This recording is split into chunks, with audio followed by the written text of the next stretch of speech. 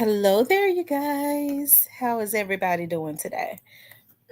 I see Michelle, John, Kimberly, Divine Black Rose.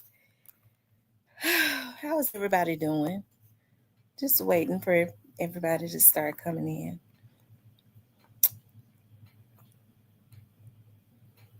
Let's see. Yeah, it's so hot out there. Um,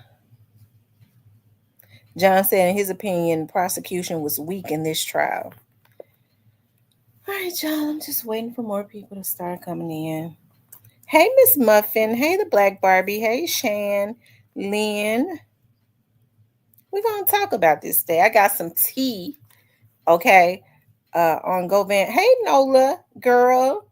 Hey, Angel, the real boss. ZK, Lady V, Bree Fabulous, Lil Mama, Positive Vibes, Your Choice Towing. DA, Diane Wright, Nicole Harding, Gerald Harrell, or Harrell, Irvin Mack, Grayface, Mojo Money. Hitter did a marathon today. Shout out to him. And I know he did some good content. He always do. Y'all make sure y'all hit that like button as y'all come into the room, okay? I don't know why the Cash App thing looks different.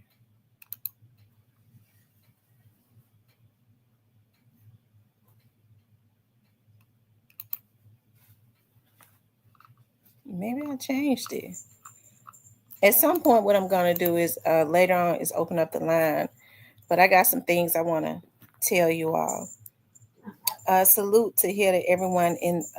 Thank you, Monique, for the $1.99 super sticker. I appreciate the support. Hey, Chat Town, finest.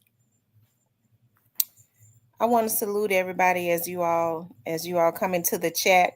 Hey, Toy John. Thank you, darling. I've been waiting on you, Miss T. I watched Alabama Hitter today. Shout out to the hitter. Hey, Sea Shine. I like that name, Sea Shine. Tommy Hughes, Kimberly, Pinky Munger. Shout out to Orange Mound. I love Orange Mound. Rita Wilson, John Brown.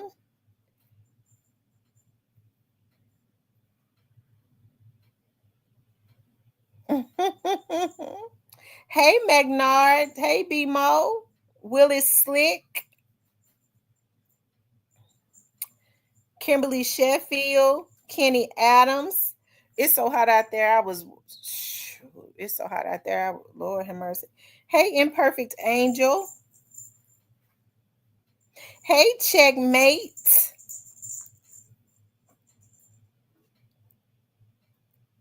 I'm glad you guys can make it in today. Dub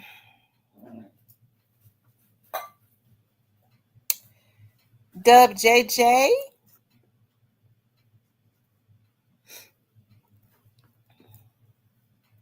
What's up, the hitter? He done kept the people entertained all day. Y'all were in good company today. Shy. I like that. Shy. Chicago. I like that. I'll be in Chicago in a few weeks. Okay, y'all. I'm just waiting for everybody to come in. It's been 4 minutes. Y'all know we normally get going in 5 minutes. Okay. He said, what's the news about Govan? I got to tell y'all something about his lawyer's child.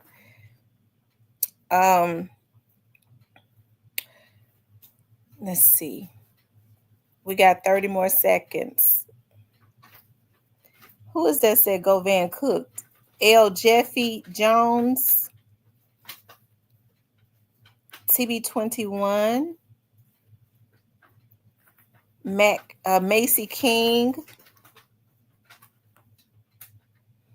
Hitter, you need to make sure you drink you some hot tea because I heard your voice. You need some hot tea. Thank you for the Cash App. Somebody just sent me a Cash App.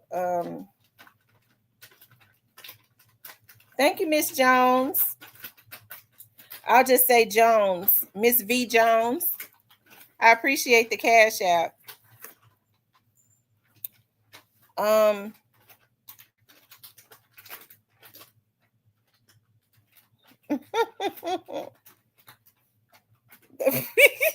Kenny said you need a Bud Light. Lord have mercy. Okay, you guys. Now let me just say this. Throughout the I haven't been able to look at everything, but just from what I saw, like just being able to, when I took little breaks and stuff, look at a few little, things. It seems to me that the prosecutors were very docile. We know that Govan's attorneys he was very aggressive and flamboyant, very colorful. Okay. And he was very crafty. Okay, he was very crafty. He's got a takeover spirit. Okay. And they were very docile. And when I was looking at them, it was almost like earlier on, it was almost like secondhand embarrassment. He was making at one point he just asked the judge, just throw the case out, and they were just sitting looking at each other like, huh, like they didn't even know what was going on. He said, just throw the damn case out, right? And so I was like, oh my God, they passing papers to each other like they didn't know what was going on and all of that. And as a black woman, because I'm aggressive when the time is right to be aggressive, because I was like, dog, regardless of what go on, like when you got somebody in your face like that, it's like, you don't just sit there and look at each other and just let him just throw the damn case out, and y'all just looking at each other like Scooby-Doo. Like, no, you stand up and say, no, Your Honor, this and that. You come back and you be aggressive. But I think maybe that was the wake-up call that they need. Okay, they needed, okay? And so let me tell y'all the tea, okay? When so when I having to go up on that floor, okay, and I saw Govan's attorney. Now let me just tell y'all something. Handler Durham is very friendly. He's a very friendly guy, very funny. He's gonna speak to you. He's just very personable, okay, very charming, okay. But I saw all of them sitting out there. They were celebrating. They were happy. Everybody saw how they were celebrating, how happy they was, as if they know that they have won the case. Okay. Now, as I was getting on the elevator to leave, Govan walking around the corner. I think he's going to the restaurant. He looked right in my face, but you could tell he was spaced out. Okay, his life is on the line. So I think Govan had all types of stuff on his mind. He's trying to get to the restroom to pee. But his attorneys acting as if they know that they have won the case. So, hey, Miss Finch, that too. Now, he was very aggressive. He was unlikable. You have to be extremely careful when you're presenting things to a jury, because you could seem too aggressive and almost like a bully. Okay. And when I kind of peeked in a little bit in the closing arguments, it seems that the prosecutors had, was coming back strong. They had come back strong. And the little bit that I looked at, I was like, okay, I like that. Okay. I like that. I know that they got to be smart sisters. Okay. 2 black women. They're already prosecuted. Stop, little boy. Already prosecutors, so they're smart, accomplished women. Okay. And I guess for me, just them sitting there, maybe that worked out for them though. If they had just sat there though and just looked at him and say, well, he dumb, that's one thing. Look at this damn fool right here acting all up. But for them to be sitting there acting like they didn't know what was going on at one point, okay, that was something that kind of, I was like, okay, I don't know. But I still believe that it could go either way. They allowed the judge to add on a charge, okay, accessory after the fact. If most people would have objected to that, okay, but they allowed them to put that on there. I don't know. I guess for them, maybe maybe that was a mistake. But I guess it all comes down to, do we believe Cornelius? Okay. Do they believe what Cornelius say? Even though there was some discrepancies, Cornelius said that he was high and all of that good stuff. Okay. He said that he still knows who brought him in, right? He says Govan was the person that brought him in. So I guess it comes down to, if they believe that Cornelius was the person that shot young Dolph, if they believe that, then maybe they believe, they got to believe who he says brought him into this, right? Because he says he made it clear that I knew none of these people until Govan brought me in, right? So that was something. I kind of want to go back and look at the closing arguments. Now, Govan's attorney, hey, E-Baby, he was crafty throughout the whole trial. He told a whole lot of lies. Okay? Because I was looking at Miss Fifi. I remember distinctly in the first trial, Cornelius said he told them to put the money in Miss Fifi mailbox. As old crafty Manny asked Miss Fifi, did they give you some money? She said, no, they never gave me no money. Okay? That was the opportunity. I hope that they clarified that, because Cornelius did say that he told them to put it in the mailbox. That was a crafty statement that he made to make Cornelius look like a liar. Okay? But the prosecution, did they do their homework? Because that's a statement that should have been corrected. Okay? These are the little things he did, and that's his job, to try and twist things to chip away at the credibility of people. Okay? But they sat there all docile. Okay? They kind of just passively let him be crafty. Okay? Instead of fighting back with him.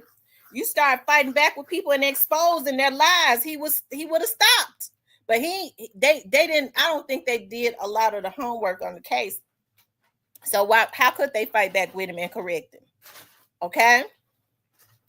Now, they had the evidence. I guess they're saying we just let the evidence speak for itself. Okay. Absolutely. He lied because he knew they weren't prepared. He was definitely prepared.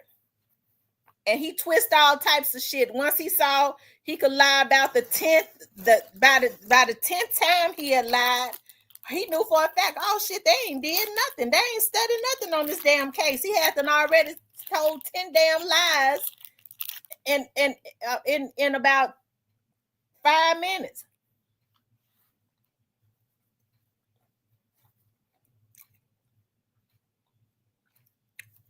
Right. I agree. He said, but the thing is, why old boy would lie? He already got life, I believe. Govan is cooked. They can't get juked, so they get in that whole circle that was involved. I do believe I heard the prosecutor say in the closing arguments, it's still an ongoing investigation. Didn't she say that? I do believe I heard her say that. She said, you can't make arrests when they want you to make them. It's an ongoing investigation. Now, if Juk is no longer with us, if Teasy is no longer with us, if the other young man is no longer with us, why is it an ongoing investigation? Now, they were supposed to have, I could say this now, right? I think I said it earlier. I have found out, somebody has told me, Trayon was supposed to be a witness for the defense. That was one of the motions. Whereas they had wanted, because Trayon said he knew who was involved, but he didn't know of Govan being involved. He didn't name Govan. He named who he knew was involved. Okay. And they ain't calling. Well, he didn't come. Some went on. They decided not to put him up there.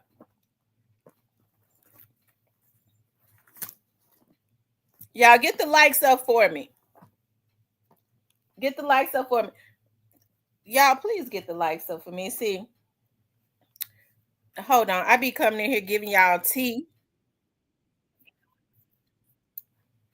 I don't want to be arrogant about it because I'm not an arrogant person. Okay, y'all get the likes up for me. I know that my subscribers are gonna do it. I'm talking about the other vloggers too. Not you, Hitter, because I know you already hit the like button. Okay. Because I was just looking at his attorneys when they was out there happy. Okay.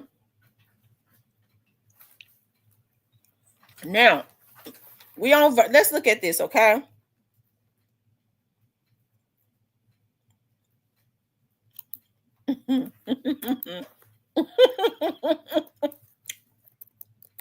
Hold on, you guys. Now we're on verdict to watch. His attorneys they definitely did get a lot, I guess, thrown out.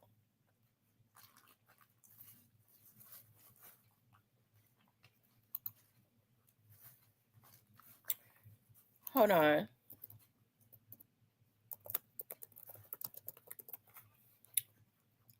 But it seems like to me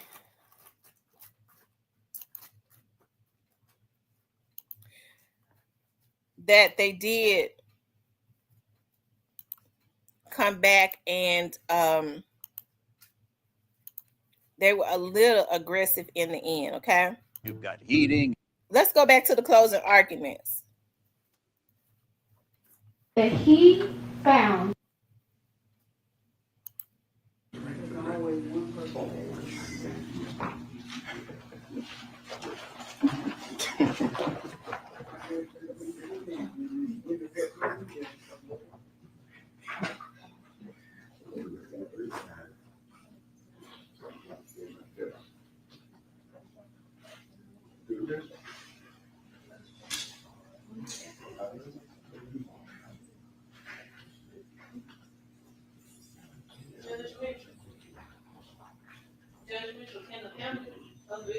yeah, tell them to come on in now.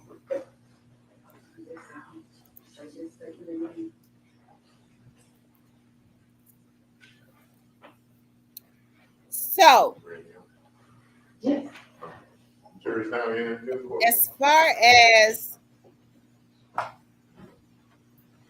as far as the victim's family, you know, Young Dolph's sisters was there. I didn't see his mom and Mia. And they had them. They had security.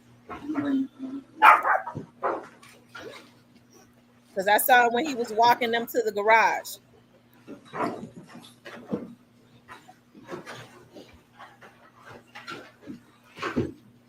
You guys had a big lunch.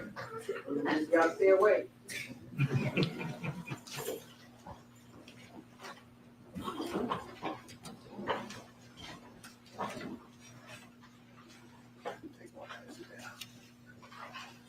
Y'all make sure y'all hit that like button. Run the likes all the way up. Family or anybody over here, as far as you know, out there off the market.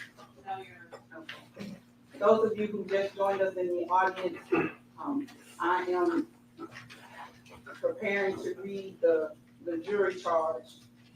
It's lengthy. It's going to take me about 15 minutes or so to read it. If they're going to have difficulty sitting still during this time, if an individual abandons, he allegedly decided to kill, must be carefully considered in order any person who solicits will cause the result. Criminally responsible in the case. Defendant not testifying. Thank you, King The Deshaun. defendant has not taken the stand to testify as a witness, but you shall place no significance on this fact.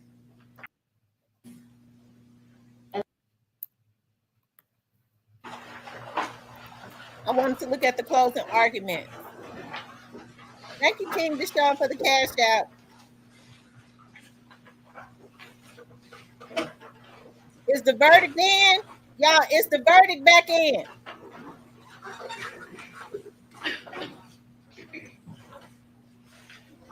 If y'all see that the final verdict is back in, y'all let me know. Because that's quick. Normally when they're quick verdicts, it ain't good.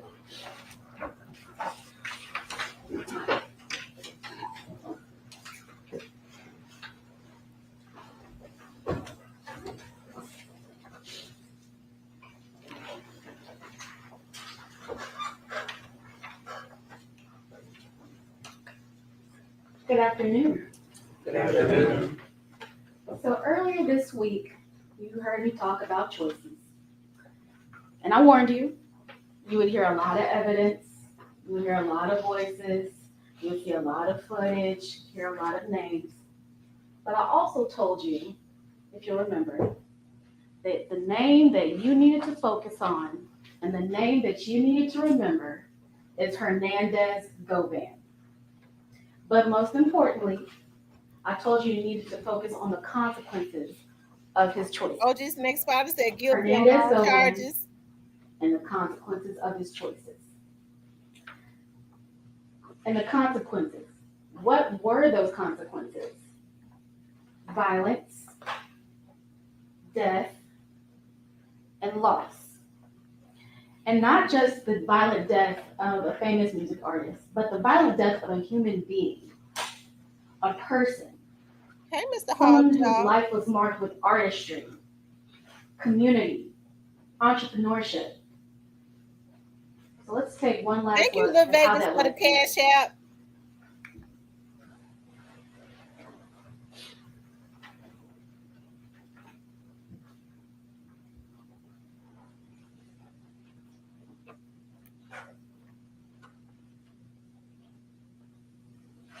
Thank you. I remember meeting you at Ross on Winchester. Thank you for the cash out.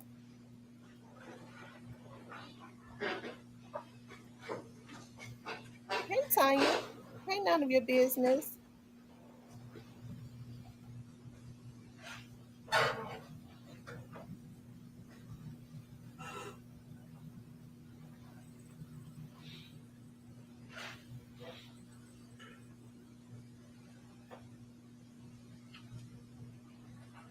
They back in? You serious? Oh, whoa. Oh, wait a minute. Hold. Okay, if there's one AI site builder you need to meet, it's this dope tech from Wix. But no, I have to be very careful with I mean, that's almost putting evidence in without, without it coming from the stand. I have to be very careful when I answer, when I define things and things like that. And I guess we can't answer it. Yeah, I can't answer it. So I will respond. The court can't answer these questions.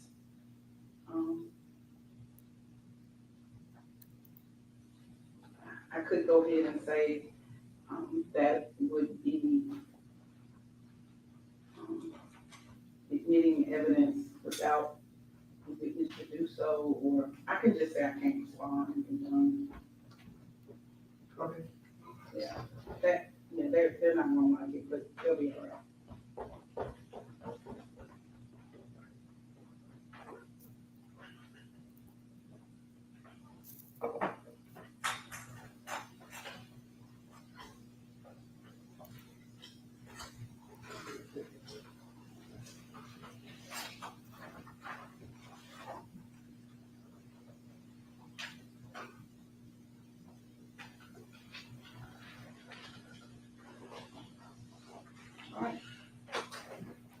We come off the record. Course back in recess. The jurors had a question.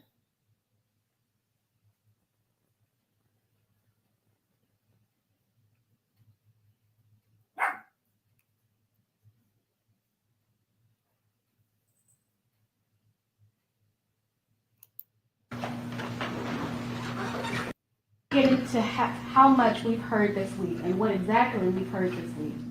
Let's talk about the law, and let's talk about what the judge instructed you. Conspiracy to commit first-degree murder. That's the first count. In order for there to be a conspiracy to commit first-degree murder, there has to be four things. There has to be an agreement with one or more people to commit the offense of first-degree murder. There has to be, or number two, each of the parties to the conspiracy had the intent to commit the first-degree murder.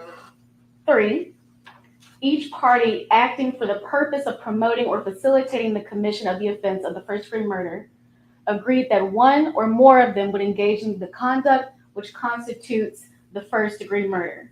And 4, one of the parties to the conspiracy committed an overt act in furtherance of the conspiracy.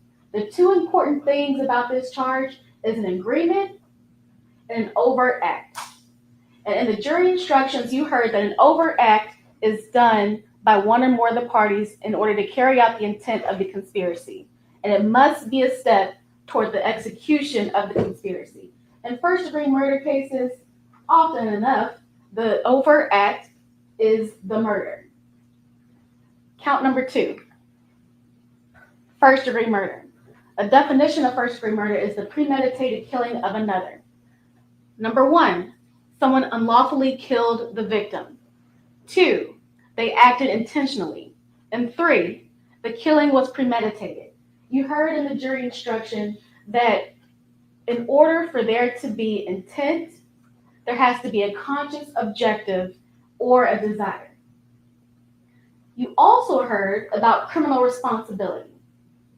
Criminal responsibility, that basically means that you don't have to be the person that pulls the trigger in order to be responsible for the first-degree murder.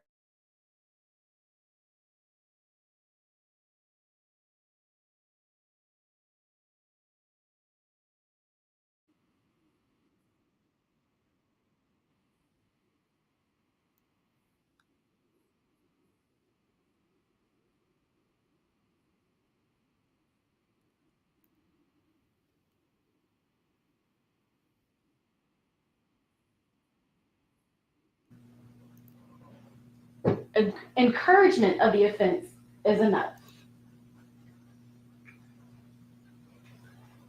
So let's talk about what we heard this week. We heard first from Erica Thornton. What's up, Cypress? She told you that she is the victim's sister. They were close. And the last time that she saw him was on FaceTime. Court The back. next thing she hears that her brother was taken. Y'all, this court back. She told you about the person that she knew, Hold the on. brother that she had, and the life that was lost. A life, ladies and gentlemen. We also heard from Raul Hopkins. He told you that he had been employed with Mr. Thornton for years as his security. He explained to you the tension between PRE and CMG. And he explained to you that CMG wanted Thornton to sign with them, but he didn't. And because of that, Y'all, court back.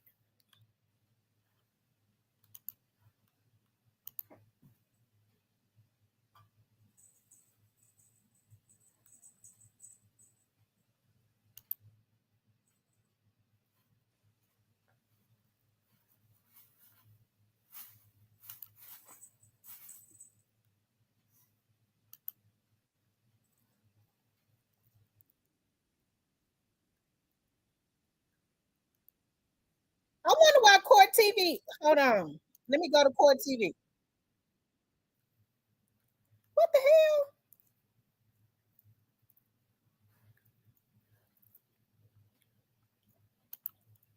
Hold on, y'all. They gone again.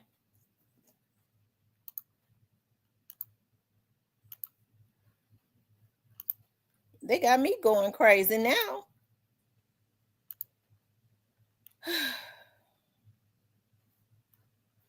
I'm trying to hear the closing arguments because I didn't listen to all of the closing arguments.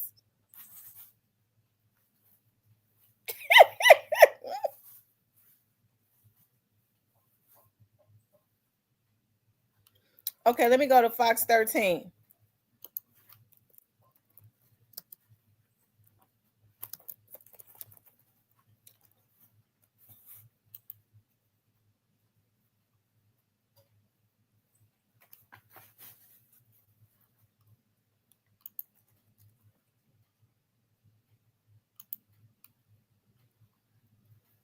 They're not back on yet either.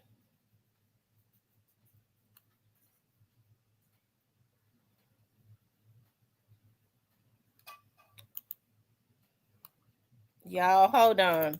Because Court TV is showing something else.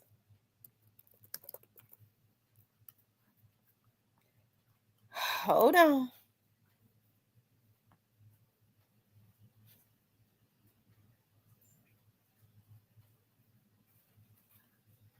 Okay. Yeah, look. Okay, y'all just cause y'all, I'm going from y'all help me out because y'all know I'm going crazy, going from station to station to station, looking. Cause I'm trying to hear the closing arguments. Cause I want to make sure the sisters did good in the end. Cause they short, they was they kind of let Manny take over. When they were at the intersection of Lamar and Airways, they saw Dawn at the intent of the conspiracy, and it must be a step toward the execution of the conspiracy. In first-degree murder cases, often enough, the overt act is the murder. Count number 2. So it got me First-degree smoking murder. like a train. A definition of first-degree murder is the premeditated killing of another. Number 1, someone unlawfully killed the victim. 2, they acted intentionally. And 3, the killing was premeditated. You heard in the jury instruction that in order for there to be intent, there has to be a conscious objective or a desire. You also heard about criminal responsibility. Criminal responsibility, that basically means that you don't have to be the person that pulls the trigger in order to be responsible for the first-degree murder. The jury instructions say that criminal responsibility is when someone acts with the intent to promote or assist the commission of the offense or to benefit from the proceeds or results of the offense. The defendant acts, solicits, directs, aids, or attempts to aid another person to commit the offense. Further, they don't have to be present when the offense is taking place. Encouragement of the offense is enough. So let's talk about what we heard this week. We heard first from Erica Thornton. After they left that gas station, they met up with Govan. They met up at the Pressure World. And at the Pressure World, Cornelius said that he got his phone back and he got out the car. Well, first he got out the car. Then he went and talked to Govan, who was already outside the car. And he got his phone back and got back inside of Angela Arnold's car. Angela Arnold also testified that the same thing happened. She's never been to Pressure World before. She's driven past, but on this particular day, she pulled in. Cornelius got outside the car. Govan was waiting for him, and they went to the back and they talked. She didn't hear anything, but she saw the defendant there. And she knew that Cornelius had to get his phone.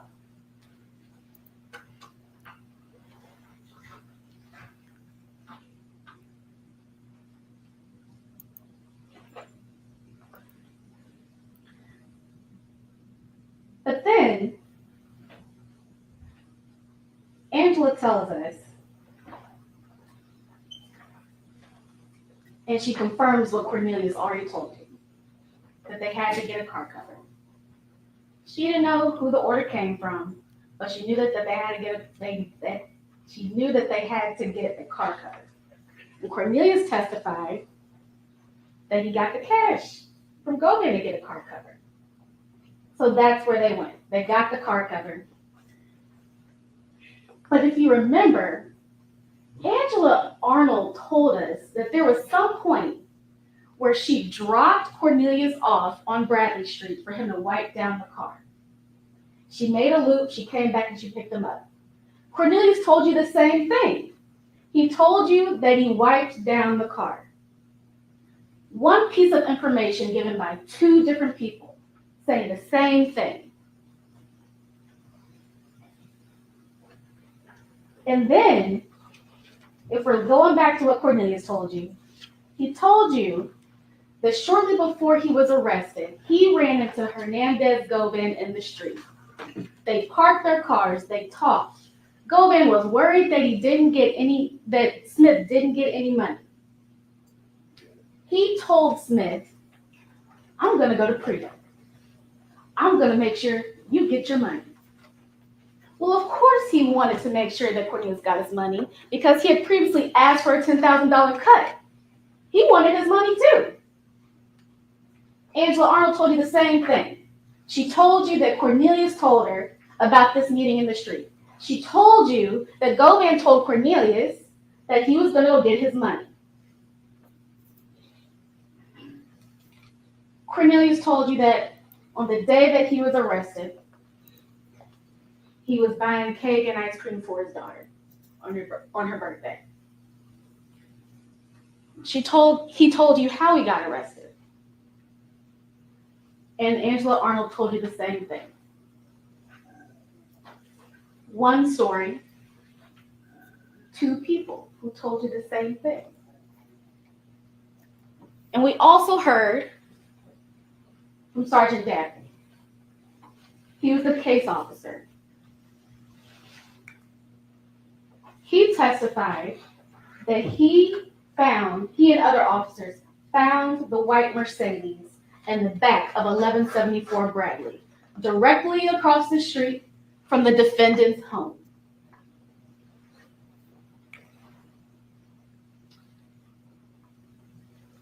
He told you, or he described the description of the car. He went through slide by slide, picture by picture, and told you that this was the white Mercedes that was used in the homicide to kill Adolph Thornton Jr. And then we got to Sergeant Browning. He went back to August 13th. He told you about an attempted shooting or attempted murder on someone named Paper Route Wood. And remember, Cornelius already told you that Govan told him that there were multiple bounties on PRE artists, including Paper Route Wood, also known as Terrence Baker. On this date, 911 dispatch received multiple calls about shots being fired in the area of 3645 Allendale Road.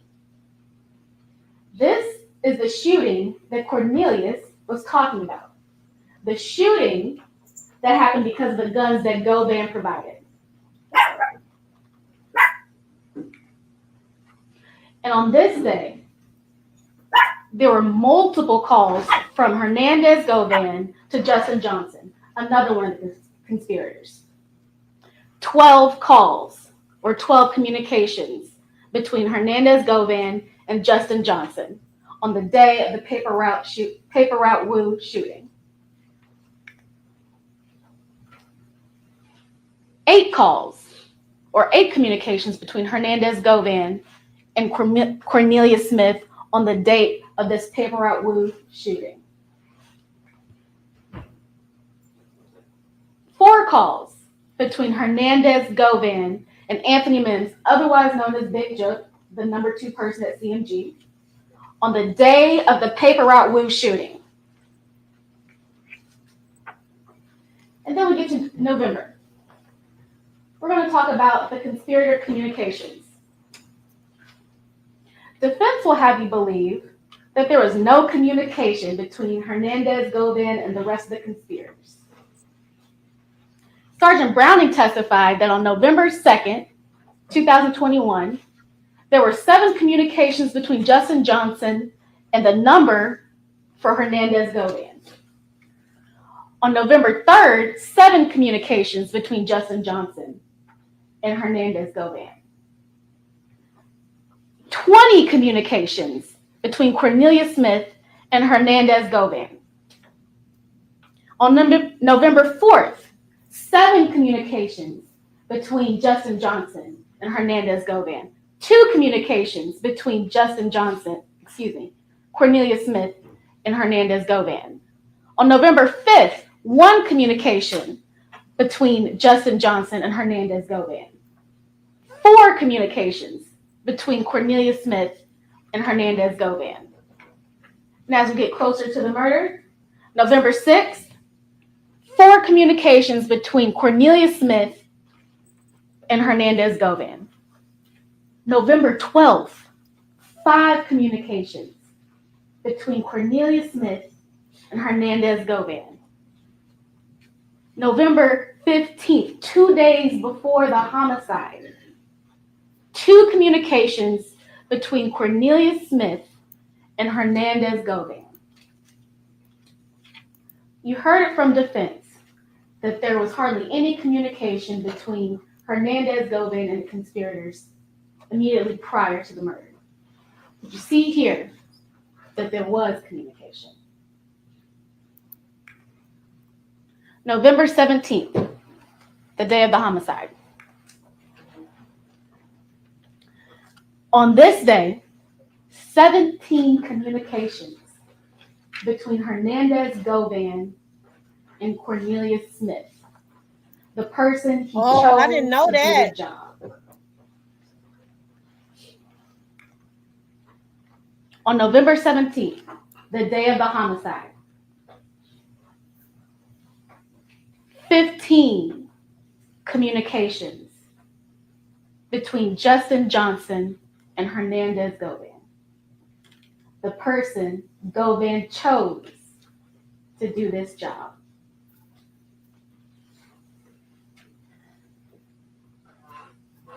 And 3 communications from another number of Hernandez Govan, ending in 1460.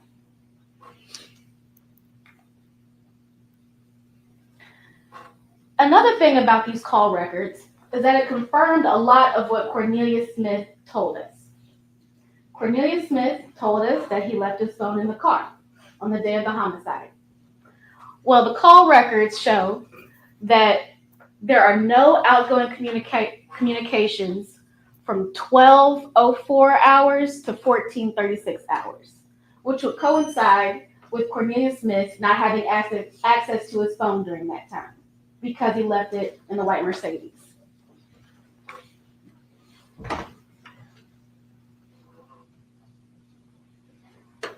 These are surveillance footage that we've previously seen. Cornelia Smith told you chapter and verse that it was him and Justin Johnson that did this. He told you they entered into an agreement. He told you that the reason they entered into the agreement was because of the $100,000 bounty.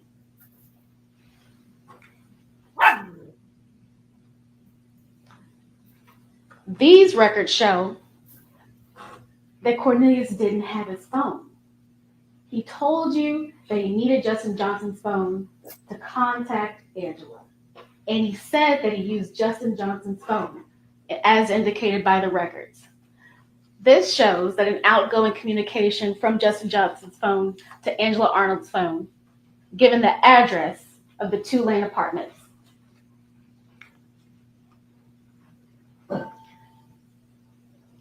And then he told you that he needed to get his phone back. Well, whose phone did he use? There's an outgoing communication from Angela Arnold's phone saying, "This Zebra, send me bruh number so I can get my phone," to Justin Johnson.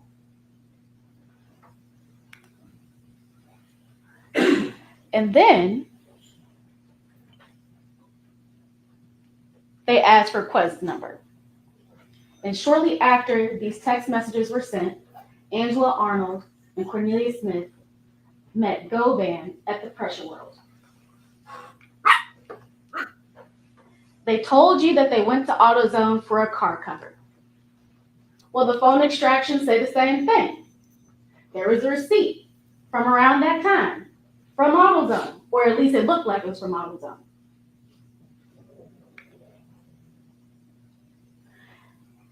Further, Cornelius told you that he wanted his money. He needed his money. And that communication with Jook wasn't really a thing. He would use Govan as the go-between person to contact Jook. But he still needed his money. So he found a way to message Jook, and he told Jook, "What's up, big bruh? I'm trying to get with you. I'm Govan's little homie you met before. I've been trying to let you hear my music if you don't mind giving me a call." Govan's homie. Govan's chosen person for the job. Y'all run the lights up Ladies for and me. gentlemen, we went from this person, this life, to this. You heard from Dr. Sandleberry. 20 gunshot entrance wounds to Adolph Horton's body. We went slide by slide, picture by picture, documenting the injuries that Adolph Thornton received on the day of the homicide. She told you about the manner of death, the cause of death. She went through his injuries, the remote bullets. She told you about the wound on his face. We went from this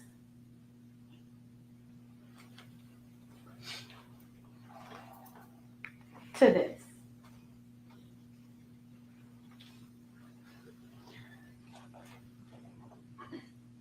The defense will try to tell you that the police officers didn't do a good job, that the investigation wasn't complete.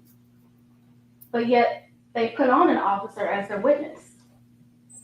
It seems as if the investigation Ross, isn't good Beckley, if it doesn't what's cater up, Daddy? to Hernandez Govan. It seems as if the investigation isn't complete when it doesn't benefit the defense. You heard from Sergeant Browning that this was a two-part investigation, and that he came and he started to get involved when Angela Arnold talked to officers about Hernandez Govan's involvement. Her interview was December 17, 2021, a month after the murder. It was a month in before they even realized that Hernandez Govan was involved.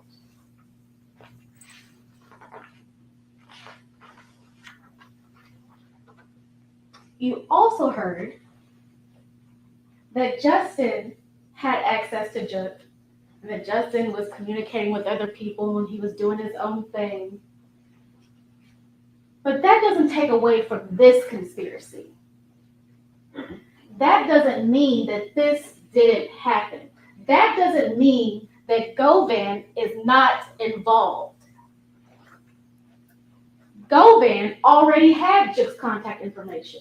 He already had Justin Johnson's contact information. He already had Cornelius Smith's contact information.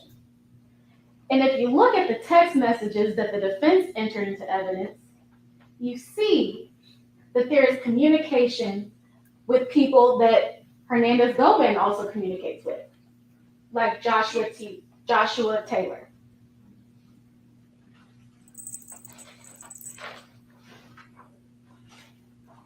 Defense will also tell you that the investigation wasn't complete because there were other people involved that weren't charged.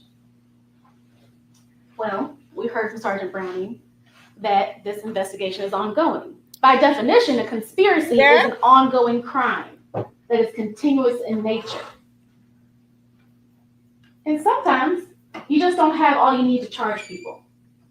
Sometimes people die. You can't indict people that aren't here anymore.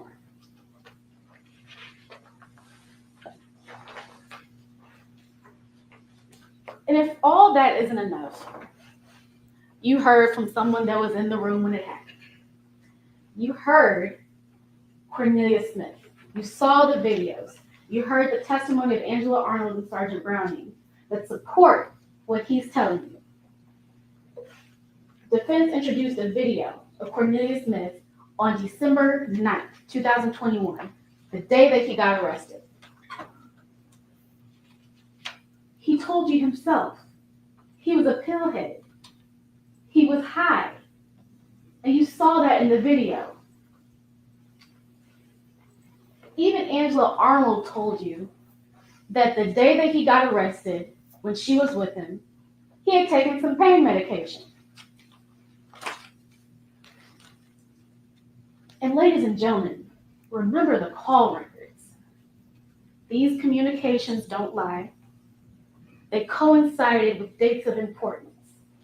The week of the turkey drive, August 13th, the shooting on Paper Route Woo. They don't lie.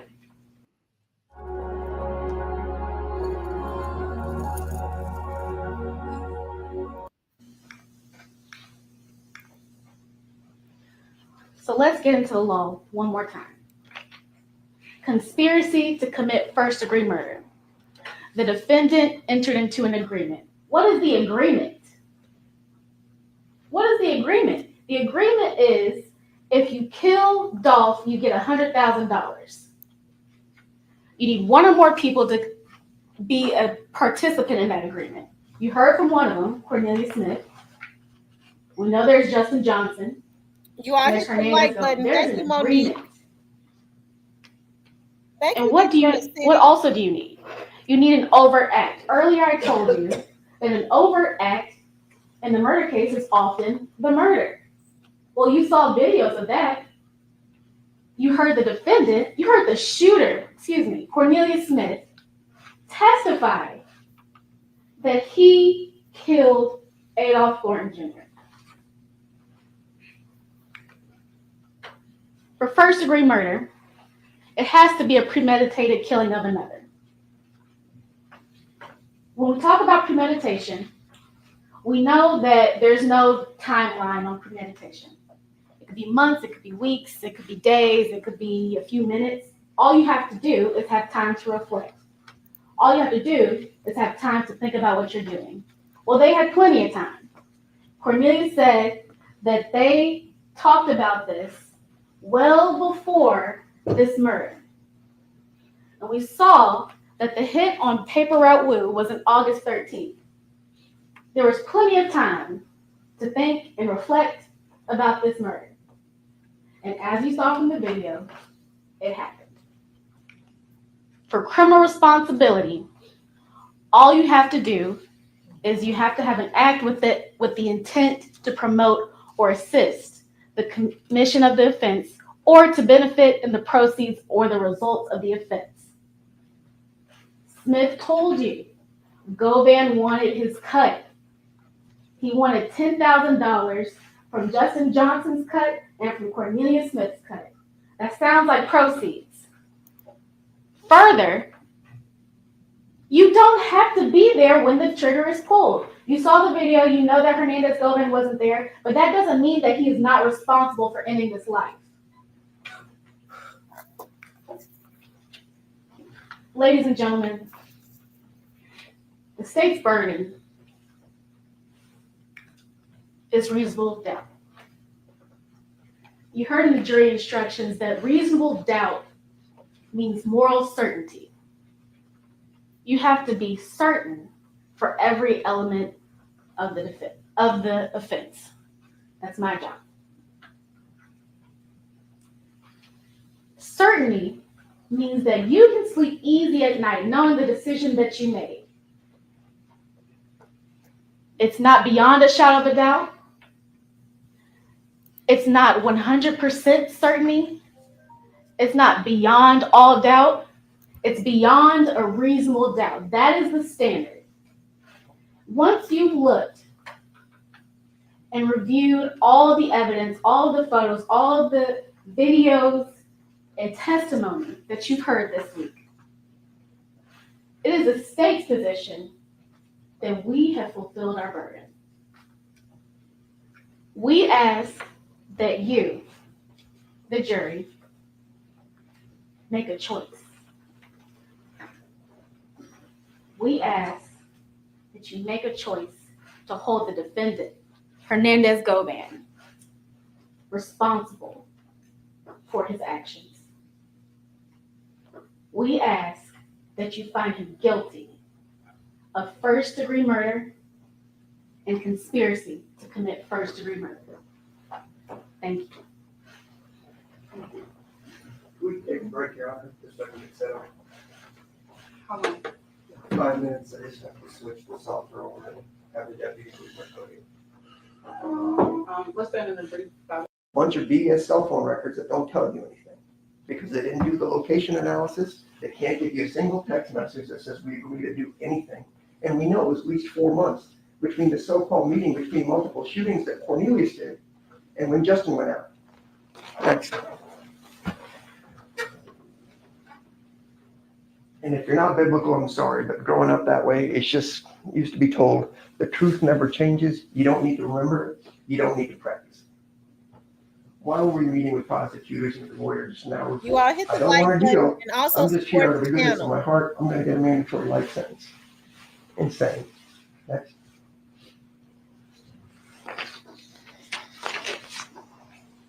We also showed you the letters from Cornelius that he sent to his sister saying, I've got that lawyer that you paid for. It's this guy's lawyer, and that guy cooperated against somebody else and walked from a murder. That's what you have in black and white in Cornelius' own handwriting. And that is what all of you said when I said, what would you do to avoid a life sentence? You guys said, probably anything. All right. We know this to be true. Next. And we know all this to be true. Next. And we all know this didn't happen. It just didn't happen. His story just didn't happen. And both he and Angela said it. Because, remember, he had talked to his family to go see Angela between the 14th of December, her first statement, where she didn't know nothing about nothing, and the 17th of December, when she's decided. And note how they have to prompt her to ask, could it be somebody with the name Q? And note, they had to ask her, didn't he forget something? Didn't he tell you something he might have forgotten or something that he needed? They had to prompt her. This is 30 days after that. You don't have to remember the truth. This was the biggest day in somebody's life, you would think. I just killed Dolph. I'm running around, and she can't remember who the guy was that picked up the stuff at Pressure Room. Oh, it was shot there. There's a few cameras at Pressure Room. They had the absurdity to tell you, well, do you know how long the camera might be working or how long it records? You know how to find that out? Maybe go there and ask them. We've had Ring cameras and other things like that for a decade. It always goes to the cloud, and most likely it's going to be preserved for a year or so, which is what most businesses would do, especially in a dangerous part of town. And guess what? You have those crazy MPD cameras everywhere. You drive home, you'll see them. It's got the little blue thing coming out of it. I've showed you some of those from right around the area. Nobody checked any of them. You don't have to take my word for any of it, because everything I'm going to tell you is going to be backed up by independent evidence. You don't have to trust me for anything. You don't know me. But I want independent proof before I get in bed with a murderer with a machine gun that shot a guy 20 times in broad daylight, and thank God he didn't kill anybody else that could be shot. And this is who they're in bed with.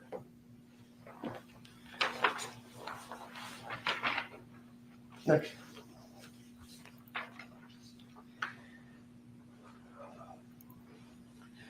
All right. Sorry, I just have to calm myself down. He always talking about he got to calm himself down.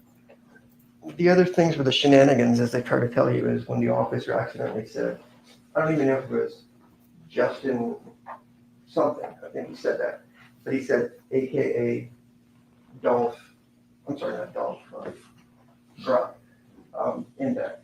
And Mr. Cornelius says, Yeah, I met him through miscellaneous in a moment of weakness. And you know, when I asked about it, you smile.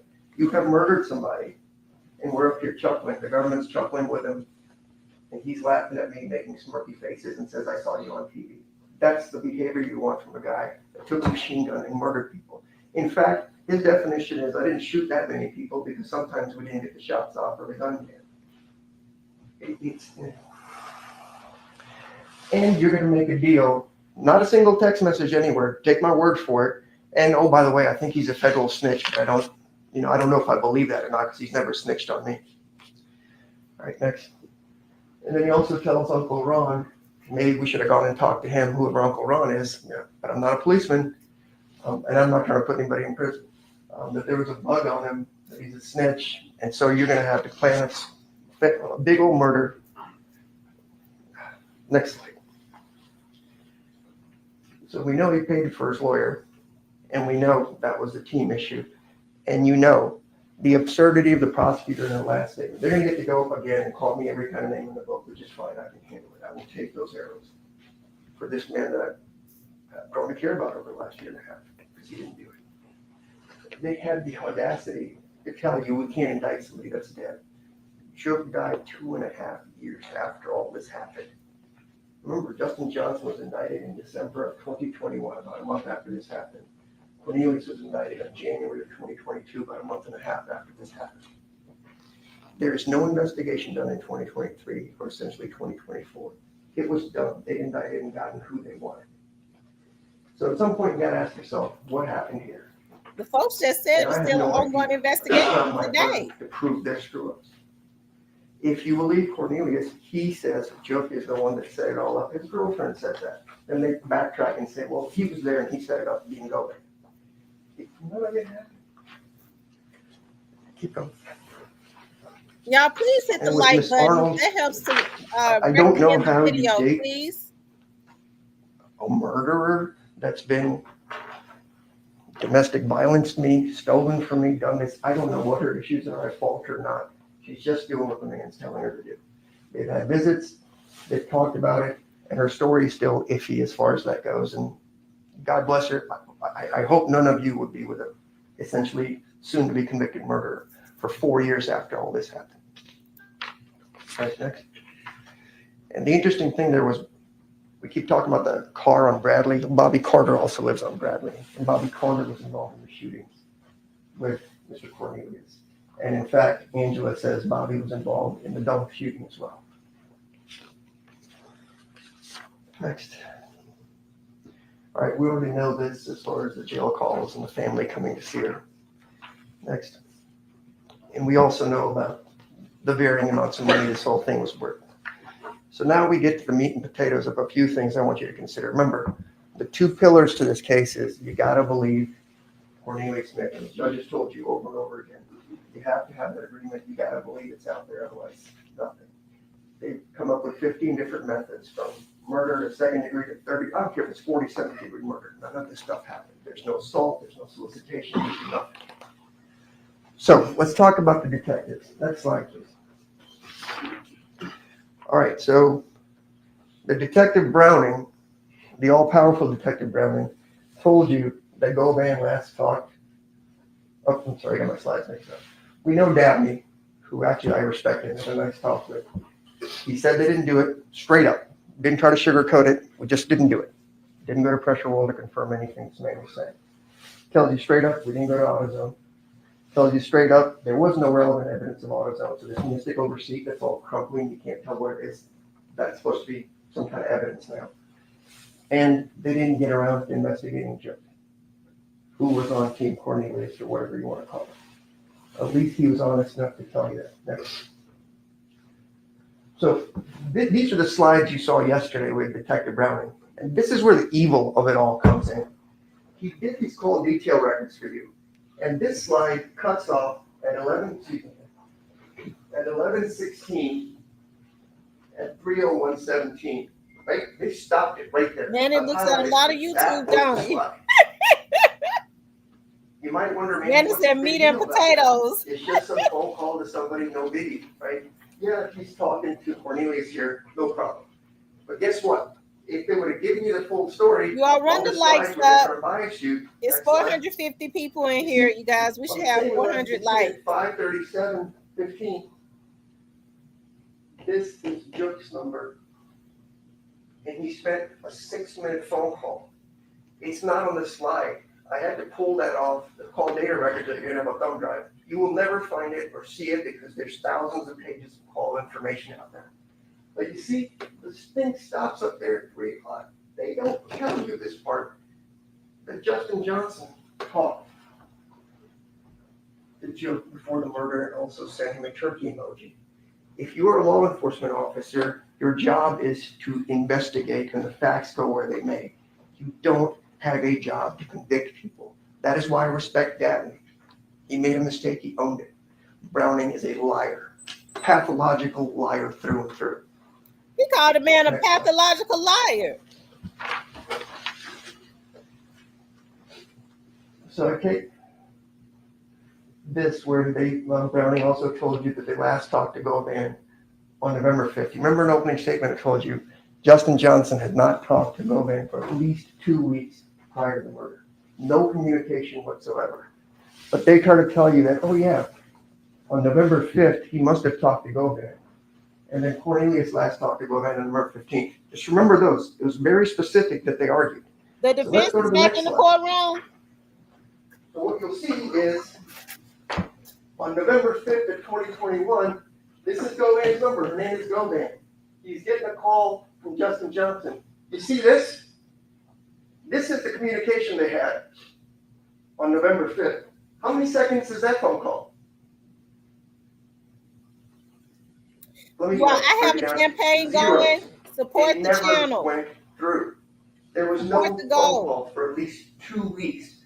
No text messages. Nothing. And this is the guy I'm supposed to be planning a murder with the most famous person in Memphis. Are you kidding me right now? All right, next slide. So there's an old movie that said the tail wagging the dog. You've got Cornelius telling him what they want to say as he tells you he likes to do. And everything they're trying to do is back up what Cornelius says. There is no explanation why they didn't go talk to Joe or bring him down for questioning. That's what I There's thought none. about it last There's night. none. Sociopath. All right, next slide. So just go through here. That's 10, 12 phones out there. Go through all of them. Find me a text message where a single human being tells Hernandez Govan, we need to do something.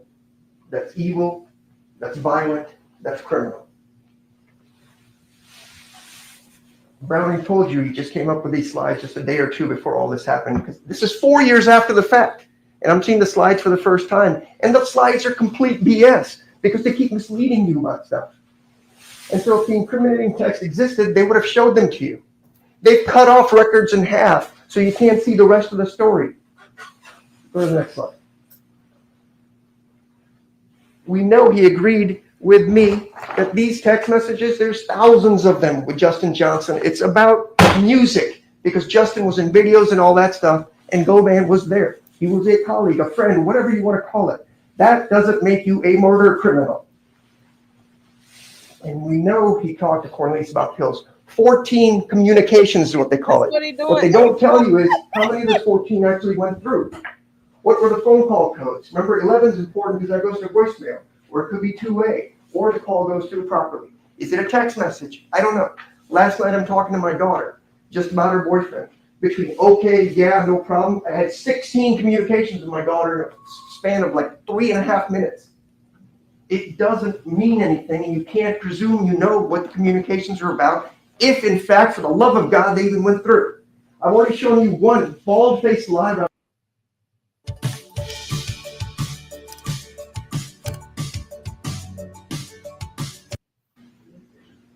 So we have the turkey emoji, we have the 6-minute phone call, and you know this secretive plan, PRE, as Thank you, Miss Carol, for the this is social media. They do this every year.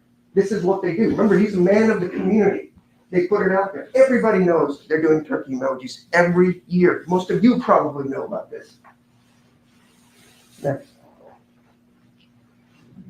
All right, skip this. Let's go to the next one. And then we have this. It's not anything I could get voluntarily out of that man.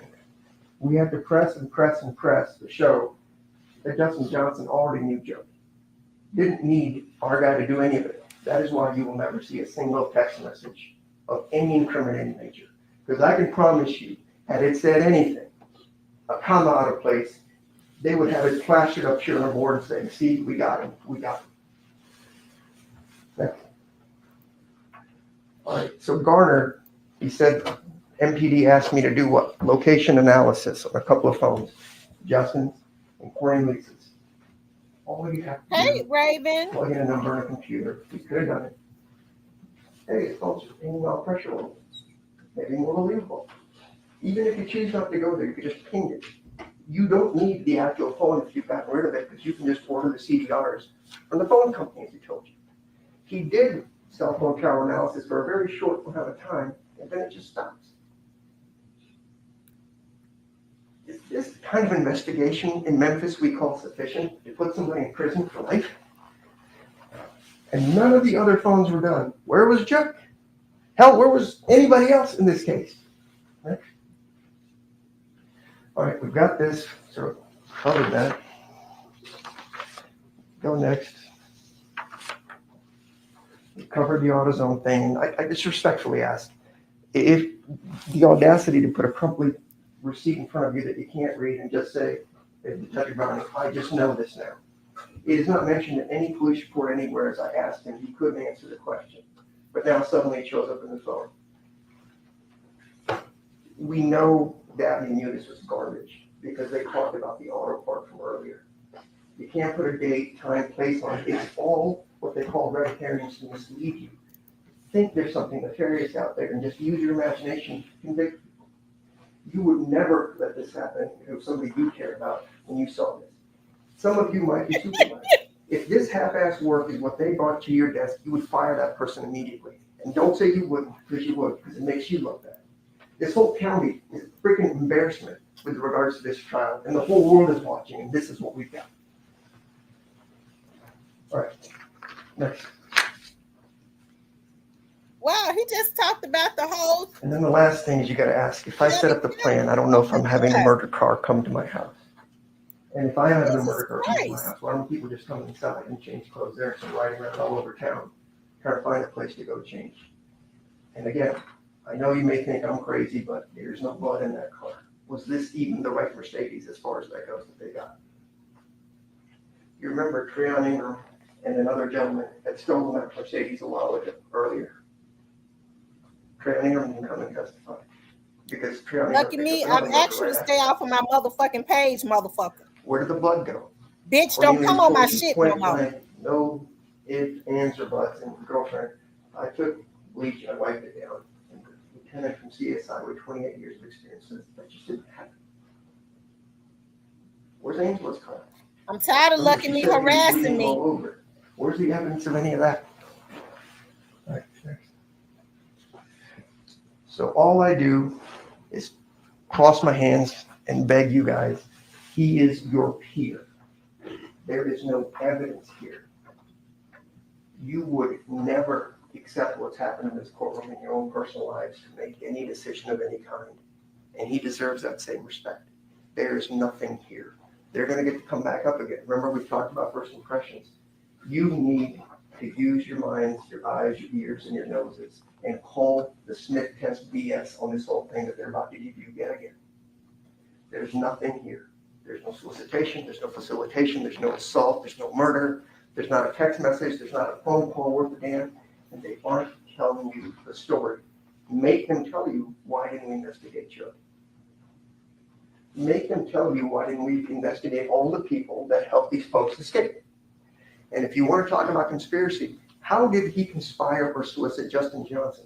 Have you heard anything about that? Who's Jamarcus Johnson? Have you heard a single word out there? They're all together in a conspiracy. All you have is Cornelius's word. He's the linchpin of this whole case, and none of us would trust him. And we sure as hell wouldn't loan him money. And then we have phone records that actually exculpate him. But if you make it all nefarious and have a sleazy detective get up there and talk about it, it sounds pretty good. He didn't do it, but you don't have to take my word for it. They didn't prove it. If this case gets a conviction, then I just need to stop being a lawyer because the system is shot to hell. Thank you.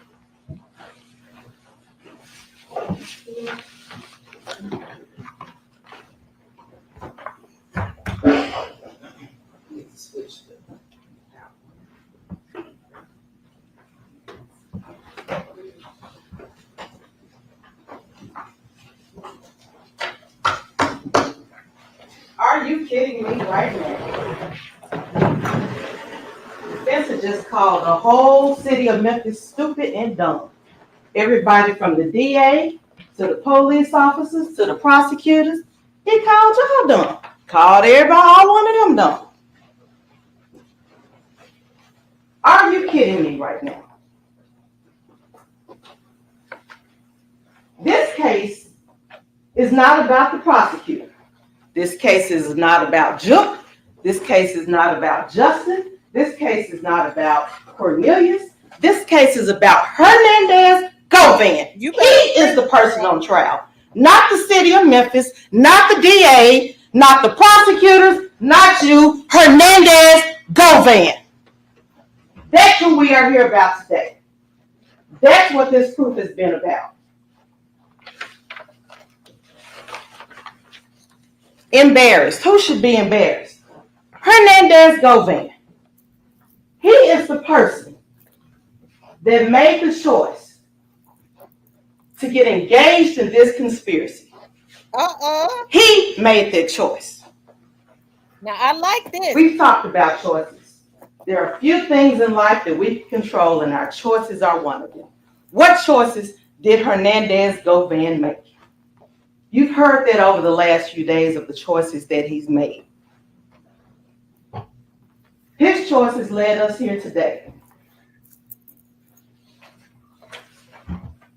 All right, police, they say they didn't do a good job. Convenient story. Something, novel. Because they didn't arrest everybody has to be arrested for them to do a good job. There was a twofold investigation. Sergeant Browning and Sergeant Dabney both told you that. It's very convenient that that part was left out of the defense's argument. There's a twofold investigation. Homicide and MGU. Those are two different entities within the Memphis Police Department. There was an ongoing investigation. And as Ms. Williams mentioned in her closing statements, this is a conspiracy. It's ongoing. To let you know that they were still investigating, look at the call records. Look at when those call records were received. Now, defense will have you believe that, there are thousands and thousands and thousands of pages of call records. There are. But guess what? You'll have access to all of that, and they're on a flash drive. You can search. You can put in the numbers that were given to you. When things happen, what happened with those calls. They're there for you. There's no hiding. There's no putting them aside. They're there for you to look at. So I wanted to clear up that misstatement. The focus at the time of the incident, November 17, 2021, was on a homicide. It was not on who went to AutoZone or who went to Pressure World. The focus was on a homicide. A person was dead. The defense never mentioned that we are talking about a dead person. Dead. It's everybody's issue and fault but Hernandez Govan. The police didn't kill Adolph Thornton. Cornelius and Justin killed Adolph Thornton. But who put them together? Hernandez Govan. Look at the PowerPoint presentation that Sergeant Browning provided. It has communications that contact log was put in there for Juke and Justin on the same day about July 27th, around that time. They looked like they exchanged numbers. And if they knew each other before then, they wouldn't have had to exchange numbers. They would have already had each other's numbers. Look at that. Look at the call detail records of Cornelius Smith. You'll see about the first time he had contact in his phone anyway with Hernandez Govan was about July 25th, 2021. Around that time. All you have to do is plug the numbers in. It's not rocket science, as he'd have you believe. Hernandez Govan put these individuals together.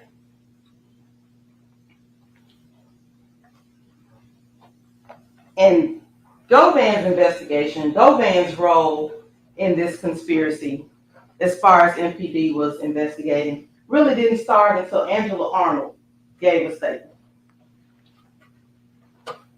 Now, if we are to believe anything Angela Arnold says, then we are to believe call records, which Sergeant Garner said they don't lie. They're the records. They are what they are. So we can't believe that.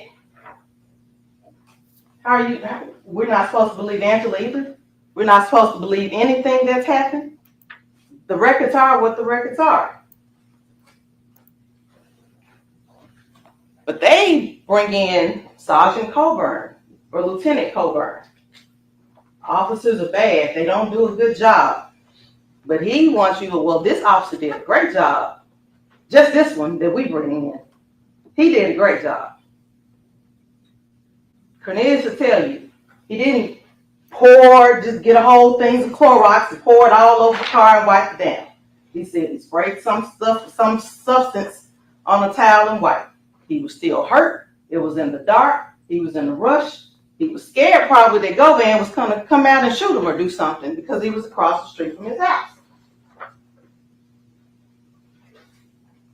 But you want us to, defense wants you to believe that all the officers are bad, they did everything wrong, except that part.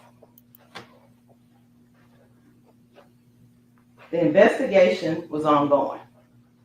Look at the call records. Look at when they were done. And you can still investigate. And because you want someone arrested tomorrow, it doesn't mean the evidence is all there. At this point, Jook is dead. Bobby Carter's dead. Joshua Taylor's dead. We can't arrest them. We're not digging them up from the ground. They are dead. That point is dead.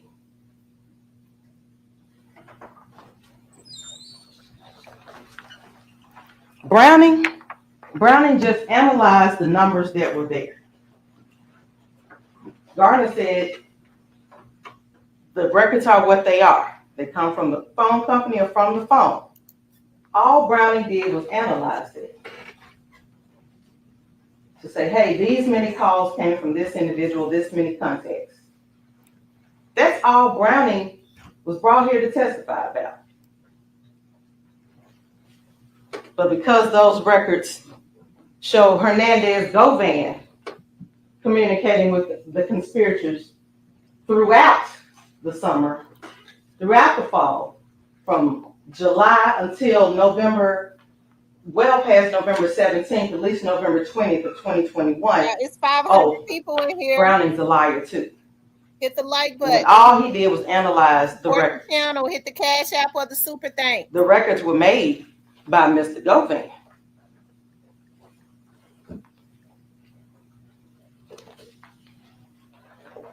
Defense also brought up that basically Justin Johnson had access to Jook on his own, basically. But we know that Govan made that connection. July 27, 2021. We know that. We see that in the call records. We see it. Govan already had Jook's information. Govan already had Justin's information. This was by July 27, 2021. Govan had Cornelius's information. Govan texts Justin addressed the Juke Smoke Shop, and the contact was created between the two while they were there. But guess who did not have contact with Juke? Cornelius. He was a part of this conspiracy as well. And he got up here and he testified, and he told you that he really didn't have much contact with Juke. Guess who he was communicating with? Hernandez Govan. That's who he was communicating with. And let's look at the definition of conspiracy. You just have to create that at least with just one other person. So if you take defense at his word that Justin Johnson had other conspiracies going on and this was something separate, Hernandez Govan was still egging on Cornelius. He promised to get Cornelius paid. Cornelius didn't have direct access to Juke. He told you he was trying to still get his money. December 2nd, 2021, he sent a message from Angela Arnold's phone via Instagram messaging. He said he couldn't just straight out put that, hey man, I want my money. I did what I was supposed to do. He said he sent him a message trying to get his attention. A week later, he's arrested.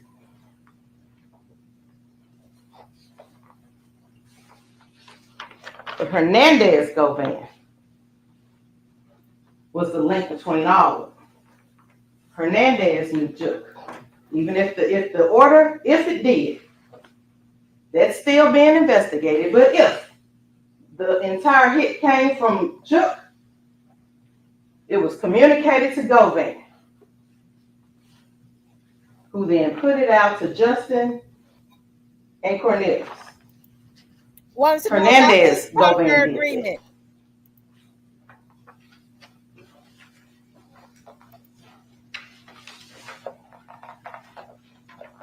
About whose proper agreement? Was it Govan's? The defense also makes the assertion that for 2 weeks, Hernandez Govan didn't have any kind of contact with any of the people who did the killing. He didn't have contact with Cornelius. Okay, he didn't have contact with Justin. Okay.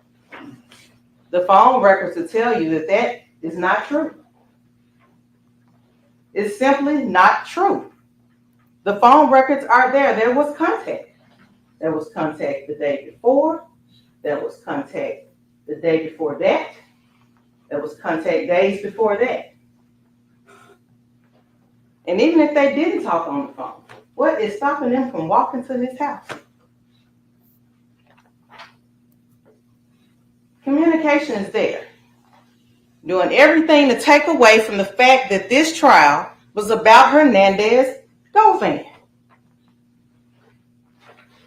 And there's nothing that says, okay, if we don't talk within 2 weeks, that all of this is out the window. Nothing in the jury instructions that the judge gave you or read to you said, all right, this conspiracy ends if we don't talk in a week. This is not girlfriend and boyfriend stuff. This conspiracy was ongoing. Hernandez Govan is just trying to pull himself away at this point. But this, Justin and Cornelius, they were put together by Govan. It's been reiterated several times. All right, even if you believe what the defense says, say Justin was conspiring with others. Okay, 2 things could be true at the same time.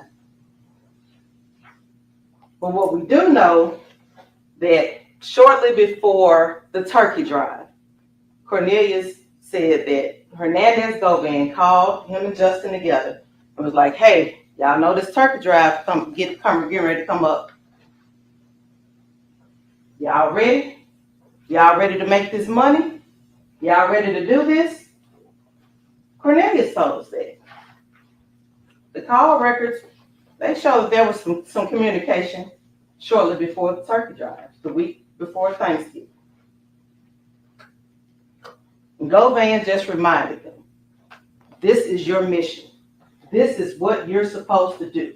If you want this bread, you need to make it happen.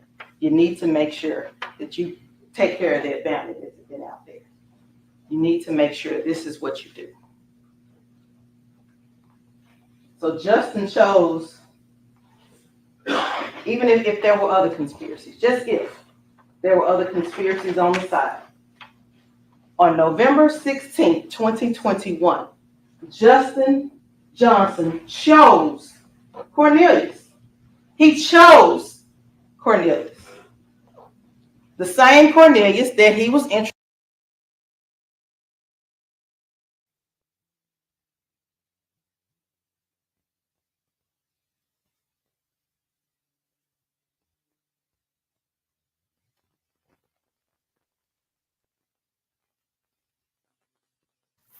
Are they in recess till the morning? Look like they up in there.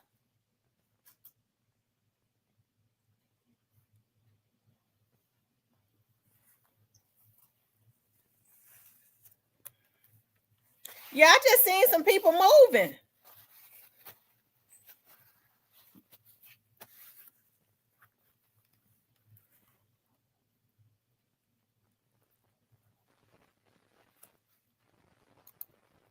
Y'all, they back up in there. If they got a verdict, it's a quick verdict.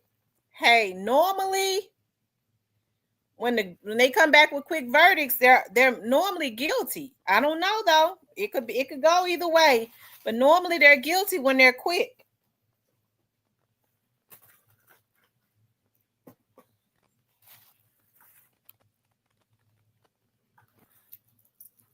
He said they are in recess. Oh, okay. That is the live from earlier, y'all. Okay, so that's not live. That's not a live, you all. Let's go back.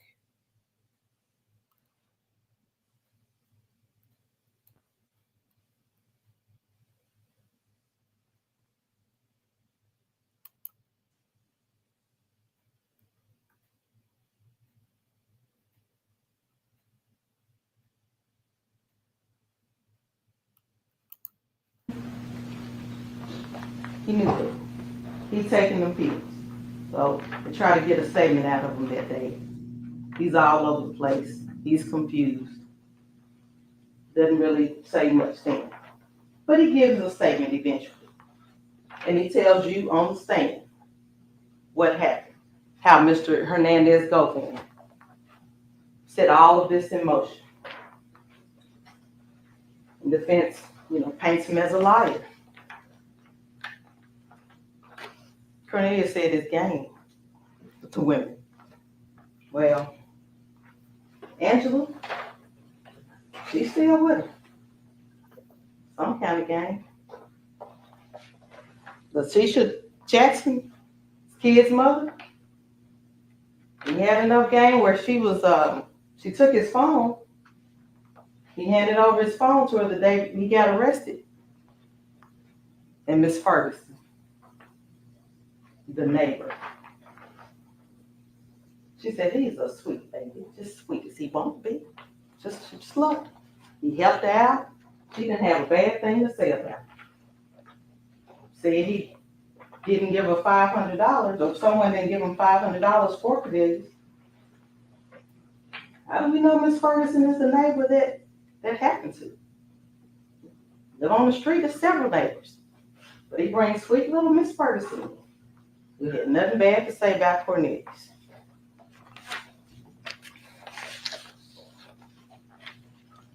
Cornelius, this testimony was backed up by Angela, by the evidence and phone records, by the murder. All of that is backed up.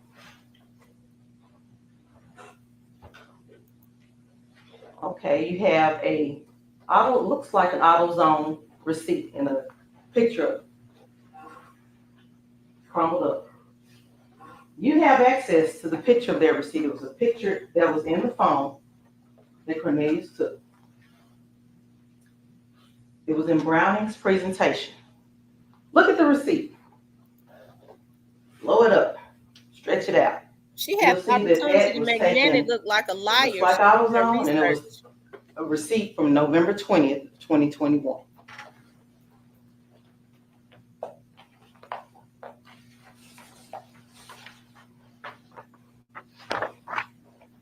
In the end, all of this points back to Hernandez Govan. He got the ball rolling. He kept the ball rolling. He kicked the ball in the end. He introduced Cornelia Smith and Justin Johnson for the purpose of taking out members of PRE. One member of PRE being Adolph Thornton. That's where the conspiracy started.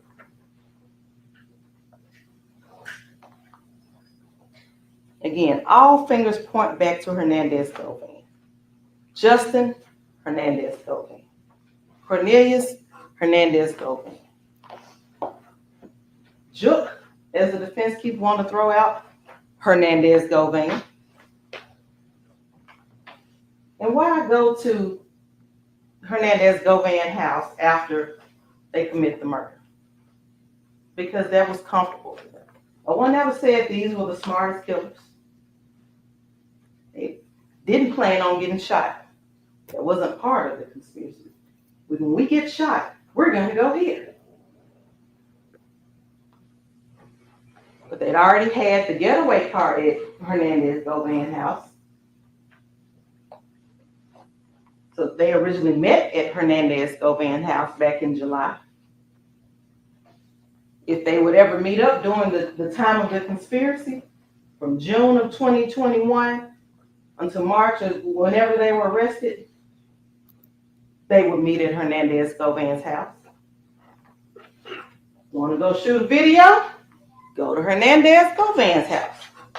They're all in the video. Park the getaway vehicle? Go to Hernandez Govan's house. Park your murder vehicle? Hernandez Govan, that's the person. Now, why did they not go in? Maybe he wasn't there right then. Maybe he was like, someone went down, I'm getting out. Who knows? But we know what happened. We know where they went. We know that the murder vehicle was parked there. We know that the getaway truck that they used to get somewhere else was parked in front of Govan's house. We know that. Even Cornelia Smith told you, Cornelia Smith told you that Justin wanted him to meet him on the day of the murder. He wanted him to meet at Govan's house. Cornelia said he couldn't get over there. So Justin came and picked him up. Again, all of this going back to Hernandez Govan. As much as the defense tried to deflect and get you to choose different deflections, it all points back to Hernandez Govan.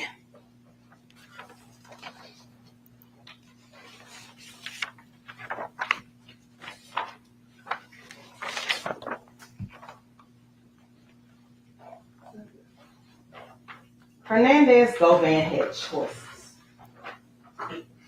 He chose to bring Cornelius and Justin together.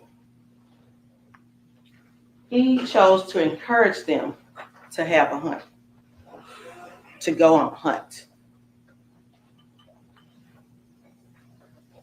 PRE members, but the biggest bounty was Dolph. He knew that Cornelius had a drug habit and that he needed money. And he played upon that. He preyed upon that. And he put him together with someone who was just as hungry for him. Justin and Cornelius were put together by Hernandez Govan. He chose to ask each of them for a cut of the proceeds. He chose conspiracy. Hernandez Govan chose murder. Adolph Thornton will never get to experience many of the things we take for granted in getting old. He will never get to experience gray hair. He will never get to experience wrinkled skin, crackling knees. He didn't get to choose to grow old. That was taken from him and put in motion by Hernandez-Govan. You, the jury, you have a choice. The choice is now yours. You have a choice in whether you hold Hernandez-Govan accountable for his role in this murder, for his role in this conspiracy. And I ask that you choose to find Hernandez-Govan guilty of murder in the first degree and guilty of conspiracy. Thank you. All right, ladies and gentlemen, I'm picking up on page 27. Deliberation, order of consideration. Y'all, I gotta say, even though I felt like they, were kind of passive in the beginning, because Manny was very aggressive, I gotta say at the end, those sisters did cook. They did. They came back, and they came back fighting, right? I don't believe that Manny's closing was that good because he was so used to them being passive. I don't believe he thought that they was going to come back as strong, and they gave him a black eye. I think in the end, he was so used to just handling them in the kind of way he wanted to.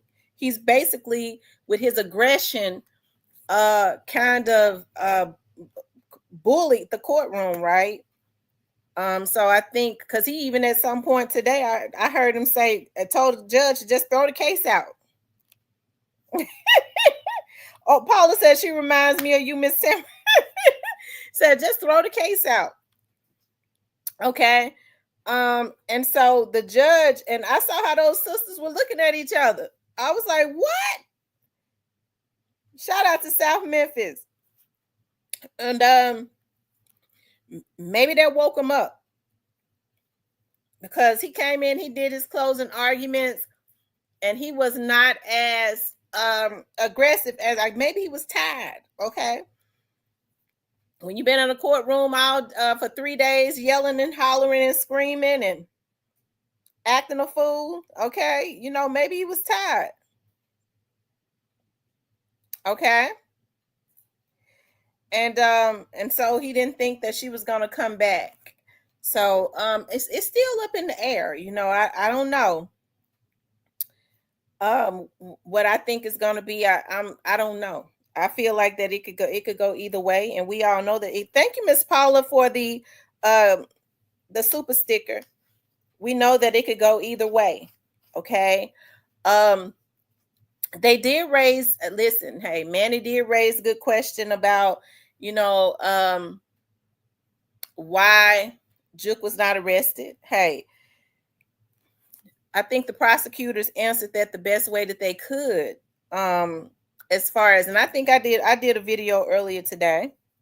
He said, Miss T, he done talking about that. You can know something. And then here's the thing. When people say, well, if Govan is convicted, it's over. Well, you don't have to believe me. I've been saying the whole time that it wasn't over. People don't want to, necessarily believe other people when they say it. But you just heard the prosecutor say, even though Juke is no longer here with us, rest in peace to Juke. Teasy is no longer here with us, rest in peace to Teasy. And the other young man, I can't think of his name, that backed out at the last minute. Okay? Even though they're no longer here, they're all deceased now. We heard that prosecutor and the police say this is still an ongoing investigation. Now, if it started with Juke and it ended with Juke, why is it still an ongoing investigation? You can't go and indict a person that is deceased. So to me, that would mean that it's somebody else out there. Okay?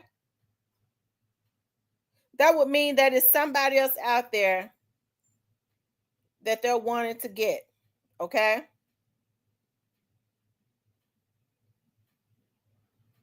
That's what that would mean to me.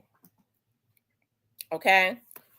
So what we do know is that whether Govan is convicted or not, even as we speak, even though he's in court, there is still an ongoing investigation. Okay? So it does not end here. It's not over. Okay? And so what we did see was Govan's attorney said, why isn't Juk and Gotti? How come they weren't arrested? Did he not say that in the beginning? He mentioned Juk and Gotti. He says, why are they not? Why haven't they been questioned? Or why aren't they arrested? Okay? No, CEO Bobby is still alive. There was another young man. Okay? So, I mean, you guys listen. Hey, we know that this thing is big. Okay, so the police chief said in the very beginning that their federal entities was working with them. Okay, so when Juk unfortunately lost his life, Juk had already been up under investigation. Manny told some lies now because he understood that they could not get into the federal part. So he just said, Juk. Okay. Had never been picked up. We know that Juk was picked up by the feds.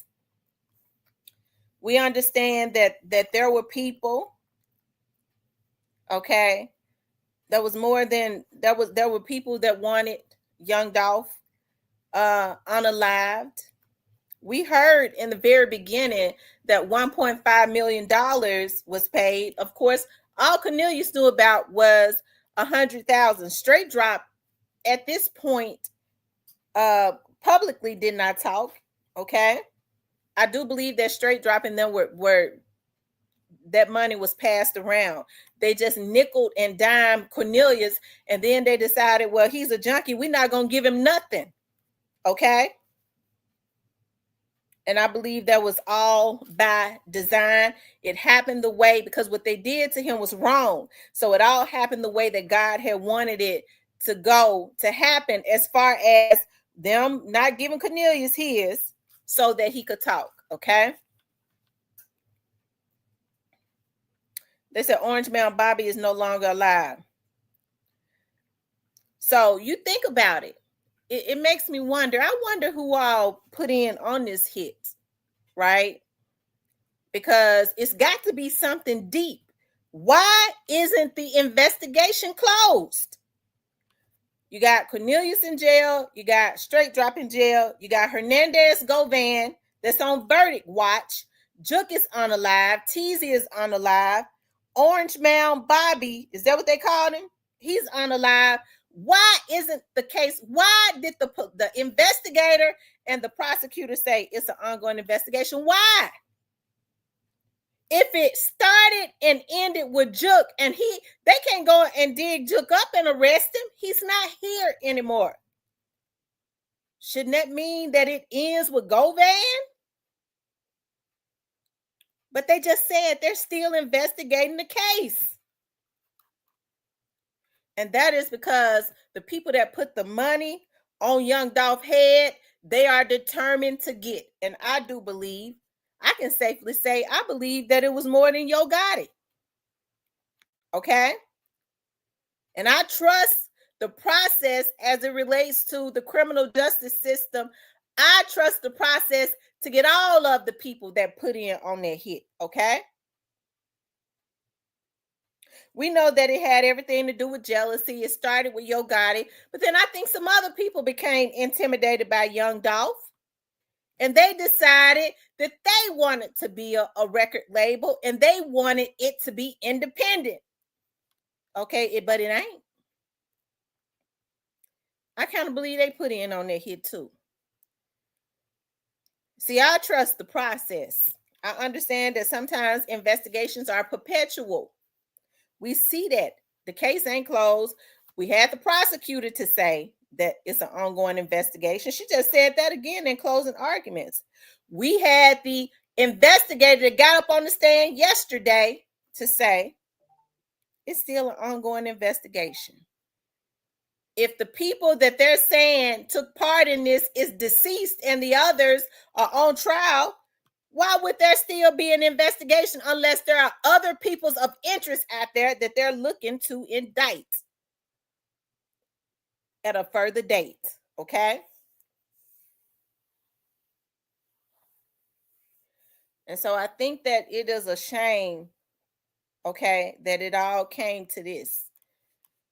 They had all of these people concoct a scheme, and they ought to be ashamed of themselves. All of them were Memphians, to include the killers and everybody. They ought to be ashamed that they all concocted a scheme because they was jealous of this young man. Okay, we know that Dolph. Okay, so we know that Dolph had made a lot of money off of it. He said he was a trapper.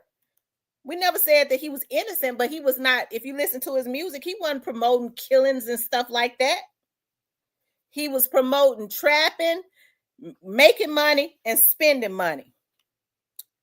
Okay, but they wanted what he had.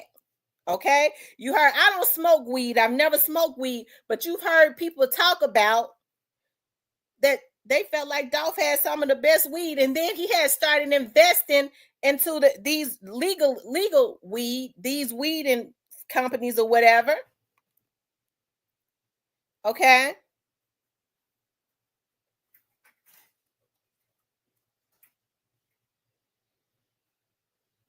Okay. Miss Tanya says God may have had hand in that part, but no parts in these deaths. Right. And so we know, what we know is that when young Dolph was unalived, that there was persons, okay, bragging about that they had become the plug. May they rest in peace, okay? But there was persons bragging about that they had become the plug and they had made $1 million 6 months after young Dolph was killed. Okay? They was bragging about that. And so even it was rap, it was jealousy, it was wanting what he had. Okay? It was wanting what he had. And so I think that it's really sad that everybody couldn't coexist, that it had to go this far. Okay? And now we got a young man dead. As a matter of fact, we got it's been several people to lose their lives. And I think that quite a bit of it was related to this case. It's sad on so many levels. Okay. Octaviano, I don't know. Why didn't he leave him alone? Obviously, it was something. Because I've always said that Gotti was talented and Young Dolph was talented. So why was there a need for them to constantly be trying to kill him? Evidently, he must have thought he had something that he didn't have.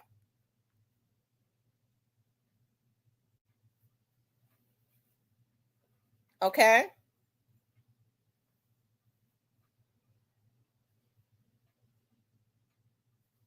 And so I know people say, well, Gotti is successful. Young Dolph was successful. Gotti had money, Young Dolph had money. Yeah, but you can have and still be jealous of other people. You can. You have people all the time. As a matter of fact, you don't tell me just because a person got some money that they ain't jealous, because you have people that's got way more than some folks and be jealous of people that ain't even got nothing. They be jealous of the love they have, the love they get from people, the potential that they have, and they can see the potential and the drive and get jealous. And they got all the money in the world, and they jealous of the person that's got the drive, the love, the heart, and the potential. And they ain't even got the money yet. It happens all day, every day. So I don't know why you raised that question. Okay.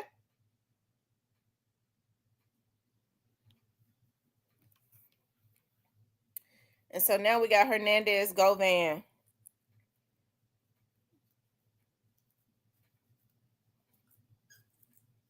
Okay, so there you, Octaviana. Let me put this up here, y'all. Octaviana, I don't mean no harm. Y'all don't block Octaviano, because Octaviano, you okay? I'm gonna use you as an example. Okay, are you black? Because I can't tell. I don't know what you are. But let me just say this, Octaviano. He says, "Is there proof that Gotti was the one that wanted Dolph killed?" That wanted to kill him. I mean, Dolph kept dissing him and Gotti never really responded. Let's talk about that. Because Octaviano, your mindset is the reason that the generations behind us is so screwed up. You trying to tell me that because Young Dolph was saying something about Yo Gotti in rap, that there's justification in taking a man's life? Are you serious? You're the reason why. People like you and your mindset is the reason that our community is jacked up. That's a damn emotional instability when you think you can go around paying for hits just because somebody say something that you don't want them to say. Evidently, you don't give a damn about your own freedom. Okay? So people try to act like they don't understand the backstory. Okay, so when folks say, well, they try to back down because people say, well,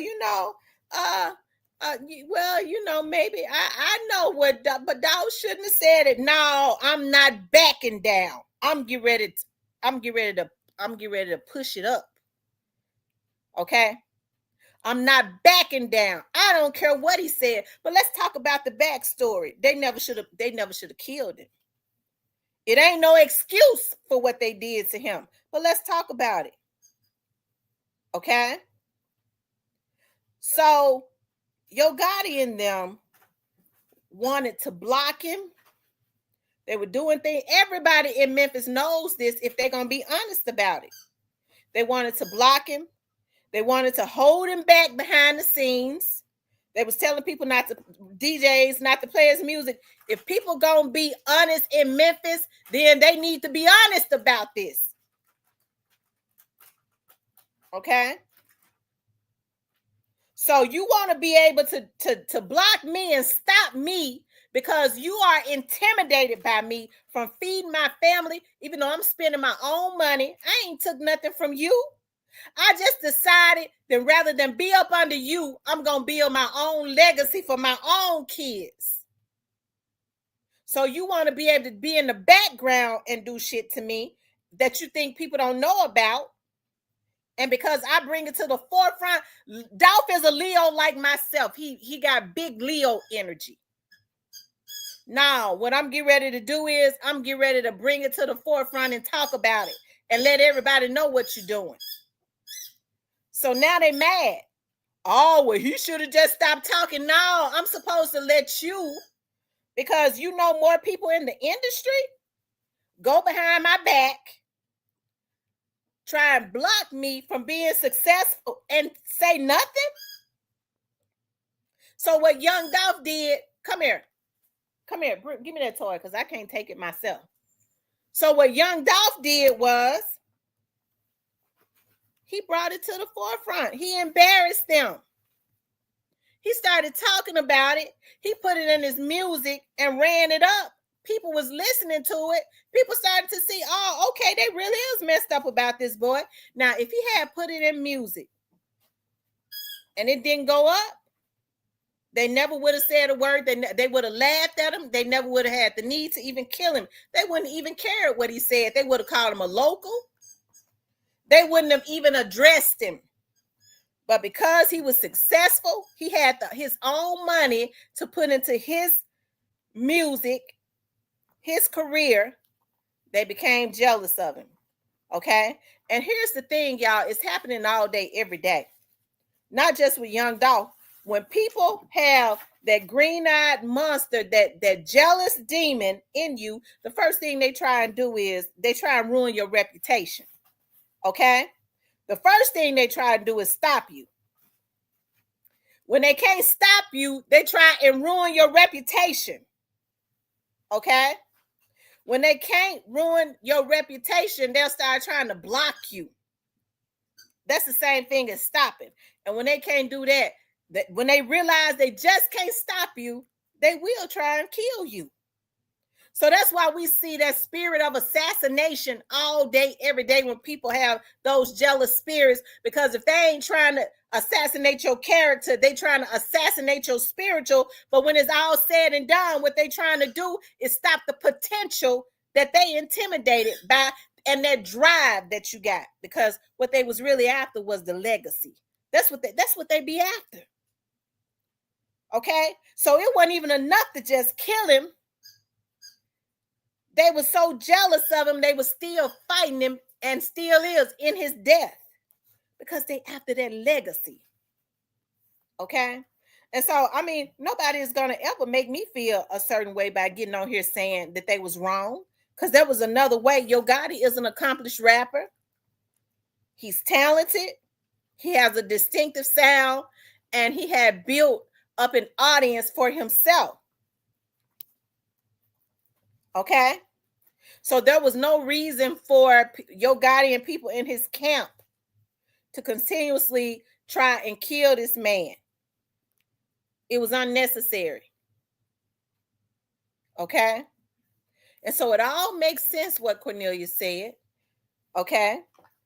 When they asked Cornelius, well, Yo Gotti, he said, well, Yo Gotti is wealthy. He could have, how come, he didn't have to come to Govan. He could have just hired, some professionals, right? And you know what Cornelius said? He said, well, they said they didn't, or he could have got some people around him to do it. He said that they didn't want people in their camp doing it. Okay? They didn't want people in their camp doing it because they had already failed at it several times. Okay?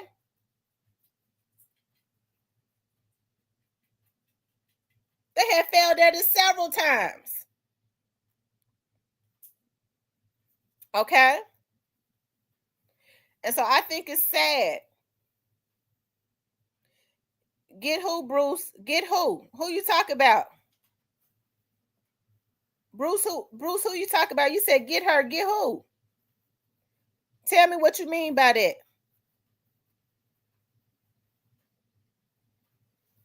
And so I think it's sad when we have the mindset.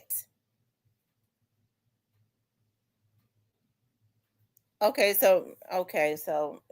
he keeps saying get her. So you a troll then? Because are you spamming my chat? You got 1 minute, and I mean you got 1 motherfucking minute to tell me what you mean before I block your ass.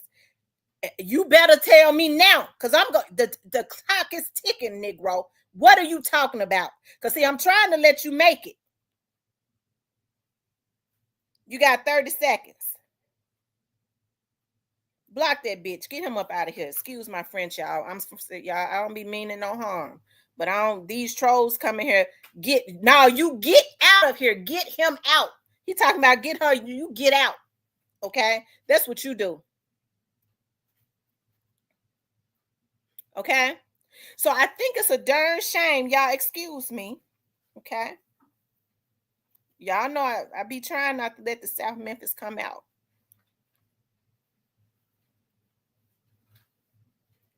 But I think it's a darn shame that this happened. Okay. And so what's scary to me, y'all, this is what's scary. When we see people, okay, that try and justify what they did, there is no reason to kill a man because of jealousy. Okay? There's no reason to kill a man because of jealousy. And that's what it all boils down to.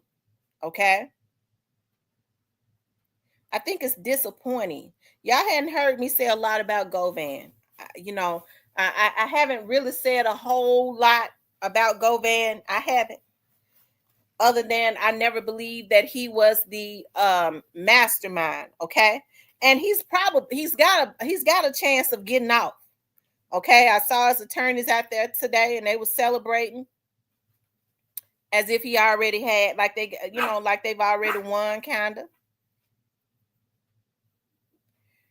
But I think it's a shame that Govan, being the exact same age as me, okay, did not try and redirect these brothers. Okay.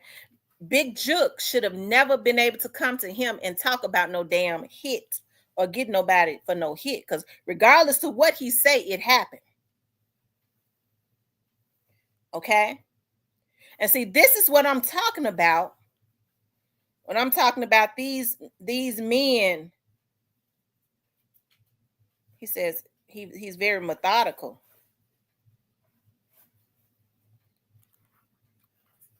I don't know if he's methodical or not. Okay. But he's not a bad lawyer.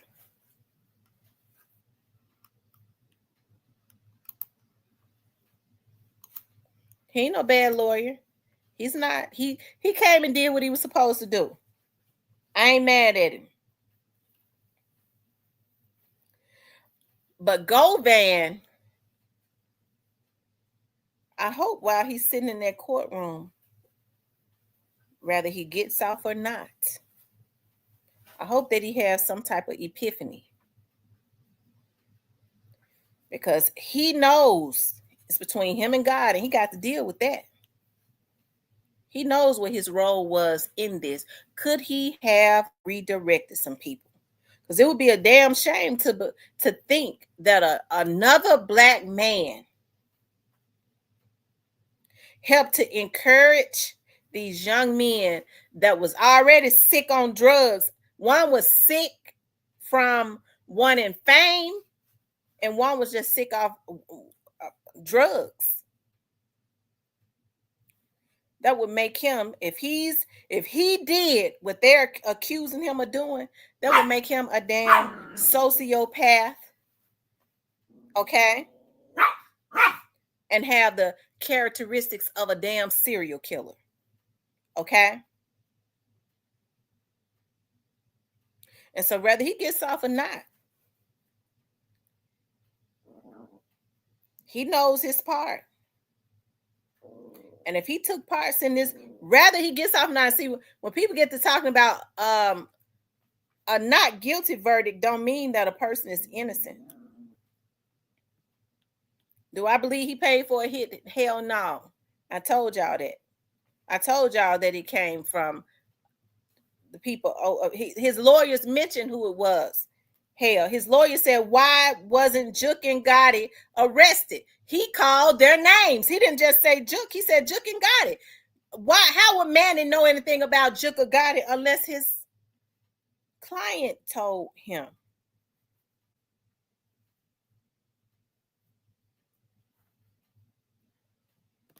And so, y'all, it's that type of energy that's still out into the atmosphere. Yeah, Manny told it all. It's that type of energy that's still out into the atmosphere where people are still trying to justify Young Dolph being upset with Yo Gotti for trying to block his career and stop him from eating. Because I'd feel the same way that Young Dolph felt. There's somebody in here that has been messed over by somebody that has tried to block their greatness. And you know how you felt. Young Dolph had the money to shoot back or have professional killers to pop back at Yo Gotti and them. He didn't do it. Okay?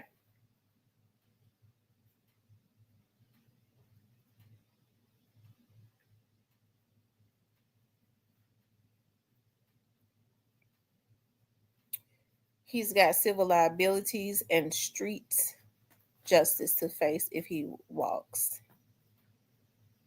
What I believe is Memphis Police Department has in on it too. Well, I mean, yeah, a lot of people feel indifferent about the police department. I'm not mad at them about that. You know, you have a lot of people that genuinely, because of whatever their run-ins have been with the police, some people just don't trust the police. Okay. A lot of people feel like they did have the evidence. Okay. I did a video earlier today, and I explained to y'all why I feel like Juke had not been gotten. Okay. He said rap and street shit don't mix. I don't know if he will get off or not, but his health is surely declining. It wasn't worth it. Rest in peace, Doc.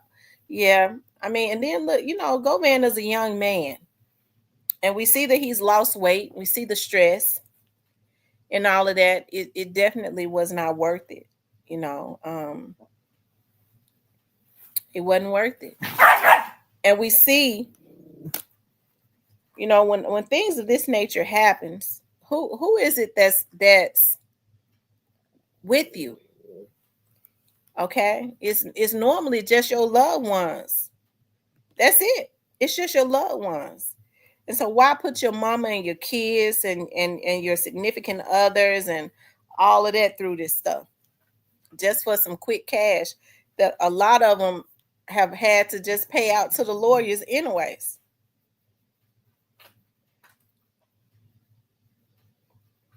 They said CMG paid for the lawyers in all those cases, though, with the money that they got. Yeah. With the money that they was paid, everybody got paid but Cornelius. And they still pay for his lawyer. They're not paying for his lawyer now. Cornelius' lawyer might not be receiving no payments, which is why Cornelius seemed frustrated about not hearing anything from his lawyer. Okay? That retainers probably has ran out. I mean, he's told it, so I'm sure CMG is not going to give him another retainers. Joe Free says Govan look like he's 75 years old in the face. The streets are done with Govan. Hold on. Cypress asked me, can he come up? Cypress, I'm ready to send you the link. I got so into what I was talking about. Y'all know how I do it. Y'all, I'm gonna open the lines up, and I would like for you all to call in and tell me if I could find I just had the phone. I would like for you all to call in and tell me what you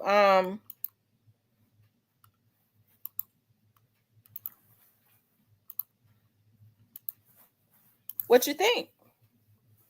Let me see if I could find. Okay, I got it right here.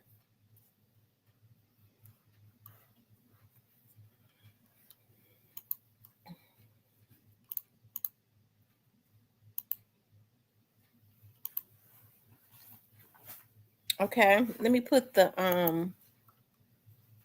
number up. And I want to know what you all think. Okay, tell me what's on your mind. What do you think about this case? Do you all think that Govan is going to get off? Okay.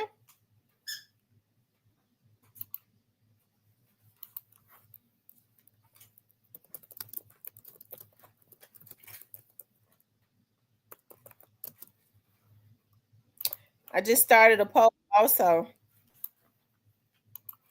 What's up, Cypress? What's going on? How you doing? I'm doing good. So what you think about what you saw today? Tell me what you think. And y'all don't be scared to call in. Y'all can call in. Yeah, call in so I can tell y'all wrong. Okay, no. Now I think they. Thank you, OG Snake Spotter, for the cash out. I think he had a hard time separating her and this government from this conspiracy. They kept wrapping him in it. They had a hard time separating him. And I think that's gonna play into the guilty plea. So you think he's gonna be found guilty? Yes, I do. Okay. For me, it's up in it's still up in the air for me. It's still up in the air. I don't know why. This is one with Justin Johnson. I knew, but this is one that I don't know, because they could find him guilty on a lesser charge, like the after the fact. Yeah. But I mean, I don't know how he could get past that conspiracy either, because Cornelius made sure he said, I knew none of these people until Govan introduced me to them. Yeah, and that wrapped him completely back into the conspiracy. And I think Manning wasn't able to get him out of it. And that's going to play into guilty of conspiracy. Hi, this is Tamara. Hey, Tamara. Hey. This is what I think. But Govan, he got access to everybody who killed dogs. If you get what I'm saying, he got all the telephone numbers. If you get what I'm saying? Yeah. So he knows more. I'm saying, how do you know all this and know all that if he's not involved? He knows too much for not to be involved in nothing. Right. But he never said he didn't know Cornelius. He never claimed he didn't know Chuck. He never said that. So he do know. He know more than what he put up. He's a backtracker, and his lawyer is strictly in. He's deflecting. That's all he doing. Mm-hmm. His lawyer and everything. Cause he blacking on everybody but dude. I mean, he's saying about the car wash. He all over the place. In his heart, he know his client is guilty. He know it himself.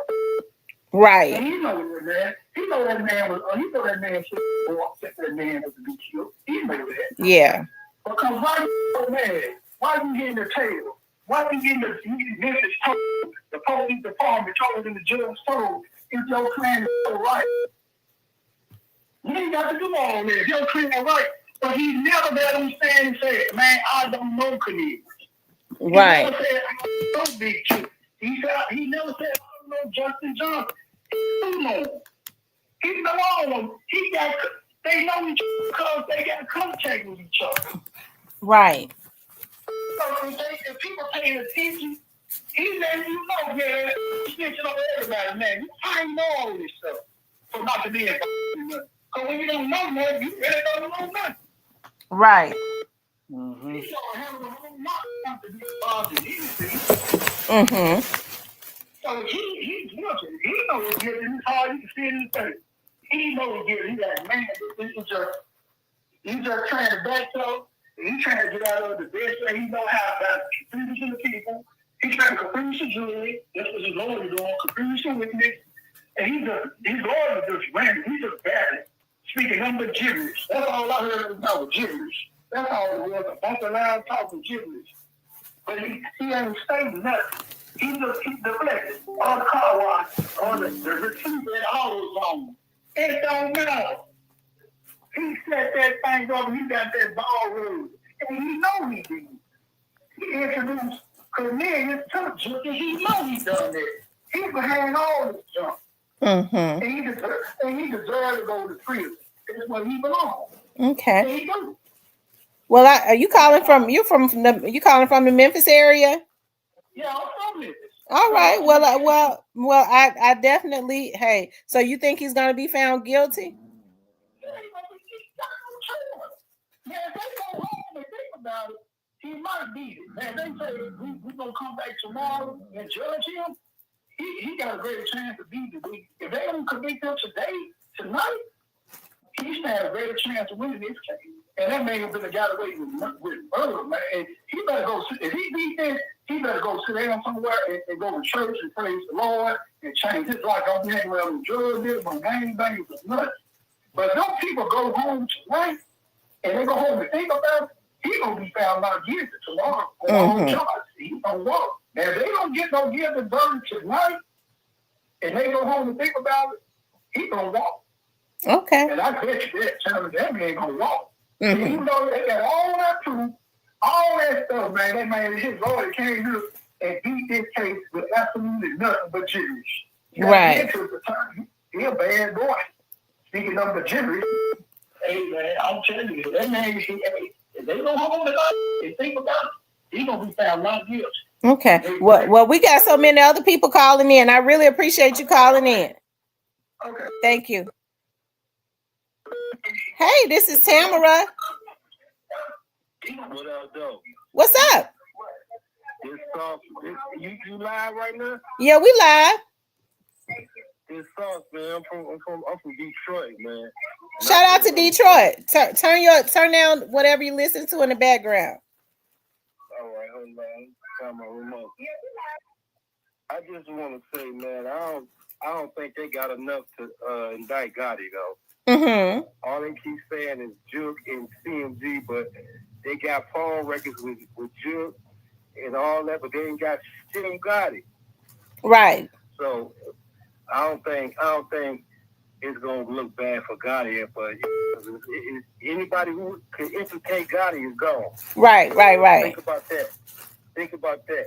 Everybody who could implicate him is gone. So he never fucked with Gozan. So I don't think. Okay. I don't think shit cracking up. Okay. But, Smart man. that's just my personal opinion. I'm not Right. Everybody has a right to their opinion. I mean, and everybody's opinion is respected. But that's what I think, and I just wanted to call in. I'll be watching you all the time. Well, I appreciate that so much. All right, baby. All right, hon. Thank you. Shout out to him for calling in. You all, I saw it's been so many people call in. Let's see. Okay. We called you back, so pick up the phone. Hey, this is Tamara. Hey, what's happening? It's G from Pontiac. What's up? Pontiac, Michigan. Oh man, I got it on it. I'm gonna put it on it. Your phone is real low. Okay, listen. Got it in on it.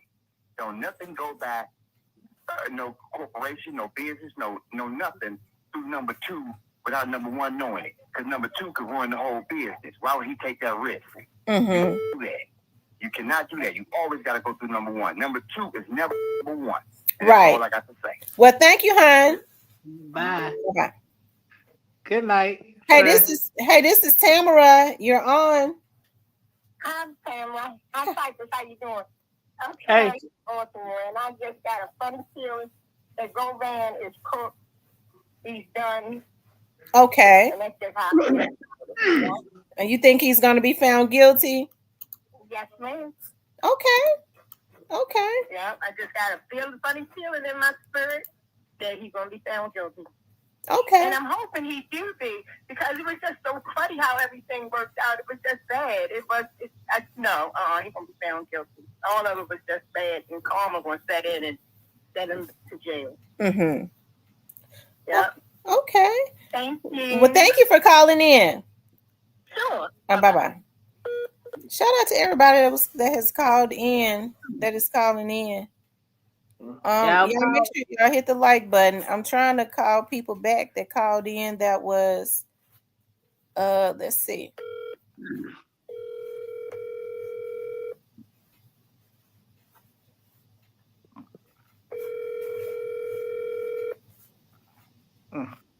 Because everybody started calling at one time.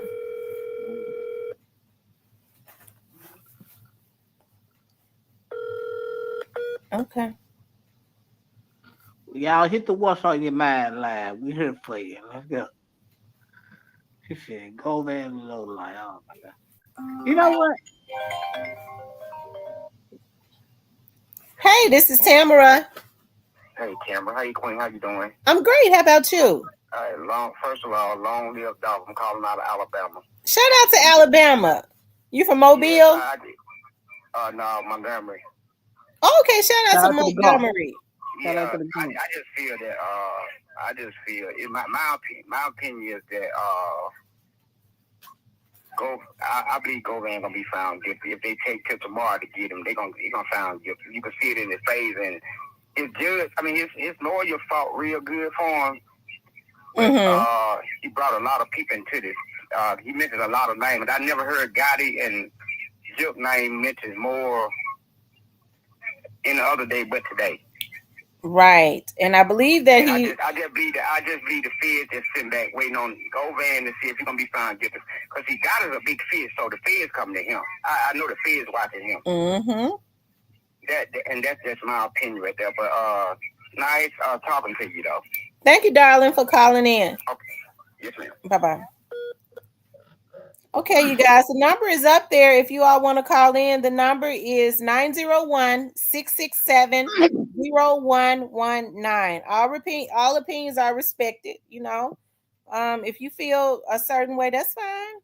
You know, there are a lot of people that feel, you know, like Gotti is not going to go down. That's fine. I like them people. Y'all call in. Y'all hit the what's on your mind line so I can tell you how wrong you is. Hey, this is Tamara.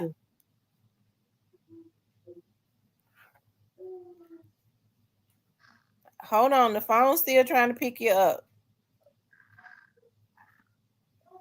The person that's call, I'm gonna hang up and call you right. I'm gonna hang up and call you back. Oh. Shout out to Alabama. I love Alabama. Hey, hello. Hey, this is Tamara. Hey, how you doing, Miss T? I'm doing really well.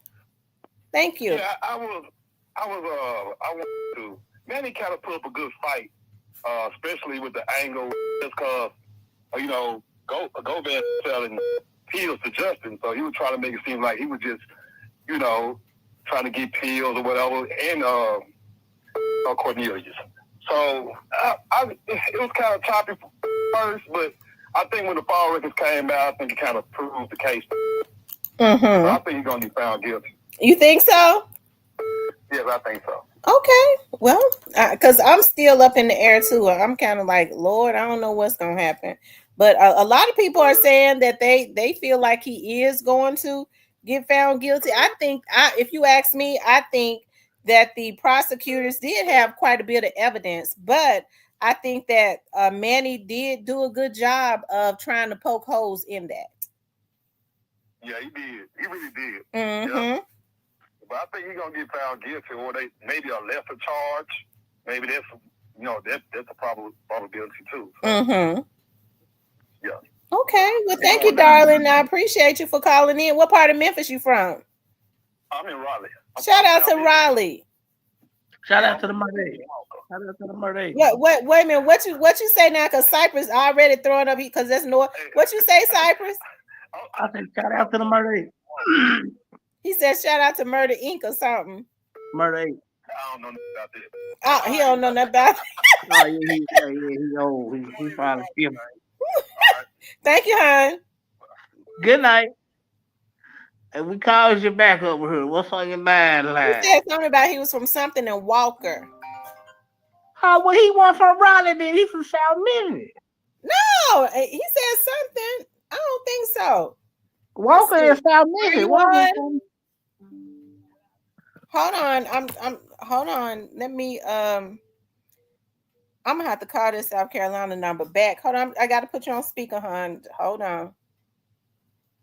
Okay, how you doing, hon? I'm doing fine. This is Yaya. I finally caught you, girl. I want to say thanks for you are awesome. You never switched up from day one. You never was wrong about anything. If anybody got you, so I want to give you your props. Thank you, Yaya. You're not the Yaya that do my lashes, are you? No, you always ask me that. No, I'm always on there and work. I will grind it when I catch. But anyways, I think he's gonna be found guilty, and I think once he do, that's when everything gonna. hit the fan. Like, I think they're going to reach Scotty then. Okay. So Yaya think he's gonna be found guilty. Because I think he already was told. I don't think it's going to go as far as he was found guilty. Okay. Well, thank you for calling in, Yaya. You're welcome, and I love your show and keep the good work. Thank you, darling. Bye-bye. Oh, how sweet. Shout out to Yaya. Hey, this is Tamara. Hold on. I don't know why this phone does this.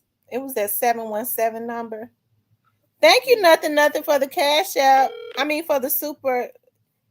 She said he won't beat the added charge of solicitation. He clearly asked for people to do the job. Hello. Hey, this is Tamara. You're on live. Hey, thanks for picking up. Yeah, this is Will calling in from Pennsylvania. Yeah, his lawyer is like a real life Harvey Specter, but I just want to say long live Dolph. Yeah, long live Dolph. So what do you think? What do you think the verdict is gonna be? Oh man, I don't know. I don't want to see nobody go to jail, but I think everybody responsible need to pay for it. Mm-hmm. So anybody that had their hands in it, anybody that had their hands in that dirt, need to face. Okay. That's it.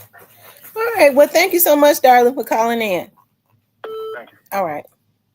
Hey, chocolate. Hey, this is Tamara. You're on live. Did they hang up? It was a Memphis number. I guess they did. They got shot. I don't think nobody from Memphis shot. Thank you, nothing for the super sticker. You don't think I'm shy? No. Hey, this is Tamara. You're on live? Oh, okay. What's up, John? Hey, JD, you got a lot of static in your background. I'm gonna need to call you back. I'm in the truck and then connect to my headset. Let me call you right back. Okay. Shout out to JD. He always call me, ask me about, well, Tamara, what you think about Trump? I gotta call this person back from us. I believe this is South Carolina. I don't think they got through. And they was every time somebody would get in when they would call in. Hey, did you just call from is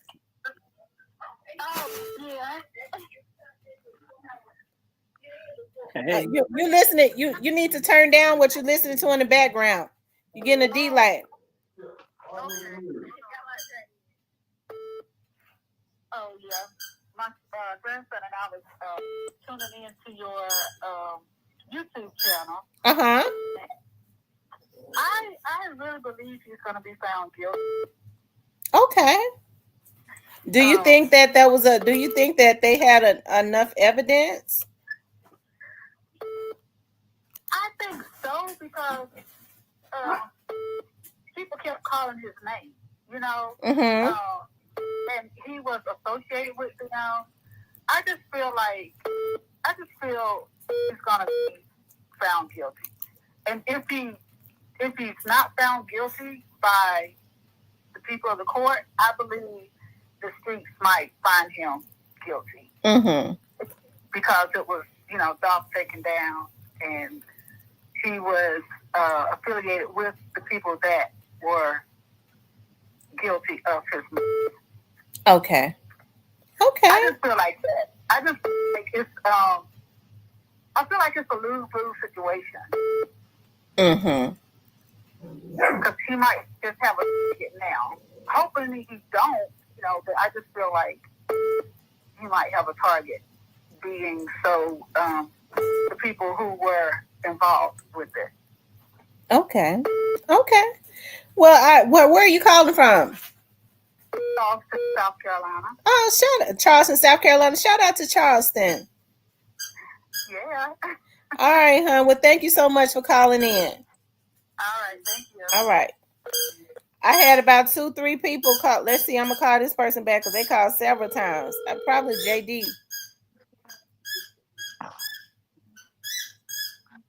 Shout out to Raleigh.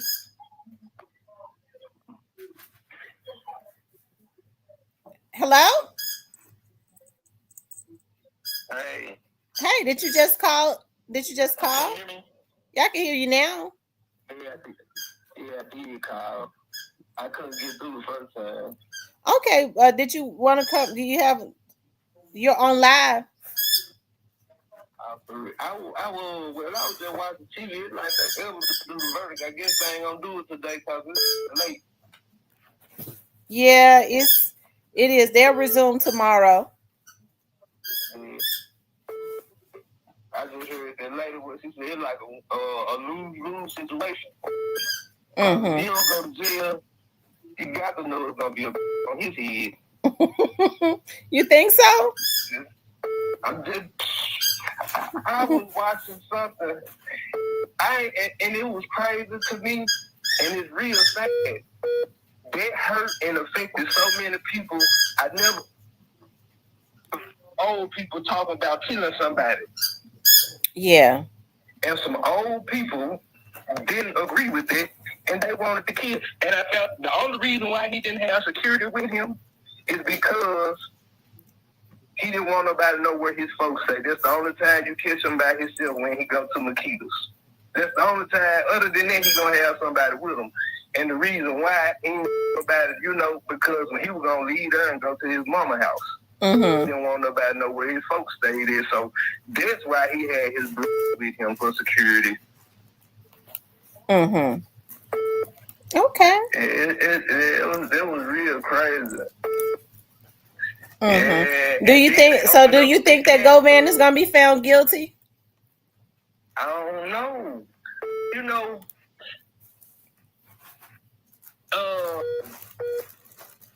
The only thing I can see is them dropping the charges down. Okay. That's the only thing I can see. I don't see him getting away with it. Okay. I don't. Well, do you think that he was involved? Do you think he was? I mean, like, it's too obvious. Right. Listen to this. I had his rook. You don't be replying. I don't know if I was trying to tell you something. Listen to this. This is gonna blow your mind. You know the song. Don't play with me, play with your bitch. Yeah. If you go back and you look at that video, it's holding and then Gomez in that same video. Hernandez Govan and Doss video? Yeah, no. He got a Gotti look-alike, right? Right. He got a Zook look-alike. Okay. And he got a Hernandez look-alike. Oh, I didn't know that. I didn't either.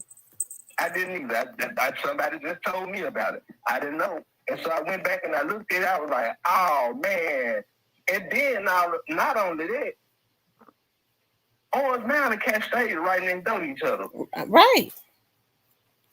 Everybody in Orange Mound know everybody in Cascade. Everybody in Cascade know everybody in Orange Mound. That's true.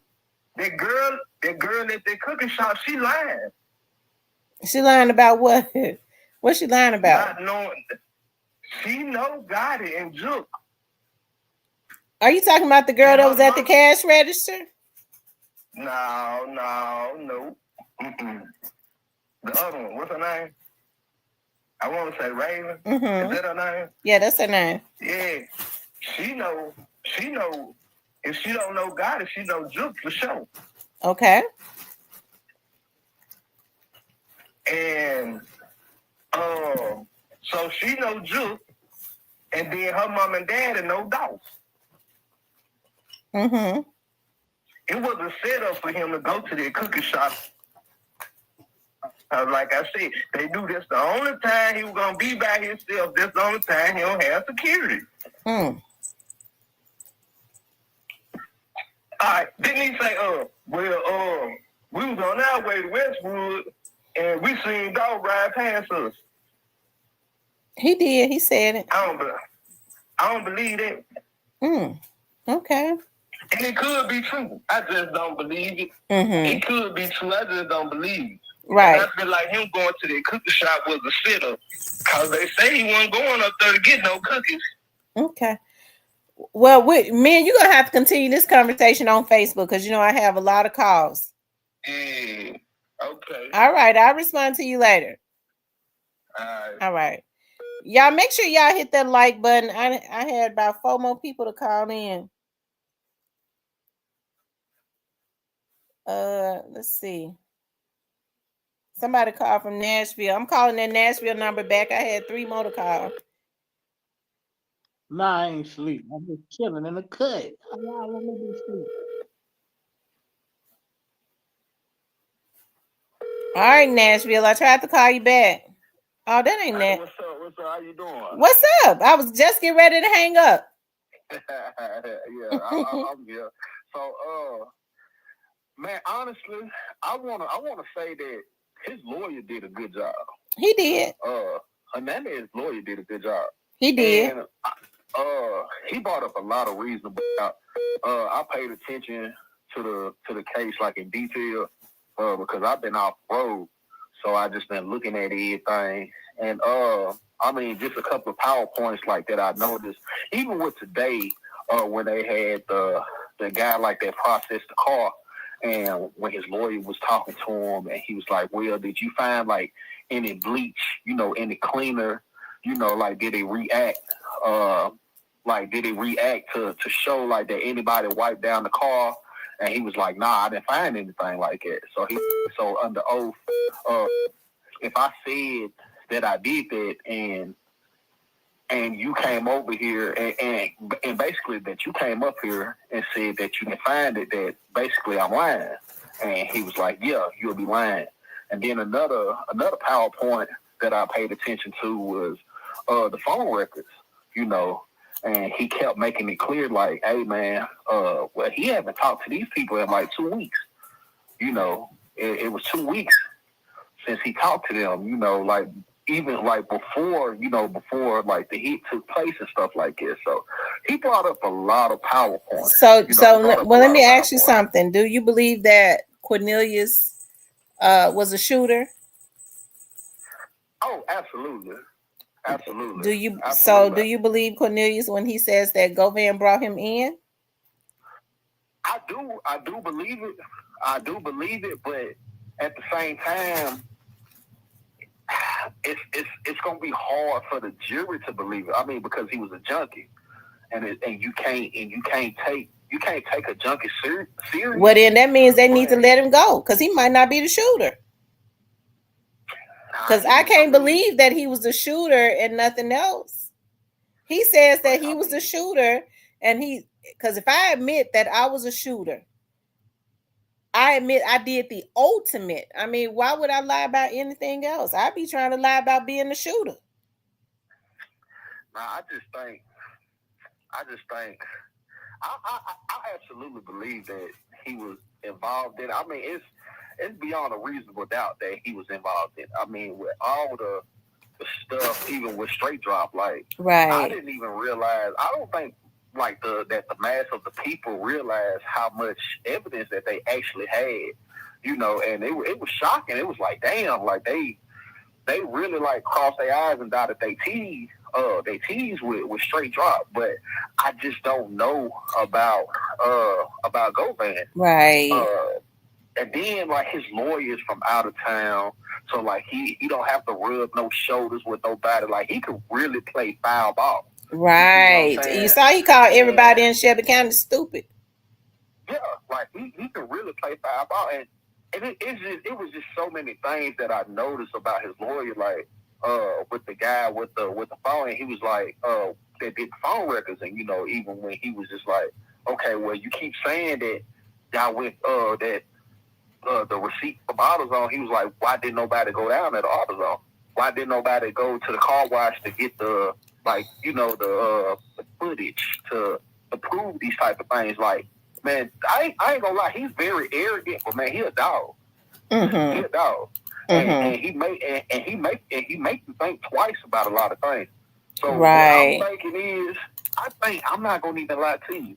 I really think he does. I think he has a slim chance of walking, but he's going to get convicted on lesser charge. That's what I believe. Okay. I believe he's going to be convicted on lesser charges. it's just, I mean, his lawyer brought up a good argument. Like he came there to fight. Like he came there to fight. And it's because he know when all this is done, he's going back to his state. He don't gotta play. He ain't gotta kiss ass with nobody in Tennessee. Like he's strictly doing his job, and he's going back to Georgia or wherever he's from. So like he came to fight. He came to fight, and he brought up a lot of reasonable doubt. Like he made the Memphis Police Department actually look like clowns when they came to go there because they didn't follow up on a lot of things. Like he pressed the line. He pressed the line. So I think Govan has a very slim chance of walking, but I do see him getting convicted on lesser charges. Okay, all right. Well, I sure appreciate you calling in. All right, thank you for taking my call. Thank you, darling. Okay. All right, you guys, y'all could call in. So Cypress and put us on mute. It was other people that called in. Y'all could call back in. I saw a person from Memphis call in and a 910 area code. It seemed like to me that might be a California. What is 910? Is that California? Oh no, I have no idea. But I think he's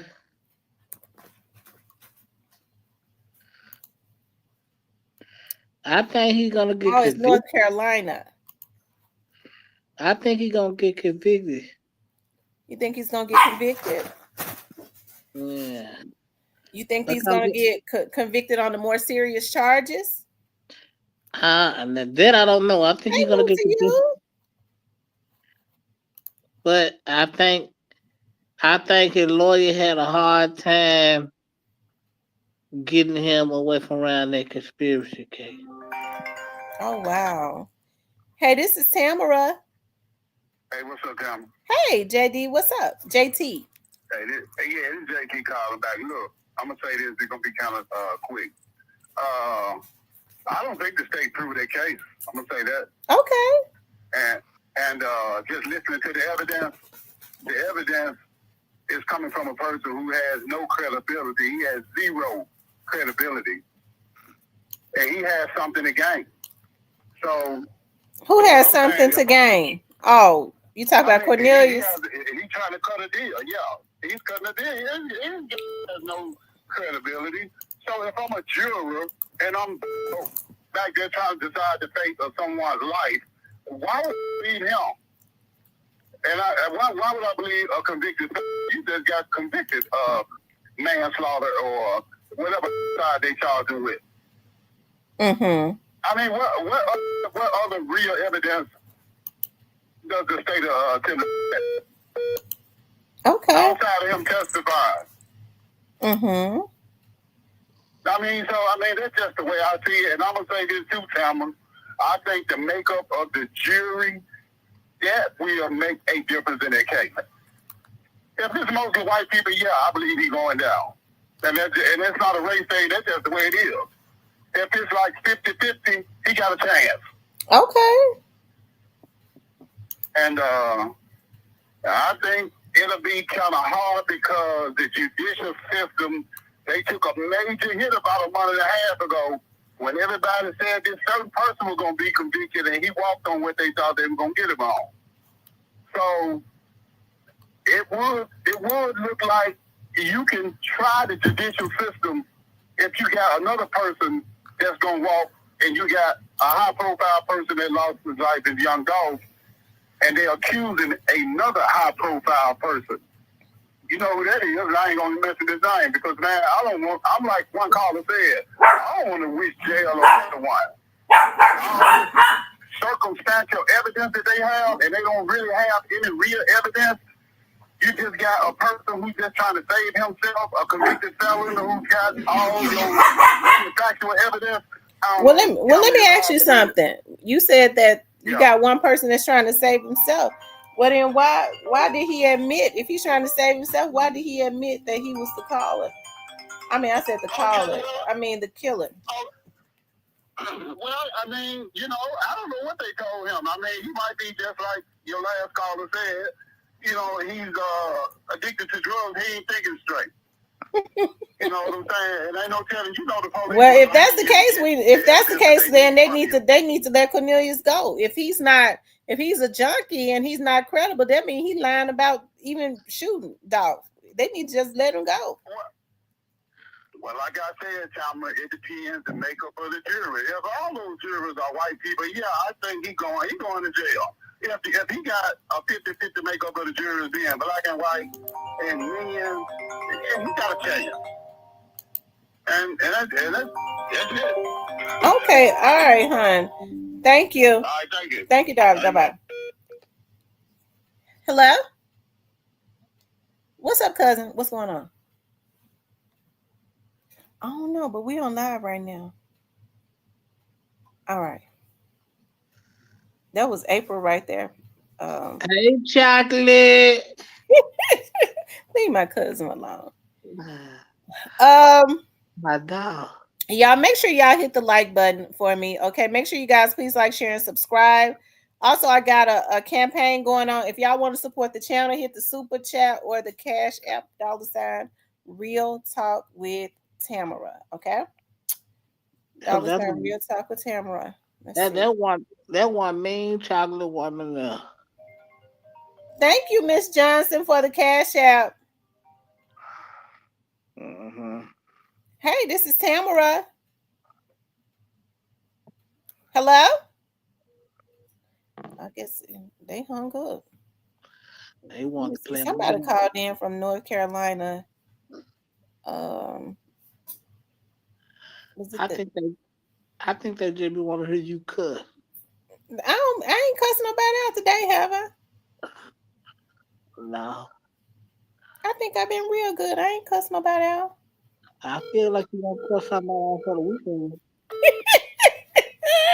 No, I'm not. I've been doing good. That don't mean it can't go bad.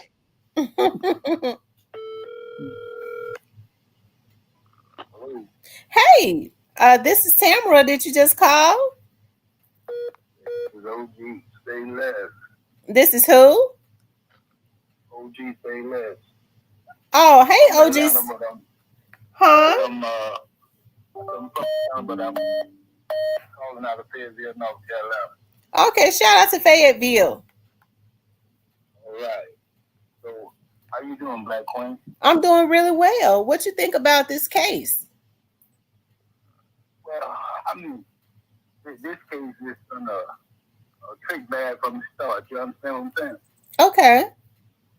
And for the life of me, I can't understand how that Marcus ended up shooting at the guys and everything, and he never got a chance to hit this man and even case. You know what I'm saying? Well, the DA explained that why, because he explained that psychologically it totally messed Marcus up.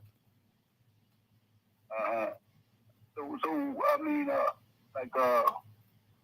I missed the part when I thought like toward the end of the trial today that Goran was going to understand and testify. He got up there, but he decided he wasn't going. His lawyer made sure he said he advised him against it. Oh, okay. I think had to break. Mm-hmm. Yeah, but I mean, you know, as far as whether he's gonna be found guilty or not, I mean, you know, after the Tyree Nichols case, I mean, you know, message is fucked up. You know what I'm saying? I mean, I can't understand how they could find those guys. They straight up murdered him, and they did it on camera. You know what I'm saying? Right. I don't know. That was the jury. I don't know how they did that. I don't know why. Yeah, that's what I'm saying. So you know, as far as Govan goes, I think it's like right now like a 60-40 thing. You know what I'm saying? Mm-hmm. So you feel like, do you think he's got a better chance of being found guilty or not guilty? Like I said, 60-40 in favor of guilty. Okay. Okay. All right. Well, shout out to Fayetteville. I got other calls coming in. I definitely appreciate you calling. I got one more thing to say. Okay, go ahead. As far as Gotti goes, Gotti already been convicted. I mean, if you got all that money and you can't come to your own city without keeping your head on the swivel, you already been convicted. That's all I got to say. All right, thank you, darling. Bye-bye. Cypress, what you get mad about? He telling the truth? He don't believe. He don't believe this. Huh? I don't think he believe that. He telling the truth. He can't come to the city without keeping his head on swivel. You should go anywhere. Whatever, Cypress. Hold on, I'm gonna call this person. I think this Steven. I got. What you want, Cypress? Oh my God! No, I ain't the one. But anyway, how's everybody doing? Everybody doing pretty good. I guess we do not say. I ain't gonna make this long. I don't know what's circumstantial about that room situation, or the receipt from AutoZone, or the fingerprint on the car, or the gun, or the video. I don't know what's circumstantial about that. I'm using about common sense. Like he gave himself away when he said, "I don't wish jail on anybody." So that's basically what you meant. Like nothing was circumstantial about Cornelius. A person is gonna lie on other stuff. They don't lie saying I took some person out. So there's nothing circumstantial about that. We will have a verdict likely by 11 o'clock tomorrow. Mm-hmm. I mean, the sad part is that this is dividing people because they made it a race thing. It's two black men in this. Hernandez Gomez and with Dolph. There's the two black men that got to do any other race. I would hope that by now people would say, you know what, I may not rock with Dolph, or I may not have heard of Dolph, but it's wrong. But unfortunately, we have a lot of black people who don't think that way. That's why. And the jury can be all black. It doesn't matter. Wrong has no color. Wrong is wrong. Right. So the jury, it ain't got nothing to do with nothing else. I'll say this. I hope they find him guilty. If they don't, I'll be a man of my word and apologize. I just think that they're going to find him guilty. I'm glad the judge added more charges. That makes it easier to convict him. I wish jail on people. I don't wish death on you because when you're in prison, you got a chance to change into rehab. Once you're gone, you're gone. So he got to go through this, and the state is not done. This is far from over. Right, because they even said it, and I tell people a not guilty verdict does not mean that you're innocent. I think people equate being innocent with not guilty. That's not true. Yeah, and not only that, like I said, there are more trials because like his own lawyer let it out. So if Govan was so innocent, how come he got proffered? How come he had a bun? All this, like people can't answer a common sense question. Who did the jury want to know about the proffer on? Cornelius. Okay. But it don't matter. Like Cornelius told the truth. Like people can say what they want to say. He told the truth. Cornelius is going to prison. He understands it. How long? We don't know, but he's still going.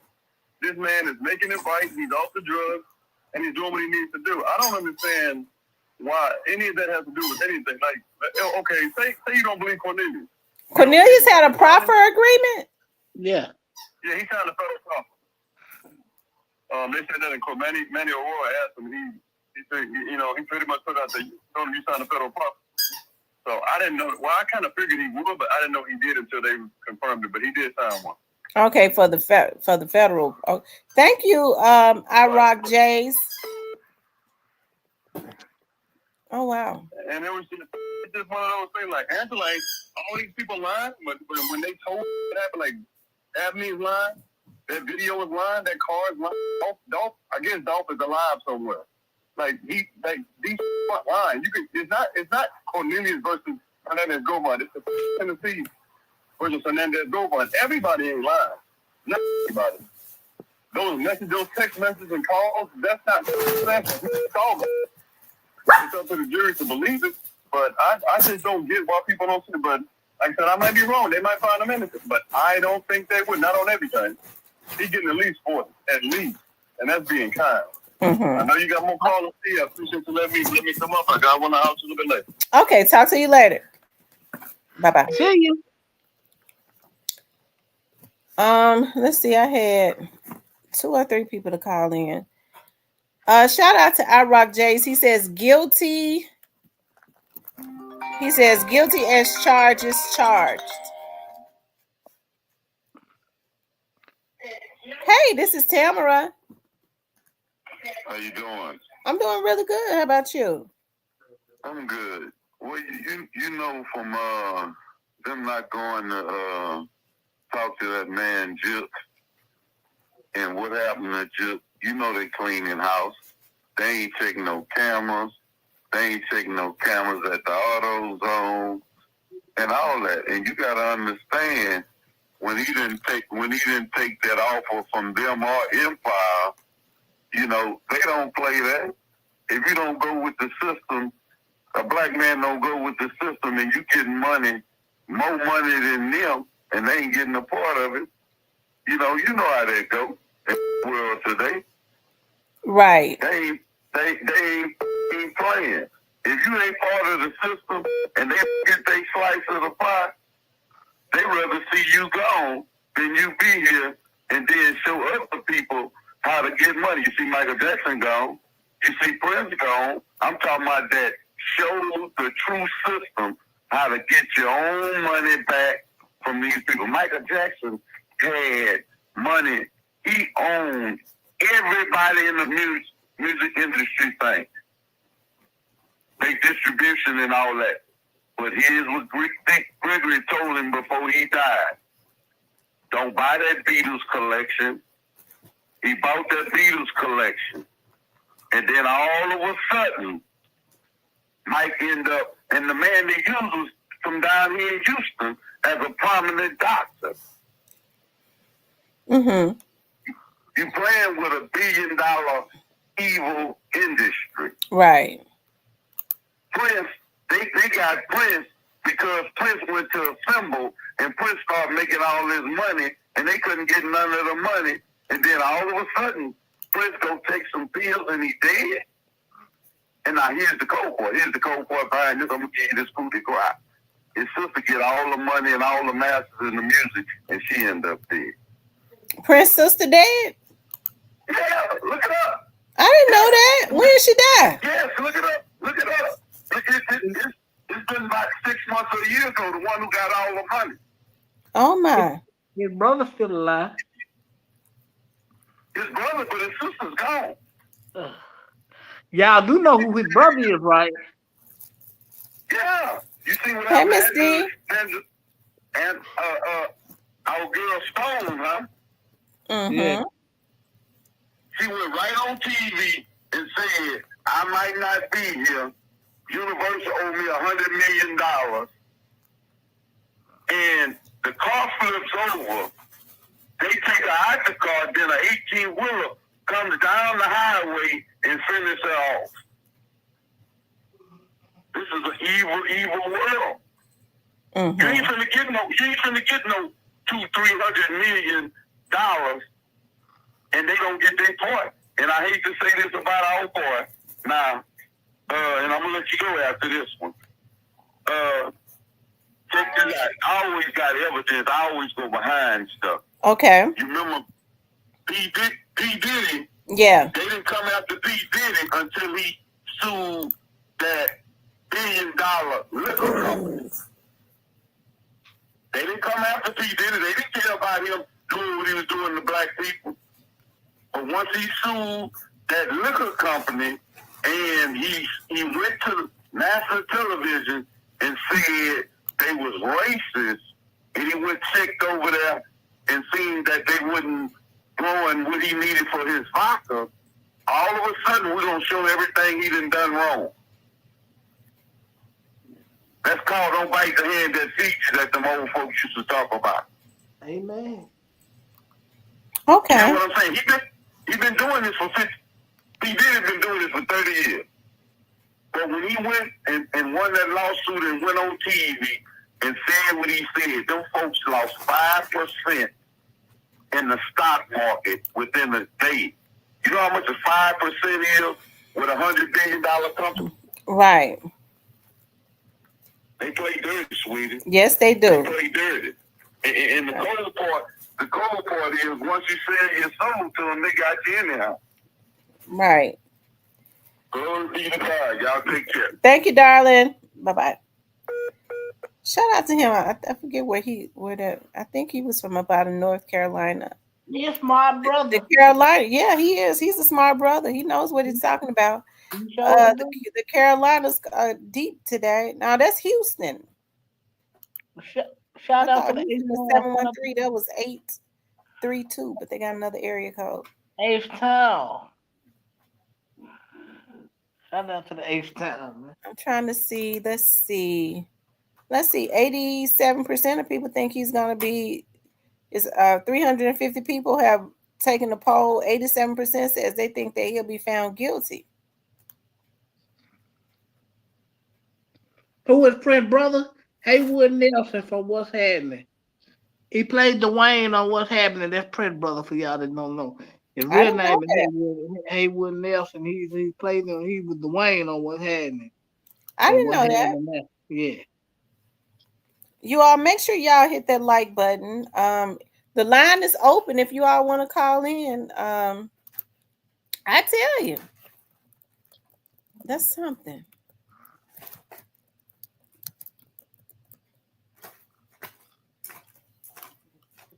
Hold on, you all. Hey, Nika. Yeah, that was Haywood Nelson. He played Dwayne on What's Happening now. You old enough to remember the show What's Happening? It was happening now.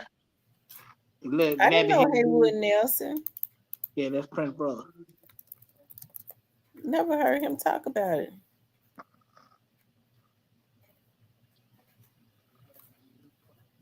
They had some pretty prosecutors down there in 201 today.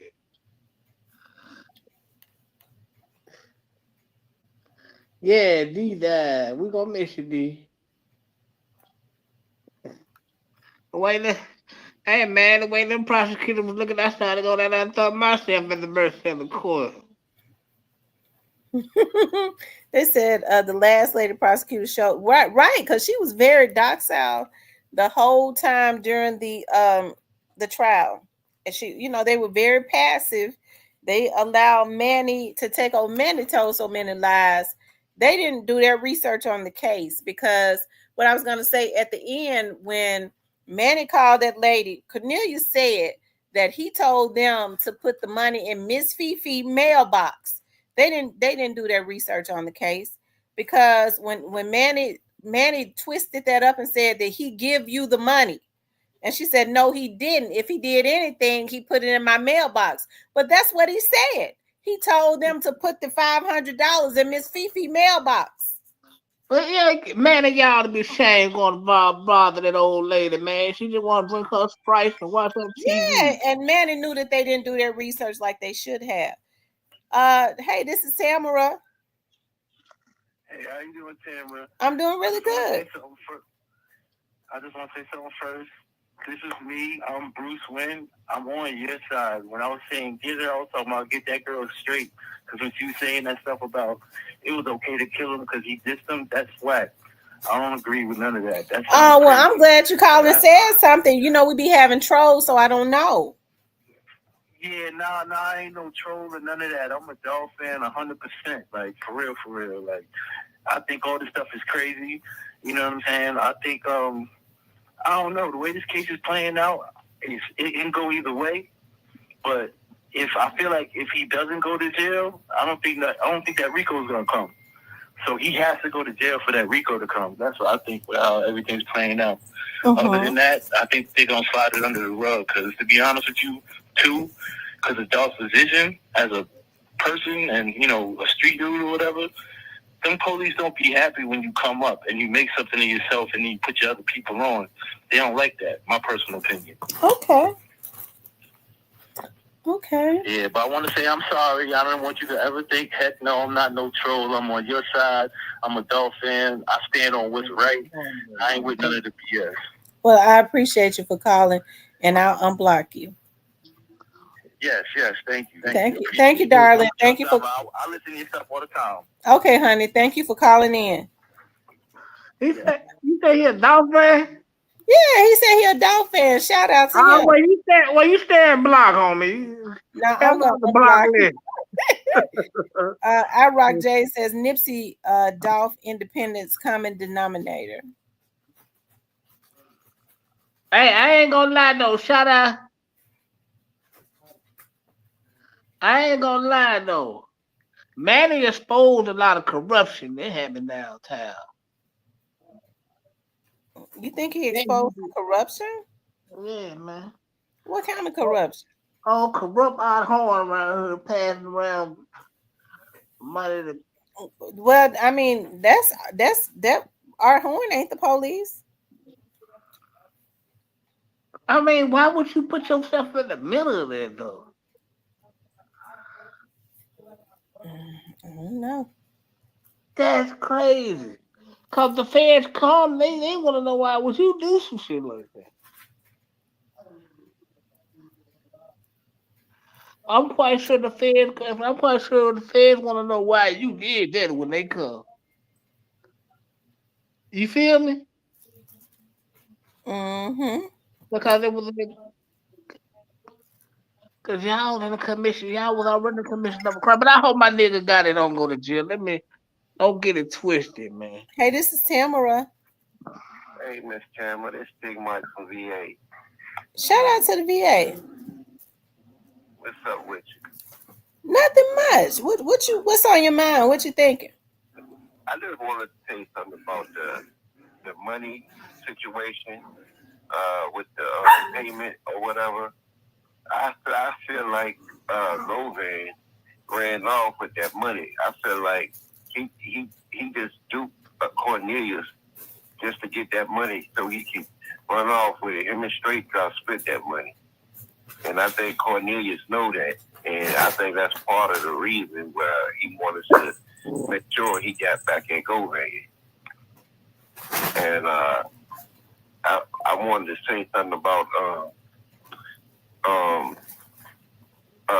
the evidence part about his lawyer saying that the Clorox or whatever, he used it on the car. He was up in there twisting up them people's words, and he was just making a mockery out of people like they didn't know what they was talking about. And I just hate the fact that he tried to use their evidence against them for his client to get off. And I think he knows his client guilty.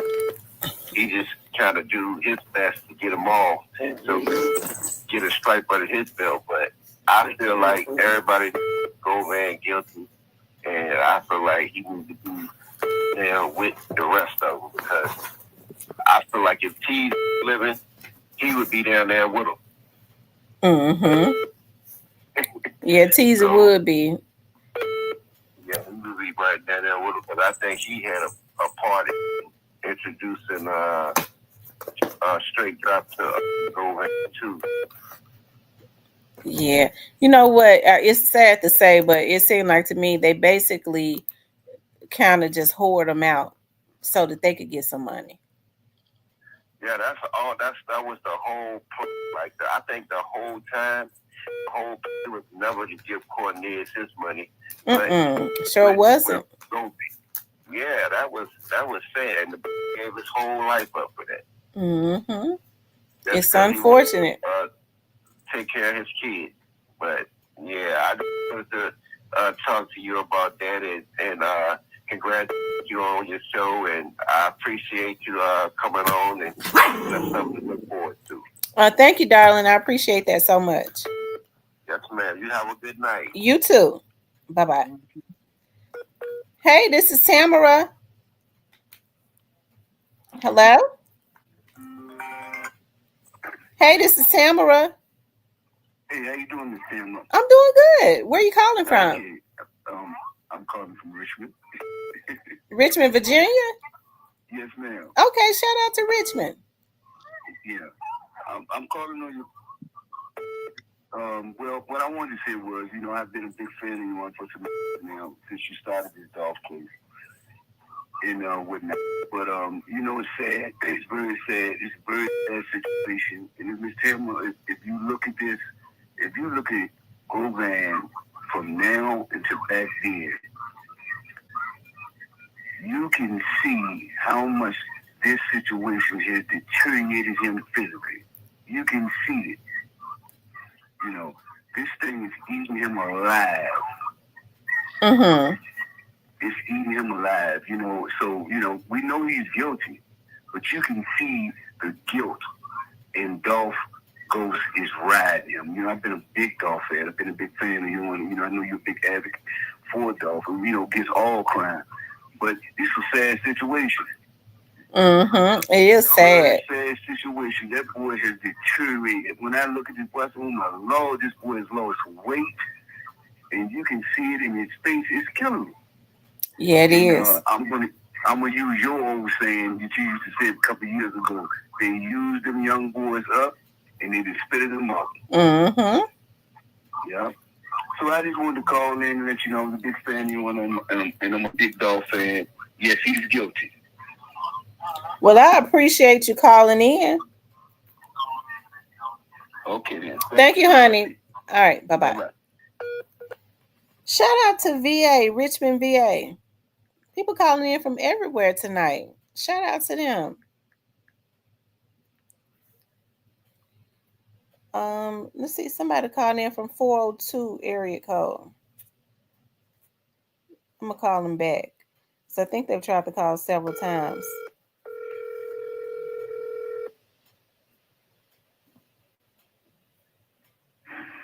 Oh.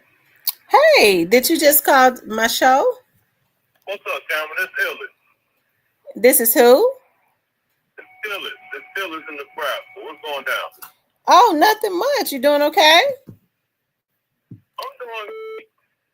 So anyway, I'm listening to you. I heard what the gentleman said beforehand.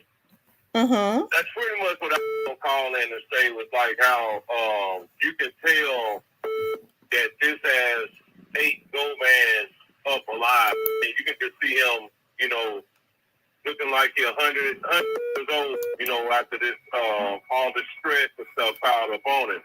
But to see that and to know that it took these 2 young bucks, man, to go in there and take Dolph out, that stuff is don't get mad at me, but I think these YNs and these young mothers are single-handedly destroying our community. Mm-hmm. Because they're not raising these kids. They out here having babies with anybody. Now, I understand. I get that. That's another subject. But they still have control of their kids, man. It's like no one cares.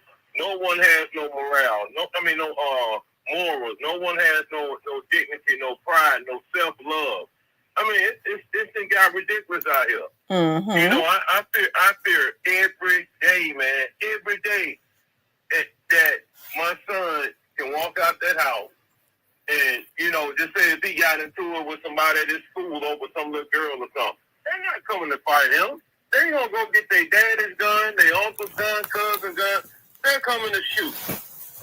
Right. They're coming to shoot. Ain't no fighting no more. But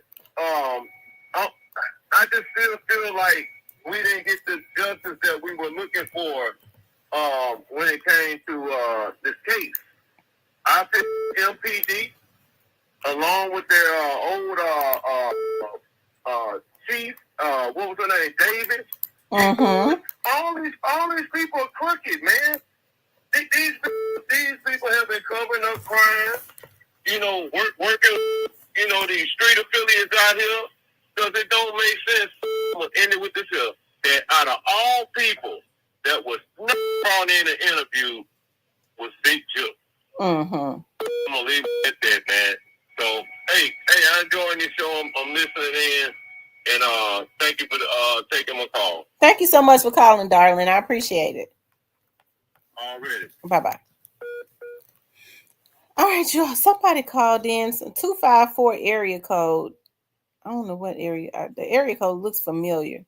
I'll ask him when I talk to him. Hello? Hey, hon, how are you?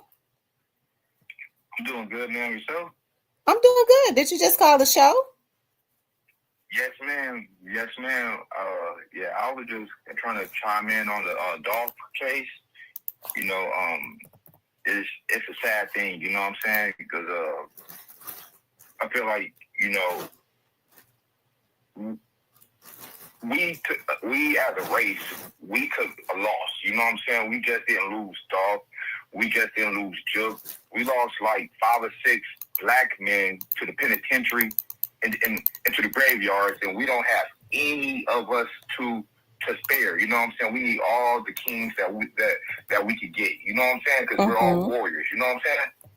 Right. I just say that first and foremost, and then second, I don't know if people was paying attention to the corner, but when she was mentioning all the places that he got shot, it's kind of like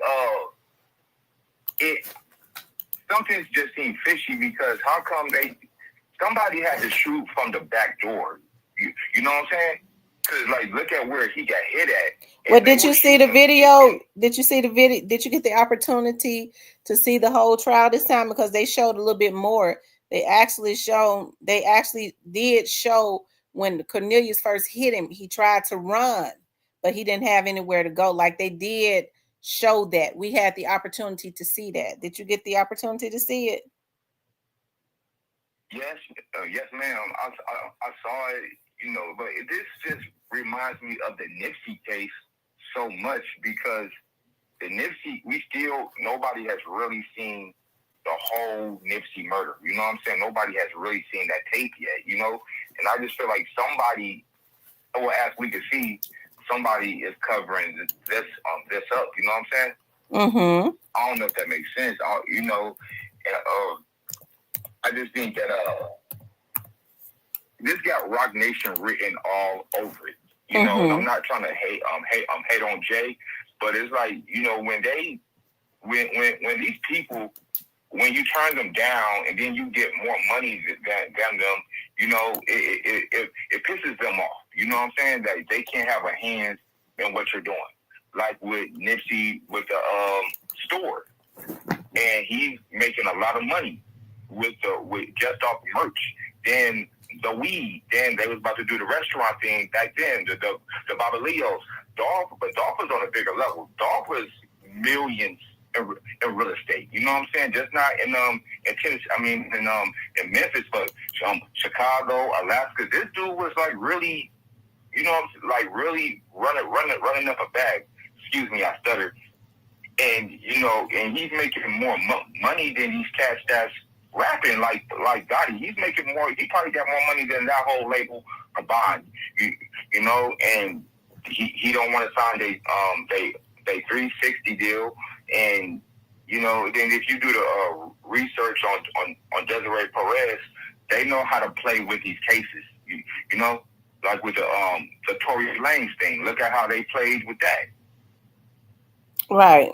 And how there was a lack of investigation in the PNB Rock thing, and then the Tory Lanez. It's just a big mess. You know, I have high anxiety, so I might be talking. Yeah, because you know we got other callers. We got other callers that are trying to call in also. Yes, ma'am. But thank you for letting me call in. I really appreciate it. No problem. Thank you, darling, for calling. Bye-bye. You. Shout out to him. Shout out to the caller. It looked like he's calling in from Waco, Texas. Shout out to Waco, Texas. Y'all make sure y'all hit that like button for me. What I was telling the caller was that this time the video did show more of it of when young Dolph was unfortunately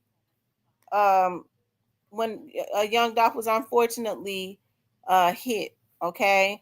That they did surprise him. He was on the phone. He was distracted on the phone. They surprised him when they shot him, and he tried to run, but you know, it was too late. They hit him with a Drake, you know. So, hey, it's It's a sad thing. It is.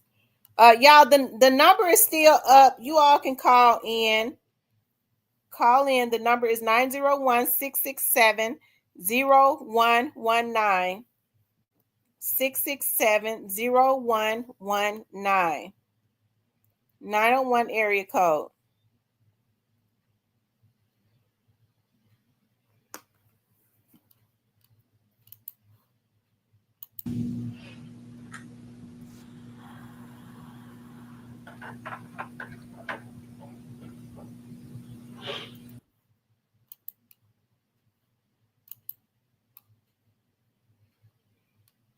I think further on it shows more of the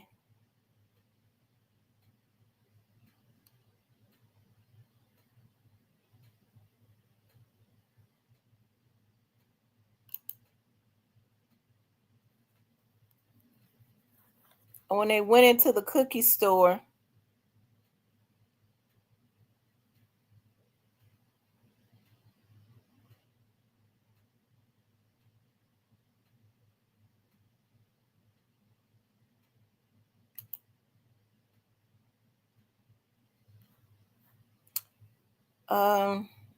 I don't know at what points, because I know they showed it again.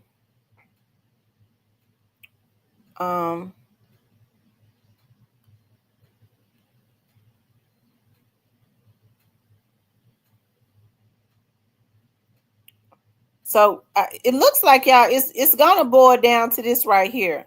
Street, you know, he like first he kept saying we gotta bring the car. Well, you know, he said, "Oh, he gave me the money, go get the car cover, or whatever." When did he give you the money? That night, he gave me the money. The night of. That night before. That's night. true. Same Scully night, gang, the you same ain't lying morning, neither. the car got to school. The night before that, he gave me the money. Said the same guy that did the most damage to Young Dolph, the one that's doing the most damage in I was court. gonna wait till he got dark to put it on the car, but they discovered the car. Alright, so, but he gave you the money the night before? Yes, ma'am. Okay. Let's talk about what else happened the night before. The night before they called to the school? Yes. Y'all, it all I boils went down to wiped this it down, testimony. whatever. I went and wiped it down. I had called him and told him that I was going in the backyard to wipe the car down. So he wouldn't, shoot at me or nothing like that. He know who there is in the backyard. Even though he lived across the Yeah, street. even though you know what I'm saying? I know. Well, I'm saying like this, in the streets, you watch us around it basically. So, you see some funny stuff, you get, kind of street life we live. You'll get kind of scary and you get to shooting things somebody after you. Then what it just happened, Young Dolph just got killed. So, you had to be aware of everything. So, did he give you the money when you went to wipe the car down? Nah, he didn't give me the day. Well, I probably got the dates mixed up with him, but the day that the car got discovered, the night before he gave me their money to get a car cover. Okay. When was it, if you can remember, when you said you went to wipe the car down? It was a couple days, like around that same time I got the car cover, if not the same day, Okay.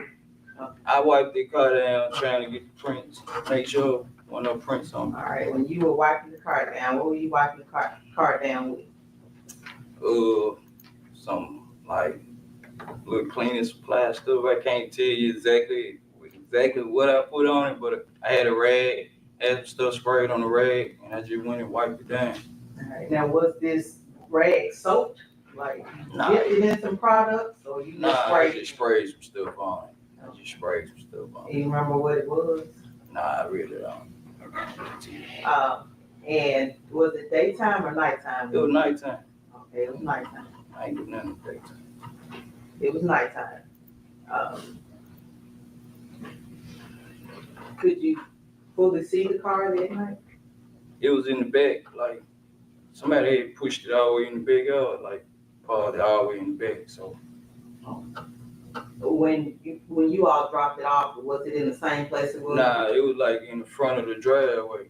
Okay. That why When you all dropped it off, it was in front of the driveway? Yes, ma'am. It was parked up close where you could see it could be spotted east. Okay. But when you went back, it was. Pushed on to the back. Do you recall if y'all had keys to the vehicle or Justin did? Justin had the key to him. Because Mr. Govan kept asking like where the key was so we could move it and burn it up somewhere else. So it was nighttime, the car was pushed towards the back, and you were wiping it down. You were shot in your right shoulder? Right shoulder, yes, Is ma'am. that your dominant hand? Yes, ma'am. Okay. So did that present any problems wiping down things? Nah, it really, like, I did the best I could, you know, being shot. No, I did the best I could wiping it down. Now, you do know your prints were eventually found on the car. Yo, I ain't do a good job, so. Okay. All right. Did you let Mr. Govan know that you had wiped the car down? Yeah, I called him when I was walking in the backyard to let him know that, you know, I was gonna go back there and wipe the car down. And what did he say? He said, all right, bro.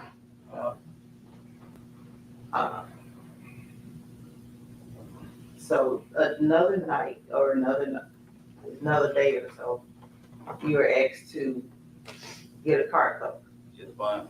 When did he provide you the money for the car cover? Like the night before, I went and got it the next morning.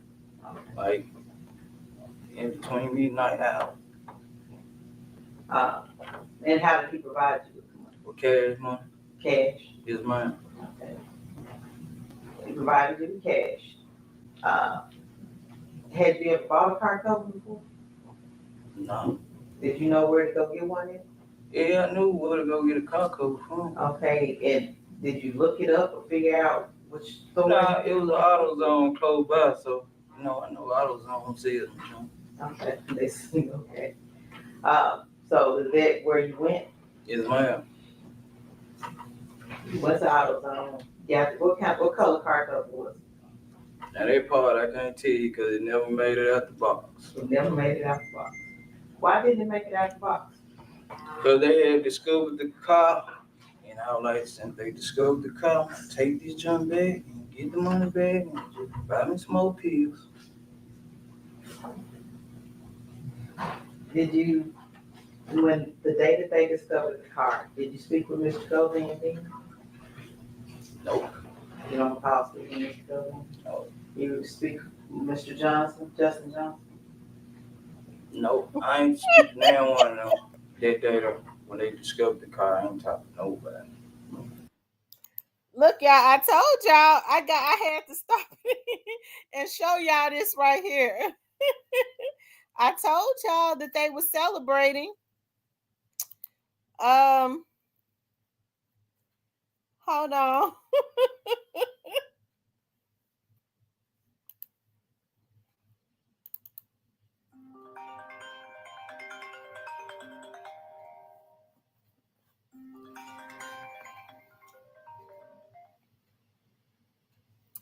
Hi, this is Tamara.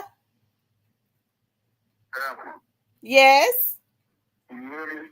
Yes, I can hear you. I'm gonna give you something else. This is Dwayne.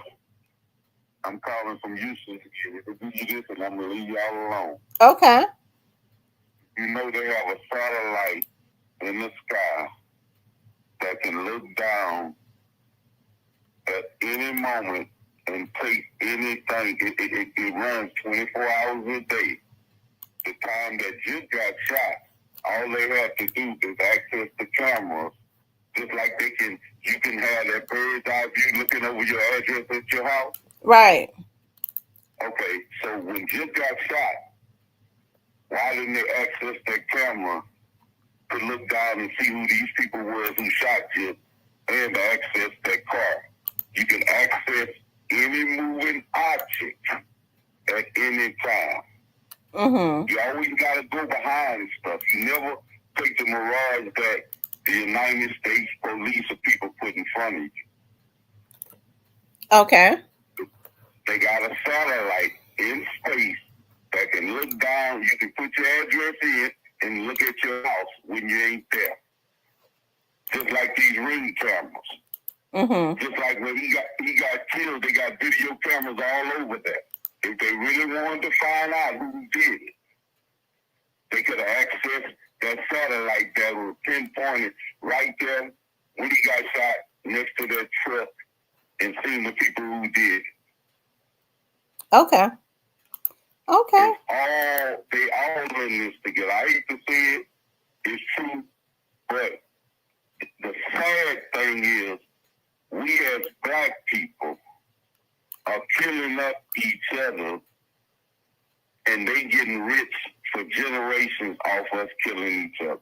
Mm-hmm. I agree. See? And what the young man said about the YNs, you gotta understand the YNs are angry. They didn't have mom and dad and grandma like we did. Right. They had to get out there and get it. And they ain't got nothing. We might have just, I strayed, but I had something to come back to. I've been in the streets. But I had something to come back to. They ain't got nothing to come back to. I can come back after going to the streets and doing what I did. Well, you wrong. You did what you did. Now I can go back and remember grandma taking me to church, mama making me go to church, making me pray. But these YNs, they ain't got none of that. So they angry. I agree. And if you ain't got nothing to go back to, what you got? Right. All right. Thank you, hon. All right. Bye-bye. Okay, so he posted about 40 minutes ago, win or lose, this the best damn attorney in the world, Manny Aurora, fought both tooth and nail for me. We family for life, no matter what the outcome is.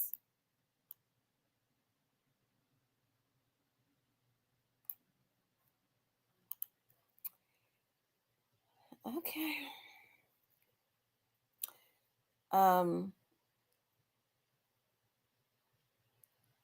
I guess he just, giving his attorney a shout out. What you think, Cypress? Nikki Baby says, I hope he gets life. He took a father from his family.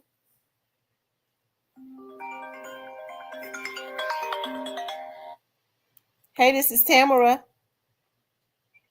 Hey, what's going on? How you doing? I'm just trying to figure out. Yeah, I was calling back in. OG stay with us again. I'm just trying to figure out what the hell did they give Hoseman a proper for? And I mean, what did he do for the fucking get the proper? Because what happened on that?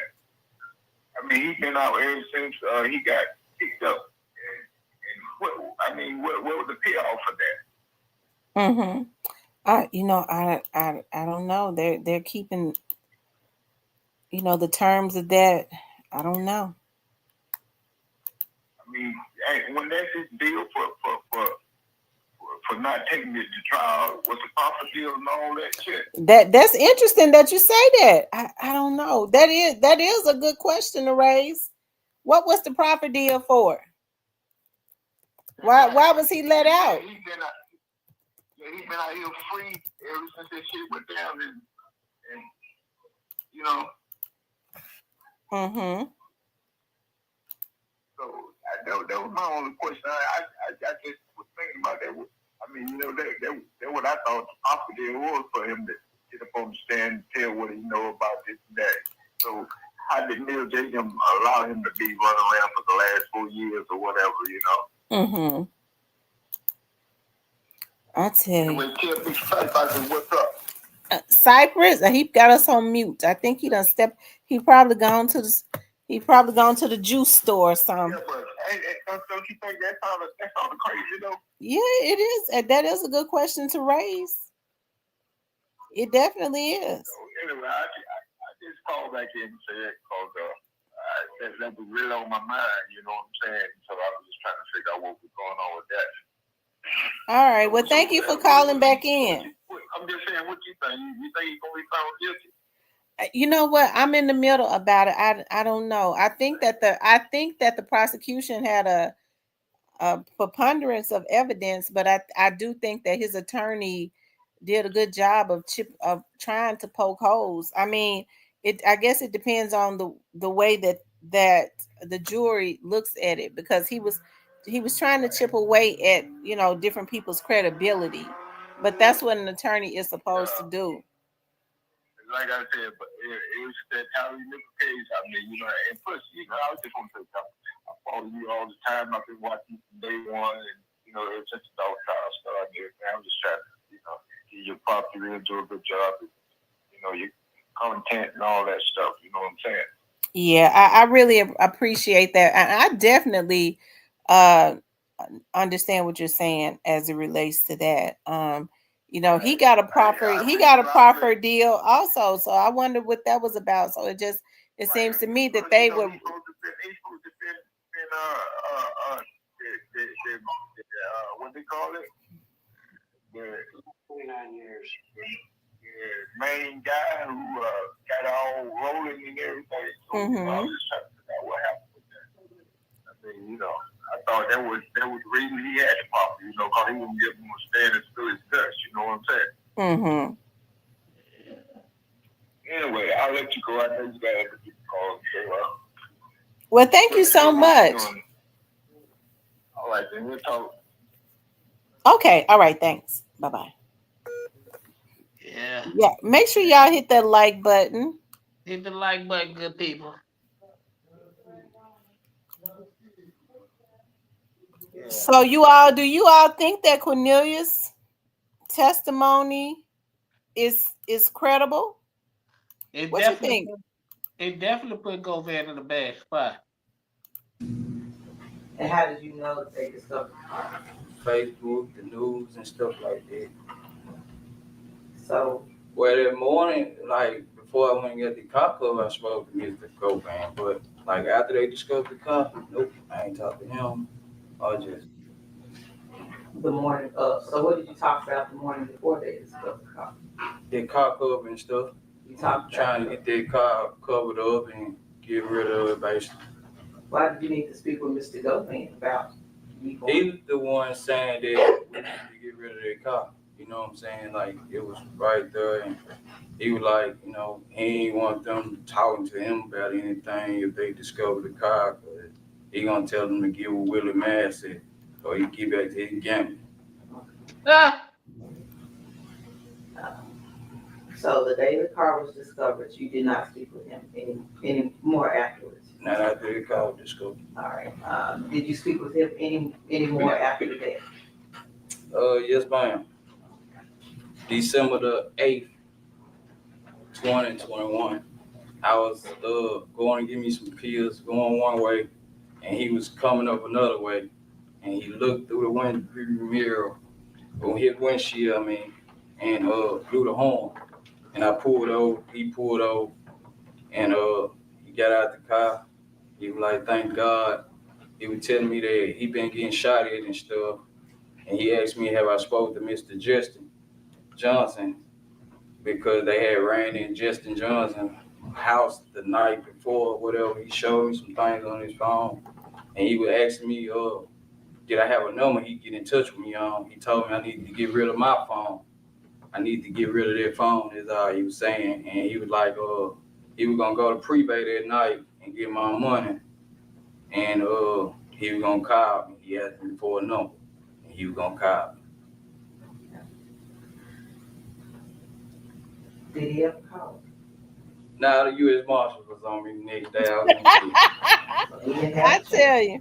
Nope. You said they put the police on him, huh, Sniper? So that will be December 9th of 2021? Yes, ma'am. December 9th. What else sticks out about that day? December 9th, it was my daughter's birthday. All right, it's a different daughter's birthday that was on Yes, the day? ma'am. Yes, ma'am. It was my daughter's birthday. I had took her some cake and ice cream to school, and the U.S. Marshal was trailing me the whole morning. And you were eventually arrested? Yes, ma'am. I was arrested. Did you have your phone on you that Mr. Govan told you to get rid of? Yes, ma'am. I had that phone on me. Tell me. Did you have more than one phone? Yes, ma'am. I had Ms. Angela's phone on me as well. Well, did you have another phone? Did you get rid of the phone that Mr. No, I never got rid of the phone. You never took it? I gave it to my children's mother, like after I saw the U.S. Marshal trailing me. Okay. I gave it to my children's mother That's right. and left. Yeah. And to your knowledge, police got that phone from her. Yes, ma'am. They got a warning when her hand. Got the phone. How did they know she had the phone? Or do you know? Well, I guess. I'm not gonna ask you to guess. I don't know. I don't know. They get a pin with it. I don't know. Okay. But they did get the phone out of her. They did get the phone.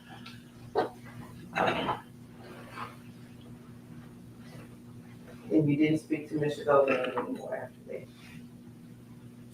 Now, you were promised. Hold on for a second. Was that a yes or no? No, ma'am. I didn't speak to him no more. So, as part of this, you were promised that you would receive $50,000. Is that correct? Yes, ma'am. Did you ever receive that money in your hand? No, ma'am. Once you were arrested, was the money ever gifted to you or? Not directed to me, but it was provided for lawyer fees. And do you know about when that was? Nah, I just can't. No, ma'am, I can't recall. But it was after I was locked up at 201.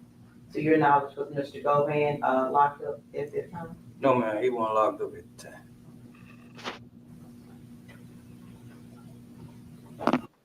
You were arrested December 9th. Yes, ma'am. You were charged with charges you're here for that you have now. Yes, ma'am. Were you promised anything for your testimony? No, ma'am. Do you hope to receive something from the testimony? I'm praying for it, but I wasn't promised. Like, I've been asked for a bond. I wasn't promised nothing. And you've spoken to prosecutors. Yes, ma'am. You've spoken to me a few times, right? About two, 3 times. He just said he hasn't been offered anything.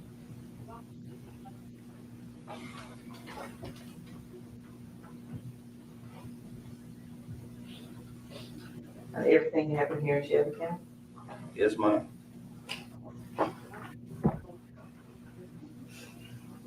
I'll pass the witness.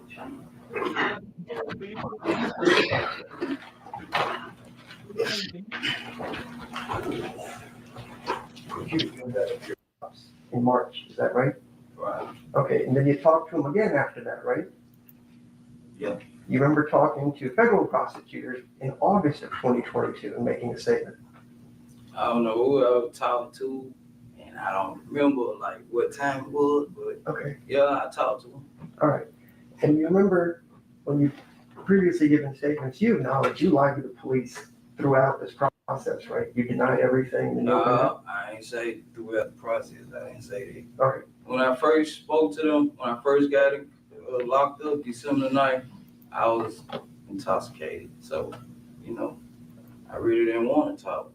Okay, so you are now telling me that on December 9th, the police illegally questioned you while you were drunk. They didn't wait for you to sober up. I didn't say they illegally pushed me. I said I was intoxicated. And I said I would talk to you. So, but I talked to them. I was intoxicated. Okay. Your arrest is made by the U.S. Marshals. And so you would have been intoxicated at the time the Marshals arrested you? Yeah. And this is in the daytime, right? During the day? Yeah. All right. And so you're really close to your daughter's birthday on the day they arrested you, but you're drunk. Is that right? Nah, let me check this out. These had me. I saw them trailing me. U.S. Marshals were trailing me. They followed me the whole morning from the time I got up. After. So y'all, it basically comes down to Cornelius. Do we believe what Cornelius says? I've said this plenty of times. I mean, if we believe Cornelius when he says that he was the trigger man, then we gotta. I mean, why? What reason would he have to lie on Govan, right? What reason would he have?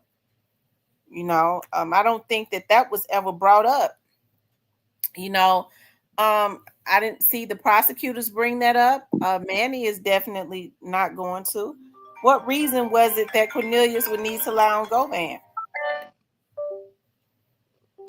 Hey, this is Tamara. Hello? Hello, can you hear me? I can hear you now. How you doing, Miss Stevens, the Snake Spotter?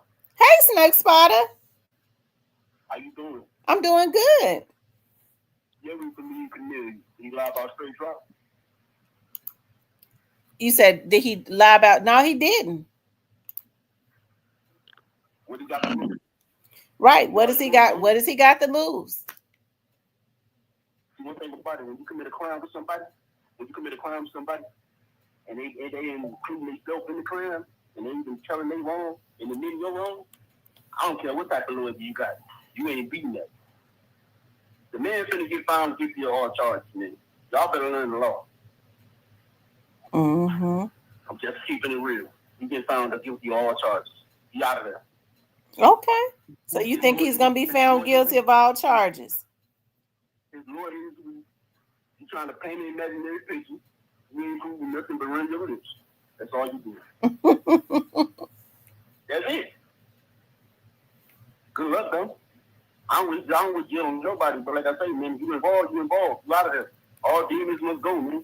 It is what it is. Don't get mad at me, man. The Most High raised me. That's true. I love you, Miss D. Salute. I ain't trying to be on the line forever. Come on, man. Stop acting blind to the facts. Come on, my people. We got to wake up. Stop taking up for people that's doing wrong. We all got to answer to the Most High one day. Stop ducking the smoke. Can't duck him. That's true. I agree. Thank you, darling. Love you too. Bye-bye. Shout out to OG, the Snake Spotter. Tanya says that she said the prosecutors weren't that good. Tanya, do you think that they proved their case? Do you think that the prosecutors proved their case? Chattown Finance says, I'm not going back and forth with you. It's obvious you're young and on some stupid ish.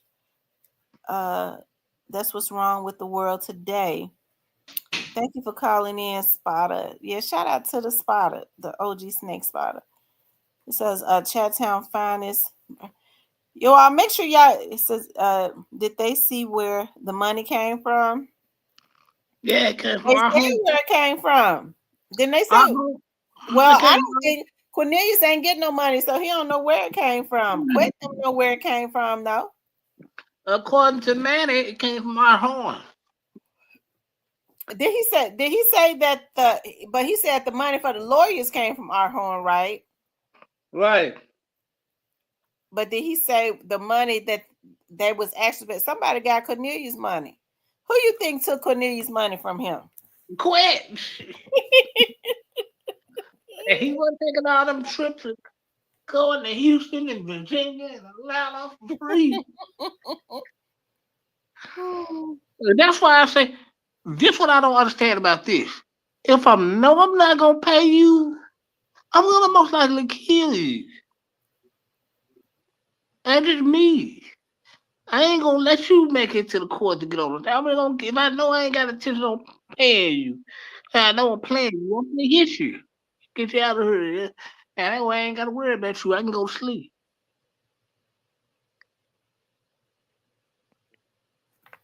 Tanya said Govan's lawyer was able to distract people.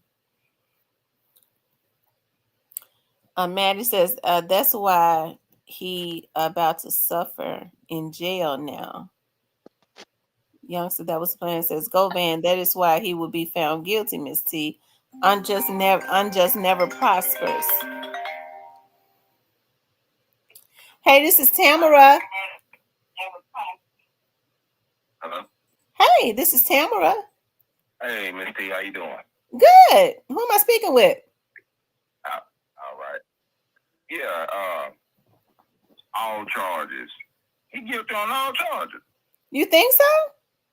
Yeah. You got a point? Well, I say, do you have a fork? do I have a fork? Yeah. Yeah, I got a fork. Yeah, stick a fork in him. He done. You think he's done? So how do you think the prosecutors did? I mean, like you just said, they tried to paint an imaginary picture, but it ain't happening. Normally, you do a crime with somebody and they there and they, they testify. It's gonna be hard to beat that. It's just gonna be hard to beat that. Normally, you raise a reasonable doubt. It's gonna be without somebody that's with me. Without and you raise a reasonable doubt about me doing something. But in this case, it's gonna be hard to do. You know what I'm saying? What a reasonable doubt is. It's no doubt about it. Right. You know what I mean? Yeah. Yeah, I see what you mean. Yeah, so I just don't see. I see where he was, he was fighting for him, but I just don't see where the reasonable doubt is. Like the main part that you I guess the main part that you poke a hole in ain't the main part that matters. You understand what I'm saying? Yeah. It's not the main. You know what I mean? Like he the one that bought him in. That's what Cornbread said, that Quet bought him in, right? Right. That's what he said. Somebody else, he wouldn't have knew, about it or nothing if it wasn't for him. Mm-hmm. So and like you said, straight up already, So what I understand, but yeah, all charges. Get the forks out. Okay. And then like somebody said, I think hit a mention on about what Nashville thing, but I seen where an hour ago where he was saying that Rico was coming. They said the investigation ain't over. They did say that. And I don't even watch his channel. I just kind of seen it, the topic, the title, like. Yeah. Yeah, he's not talking about I watched, but I'm saying I just seen the title where he just posted an hour ago where they saying that they're still under the dog murder still under investigation, so CNG Rico coming or whatever, this and the third. Yeah. Yeah, so if Juke, rest in peace, is gone or whatever, why is it still an investigation? Like you've been saying. Mm-hmm. As far as I'm saying, not as far as this case, but as far as in the future. What they just waiting on is this case to be over with to go forward with that. Right. I agree. That's all that is. Yeah, mm-hmm. That's all that is. This ain't got nothing to do with that. This is just about him. But yeah, I think all charges. It ain't it's gonna be hard to. It's like kind of like not a word, but it's kind of like unget aroundable. Right. There's no doubt about it. Okay. You don't think so? What I'm trying to figure out what the holes you see. You know what I mean? You see. I'm still like I'm in the middle. It could go either way. I think that the prosecutors did have a preponderance of evidence, but I do think that Manny did a good job of trying to chip away at different people's credibility. I guess it'll come down to, does it matter? Mm-hmm. Yeah.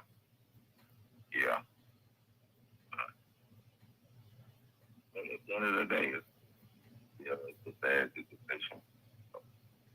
What's up, Sipes? He's still there. What going on, man? I don't know, man. You know what? Yeah, man. Yeah, but Miss T, I appreciate the channel too. Like, you and Hitter, Cypress, y'all all can, we all as, black people, you know what I'm saying, can come together and talk, disagree, agree, but still, it's a good thing to see. You know what I'm saying? Yeah. If you know where I'm coming from, it's a good thing to see that we can do that, and, from all different areas. You know what I'm saying? Right. And still keep it on the positive note, even though some of the stuff that happened was negative, but, we still people, we still grown, and we still keep it, you know what I'm saying? Keep it mature or something. But like, the grown people, they can kind of watch and, you can kind of call in, state your opinion. You know what I'm saying? I like that. So salute to all y'all, you know what I'm saying? Okay, where are you calling from? Yeah. I'm in North Carolina, man. In North Carolina, yeah. Okay. I'm in Statesville, North Carolina, yeah. Okay, shout out to North Carolina. Yeah, North Carolina in the building. All right, well, I appreciate you calling in. Oh yeah. Oh yeah. Thank you, hon. Okay. Bye-bye. Shout out to North Carolina. The Carolinas been in here deep. North Carolina and South Carolina.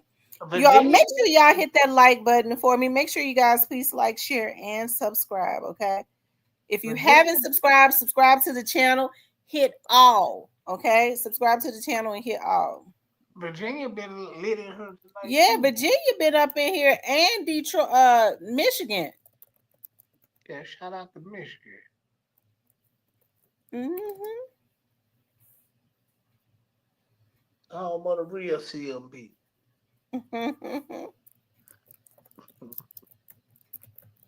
Yeah, I think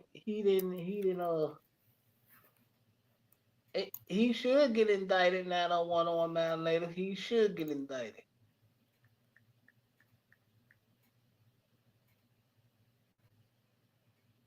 Who do you say you think should get indicted? And now on 101 man later say he think our horn should get indicted. I'm with you. He had no business getting involved in that.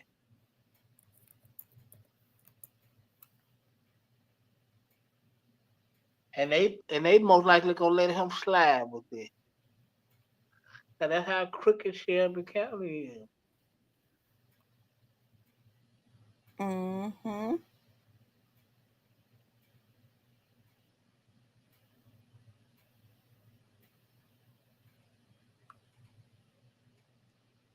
Yeah. Our horn been doing slick shit for years.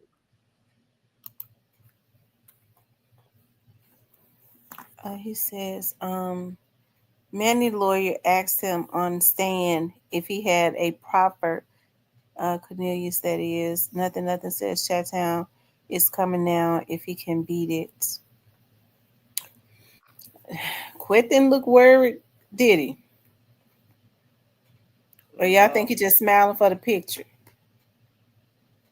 I wouldn't be smiling if I'm facing conviction. I don't think I'd be taking pictures of none of that if I'm facing conviction. But I guess you just got to stay face as much as possible. But I don't think that what Cypress TV would be doing. God bless you. I tell you. Well, let's see. You got tomorrow. Antico said he looks worried to him. Yeah. Memphis 10 says, how many orange men right now and getting me some hot wings? Laugh out loud.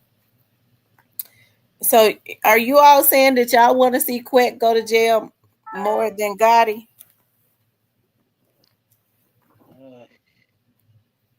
No comment. Shout out to Stanley, but no comment. I'm gonna bypass that. Let y'all have that one. Stanley ain't been up in here tonight. He in the comment. He probably. I ain't seen him in the comments. He probably in the comment. He probably ain't coming, but trust me, he here because we live. He don't always come in. Memphis 10 says, I am in Orange Mound right now getting some hot wings and something I was saying in the comments. People from other states don't know how deep the corruption is in Memphis. Maddie Stone says they all gotta go T. All of them need to go to jail, says Switch B. Antico says whoever has something to do with will go to jail. Tamari says his knees was weak when he was in the courtroom. He was looking like he was about to fall out. He probably gonna fall out when he hit his verdict. I digress. His knees probably gonna fold on over once he hit his verdict. I tell you, everybody that was gonna be arrested is just about dead. I'm talking about Teasy would have been. They talking like Teasy was gonna be indicted. Mm-hmm.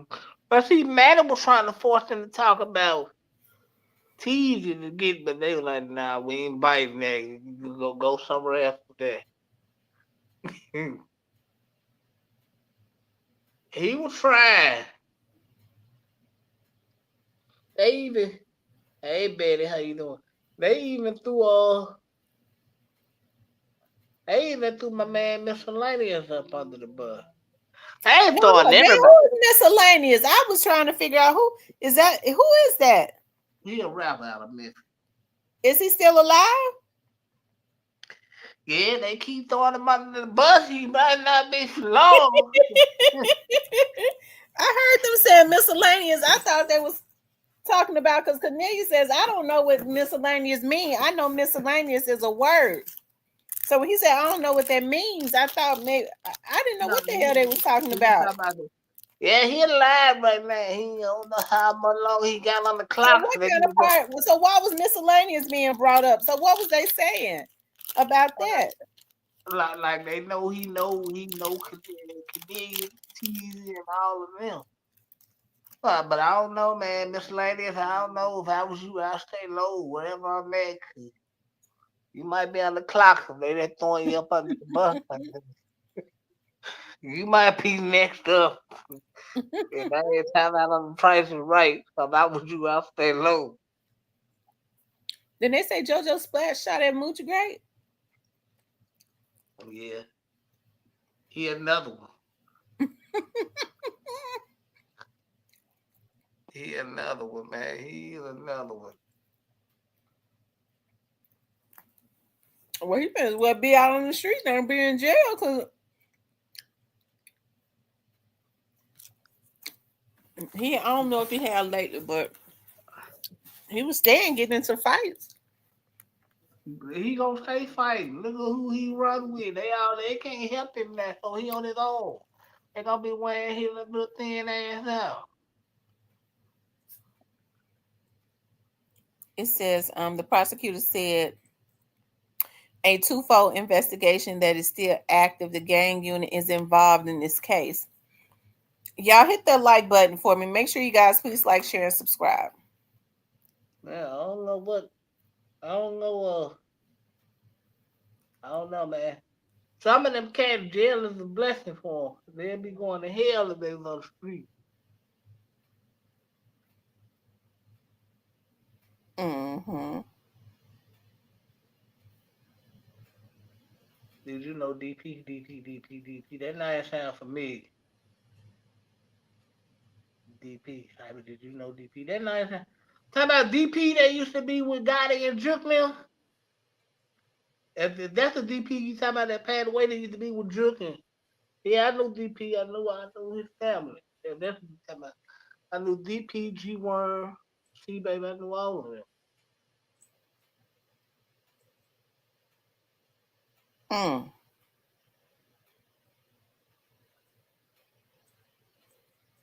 I did about all of them did, man. Everybody need to be around them niggas did. Everybody. What happened to your goddamn Angela? The contract ran out. We know what happened.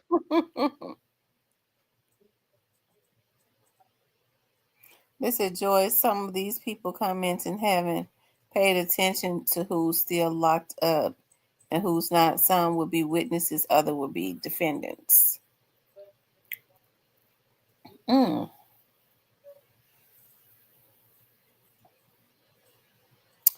Chocolate says, I'm friends with C Baby Baby Mama. I remember when he was taken. Yeah, I know. Yeah. See, baby, Big Poochie, Special, Rayful, rest in peace. Even though I feel some type of way about that one. Shout out to T Nasty. Shout out to everybody from WB. He says, Miss Tamara, I'm at Boston Wings in Orange Mound. You even said that they had a cleanup crew because a lot of people was getting killed that had connections to the Dolph case, and we seen that. Mm-hmm. Teaser was killed. Juke was killed. It's funny, Teaser was killed, and he was able to sit in a neighborhood that he was in every day there until the next day until 1:00. And police one. Yeah, I knew them. You see, the police weren't trying to find him. That's why they had called the police. Police weren't trying to find them niggas. Hey, this is Tamara. Hey, how you doing, Tamara? I'm doing well. What about you? I'm doing great, thanks, Lance. I be checking out your show. I just got a wind of you. I've been watching. I used to live in Memphis. My people still down there.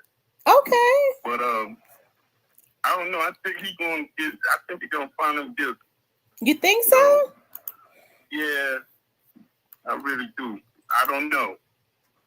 You know, that hurt a lot of people in Memphis, though. You know what I'm saying? Yeah. And just the cold-bloodedness of how they did it, and then they watched the video of it, and they seeing stuff we ain't even seen so far as like the autopsy pictures and all that. Mm-hmm. They really love Dolph over there. Yeah, we do. We you know, I really started learning more about him after his death, you know, looking at the philanthropy and all of that. And I think his death represents so much more, you know. It is, and like you were saying, and they were saying before, I don't think it's just Gotti alone. It was, you know, it's like the industry, because the guy was independent, man, and you can't do that in that music business. Mm-hmm. They got to get paid. Yeah. And like who else said that? Some other guy said that they don't let you leave with the money. You know, if you're black. That's true. So, I believe Minister Farrakhan said that. Yeah. And just everybody in Memphis knows I got something to do with that. No, we don't. Yeah, you're absolutely right. Juke was the buffer, you know, to keep them, you know, out of it. And I mean, all this stuff. Just look at everything. How his brother ended up getting killed right before the trial, though. Because they know he's going to implicate him, and they was cleaning that up. Yeah. I just wanted to call and say I enjoy your show, and you be on point, and I'll keep checking you out. Thank you, darling. Thank you so much for calling. Yeah, hopefully the verdict come tomorrow. We'll see for sure. You know what? For some odd reason, I got a feeling that it is going to drop tomorrow. Yeah. Okay, me too. Because they was kind of, I was looking like quarters late down there in Memphis. Normally they stop 5:30. Mm-hmm. I believe that it's going to drop tomorrow. Me too. I want to see. But he might get off, he might not. It's up in the air though. Yeah, it is. He had a good lawyer, I'll tell you that much. Yeah, he did. He paid him a ton of money. He paid him a shitload of money, so. Because he had that money. He had, what you say, 1.5 million?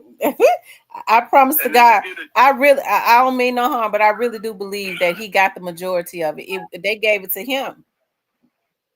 Yeah, they did. Yeah. Even just like when they said P. Diddy paid the guy $1 million for to do Tupac, the guy kept the money. Zip. He kept the money. He didn't give PPD them the money. He kept the money. Yeah, he kept it. And opened a nightclub with it. So, and I know Juke ain't got 1.5 to just be throwing around like that. I mean, I don't know what his pocket was like. He was one who was signing all those artists, though.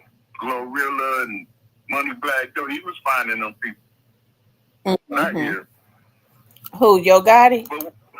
Yeah.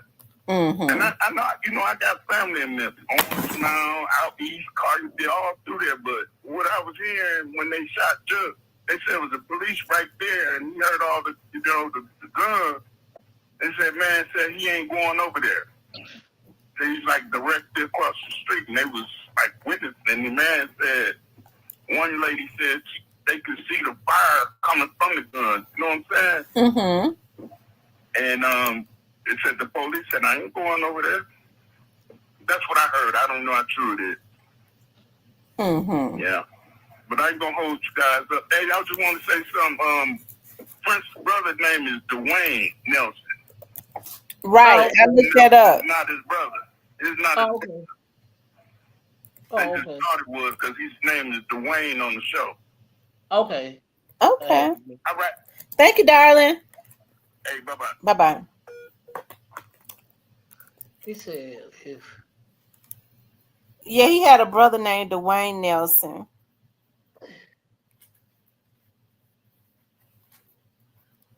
Y'all make sure y'all hit that like button for me. I don't know why Trayon wanted to go. I don't think he wants to testify, and he got his own problem. Which I don't blame. I wouldn't testify in this neither. It ain't got nothing to do with me.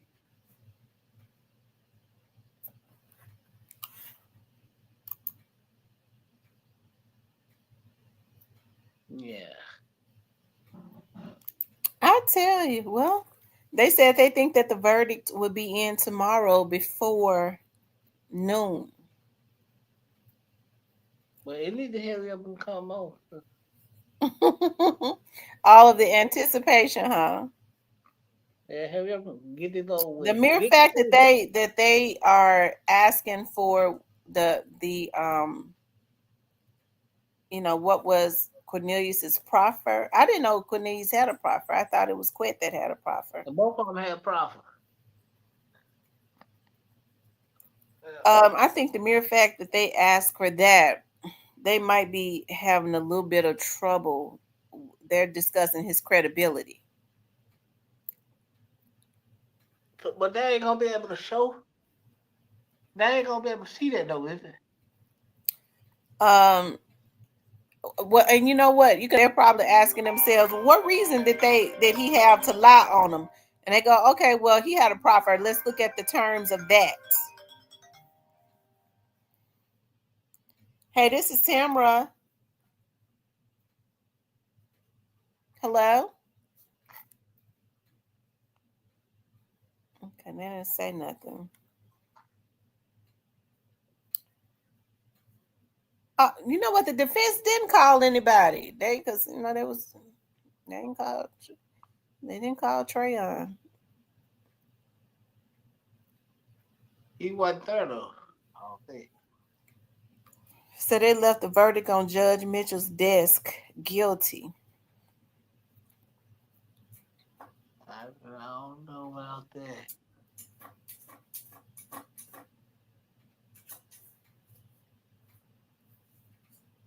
Said Cornelius says he was not offered anything from the state.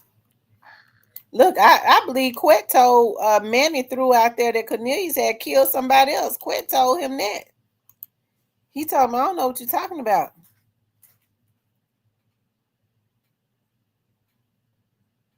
He told him that he had took somebody. I wonder who that is. You thinking what I'm thinking? What?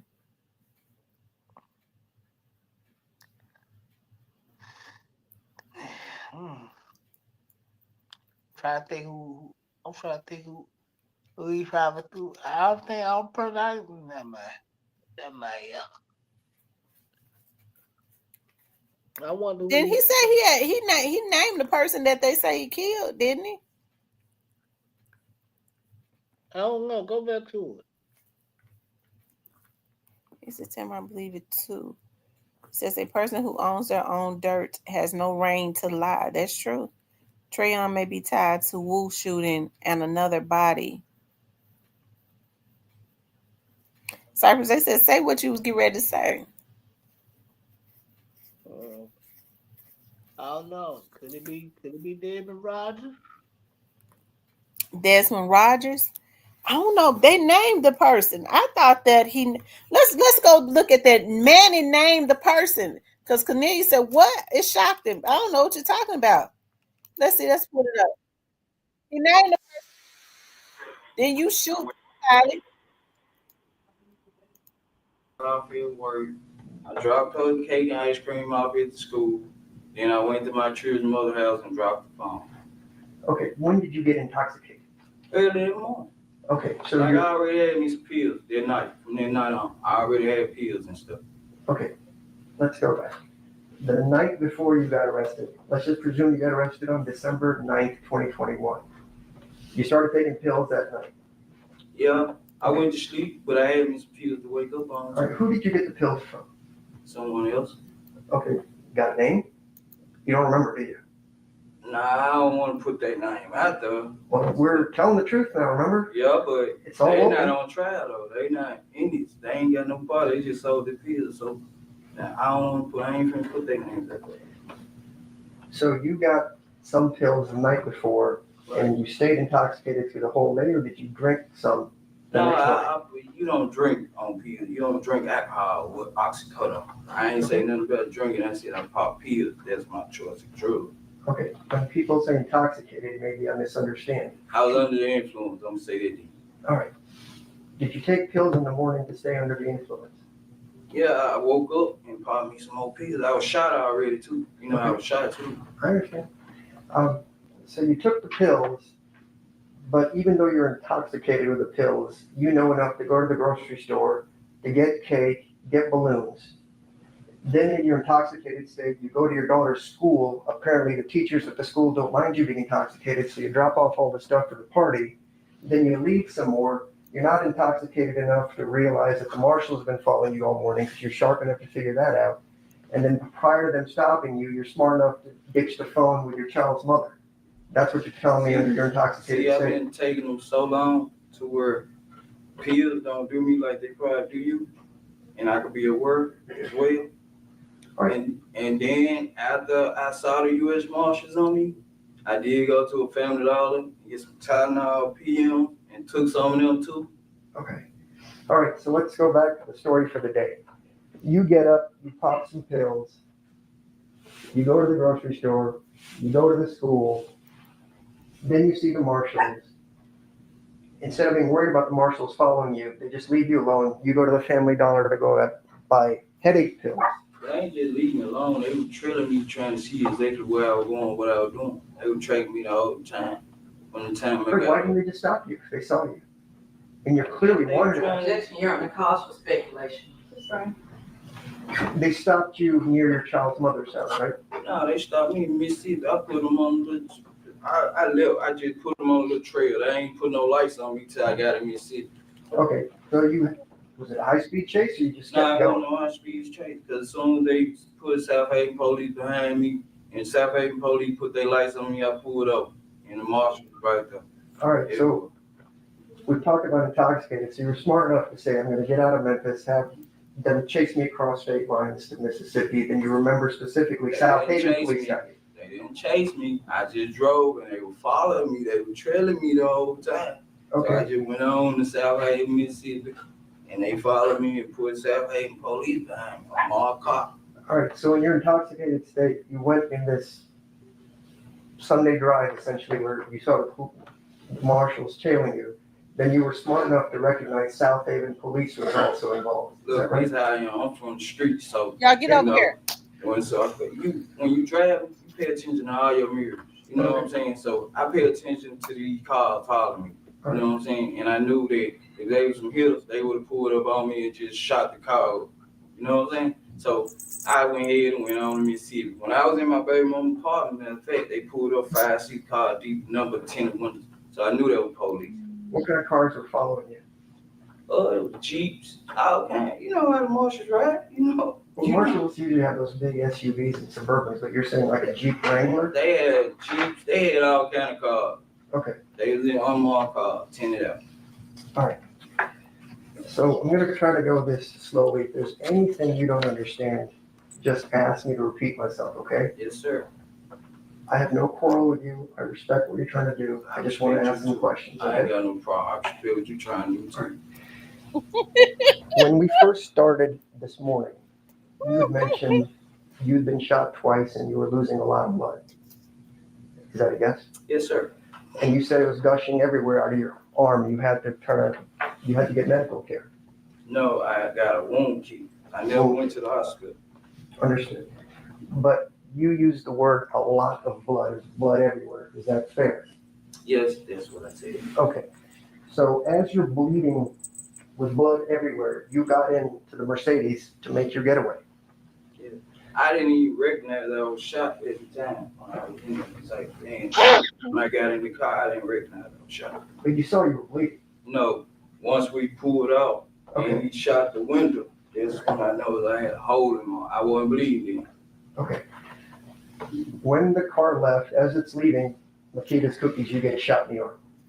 I don't know when they got shot. I said it. I don't know when exactly. What point I was shot at, I don't know. But once we pulled out, we were driving crazy. That's when Jesse said he was straight, and I looked. I'm like, dang, I'm hit too. And I kept asking him, was he okay? So obviously, at some point when you're shooting your AK-47 into the Makitas and backing up, the other guy comes out, and then at some point he grabs an AK-47 and shoots at you. You have to have been hit somewhere along that point, right? Yeah, it was so bad. I don't know when I got hit right here. Anyway, I can't tell you when. I didn't feel it. Okay. Can we agree that after you got shot twice in this part of your leg, which is a heavy bleeding part, I was straight right here. you're straight? That shot didn't bother you? And the bullet went in me right here and was in my back. Okay. Because when you were walking, you didn't look like you were limping into the apartment. So that's what I was asking you. Did you get shot in the leg? Straight right there. Straight right there. It's just a scrape. Yeah. All right. The one that lodged in your body, that blood is just gushing, right? You've got an open wound in your gushing, but you know, because I've been shot before, so I know not to panic. As long as I don't bleed out of my mouth, I ain't gonna panic. Right. So I know how to control it. Mr. Cornelius, I'm not trying to ask you difficult questions. Were you bleeding heavily from the gunshot wound in your arm? Yeah, you gonna bleed heavy. You gonna bleed. That's all I'm asking. Yes, sir. And as you're bleeding, you're sitting in the car going to Bradley Seat where you dropped off the car. Yes? Yes, sir. Okay, so there would be blood in the car. I mean, you're bleeding heavily. Nah, I'm sitting up. Actually, man. And I got on a pullover sweater, you know, and I'm not panicking, so the blood I'm not panicking. Because I'm making sure Mr. Johnson okay as well, because he said he was hit. But it come to find out he was straight. But if you're bleeding heavily, but there's no blood, is that what you're telling me? Your Honor, I'm going to object. He's excellent. He's answered this about 5-6 times. I just want a simple answer to a simple question. He's answered it to the best of his ability. He's answered it a couple of times. Was there blood in the car once you got out? Nah, I wasn't looking to check. I wasn't trying to see whether no blood. I'm moving fast, trying to, you know what I'm saying? Okay. All right, we'll go with that.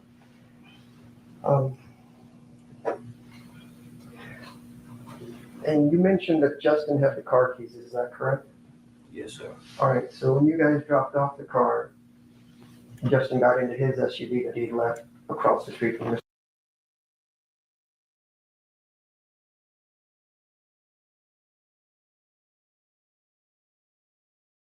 It was kind of a long cross-examination. I do remember him bringing up, he got mad and brought up some other stuff that, because Cornelia says, I'm not the one on trial. So he definitely started throwing some dirt out there on him. So, like I said, I believe that the verdict is going to come in tomorrow. So, y'all, we're definitely on verdict watch. I'm gonna get off of here because I got some more things that I got to do before I hit the sack. But I really appreciate all of the support, everybody that called in. The line was on fire. Okay, we're gonna do the same thing tomorrow, if it be God's will. Especially if the verdict, especially if the verdict comes in. If we start going past, if they don't have a verdict tomorrow, and if they don't have a verdict tomorrow, I'm gonna say that the scale has tipped in Govan's favor. Yeah. We'll see though. It could go either way. Normally, when they're quick verdicts, they're always guilty. When they start deliberating quite a bit, taking a while, chances are it's going to be a compromise type situation. So we shall see. Okay, we shall see. For all we know, it might be in tomorrow morning. Okay, so anyways, you guys, I appreciate you all for tuning in, always for supporting the channel. You all absolutely rock. If you haven't subscribed, please subscribe and hit all so you can get all of my notifications when I come on. If you want to support the channel, you can hit the super thanks, the super chat, or the Cash App. Okay. Sight. Yo. In closing, what you think? You think your boy gonna walk? One thing we gotta say, we gotta give Govan's lawyer his flowers. He showed then bar none on. He was the attorney that was brave enough to bring up Yo Gotti, even through the lawyer up under the bus. Hey, leave Yo Gotti out of this, man. Well, it said, well, Manny was only repeating what his client said. He said, why wasn't Yo Gotti or Big Jook questioned or arrested? Why would you bring them up? Oh, I don't know. Manny done been out in the Memphis streets. He told Cornelius' girlfriend he came to her house. Did you hear him say that? He came to her house. He went to her house to talk to her. He done been out in the Memphis streets. Manny better sit his old ass down somewhere. Well, he ain't doing nothing wrong. Hell, Cornelius can't go there and talk to us. So somebody might well go there. Hell, drink some coffee with him while you there, goddamn. Yeah. I hope he had some security.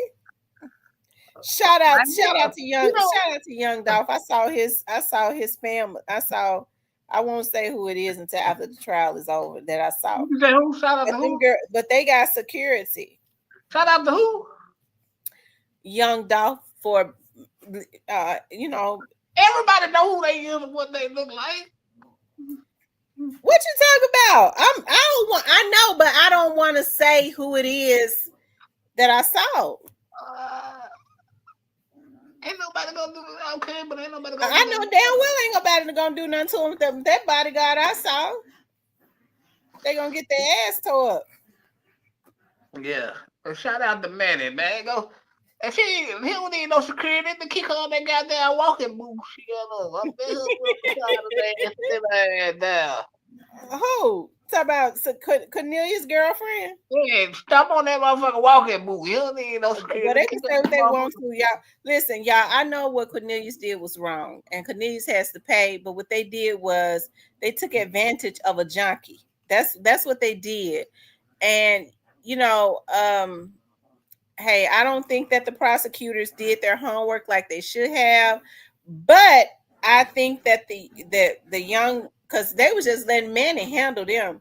Because I don't know why they would come into a damn case half cocked. Anyways, they let Manny tell all them damn lies and didn't challenge him on it because they didn't research as they should have.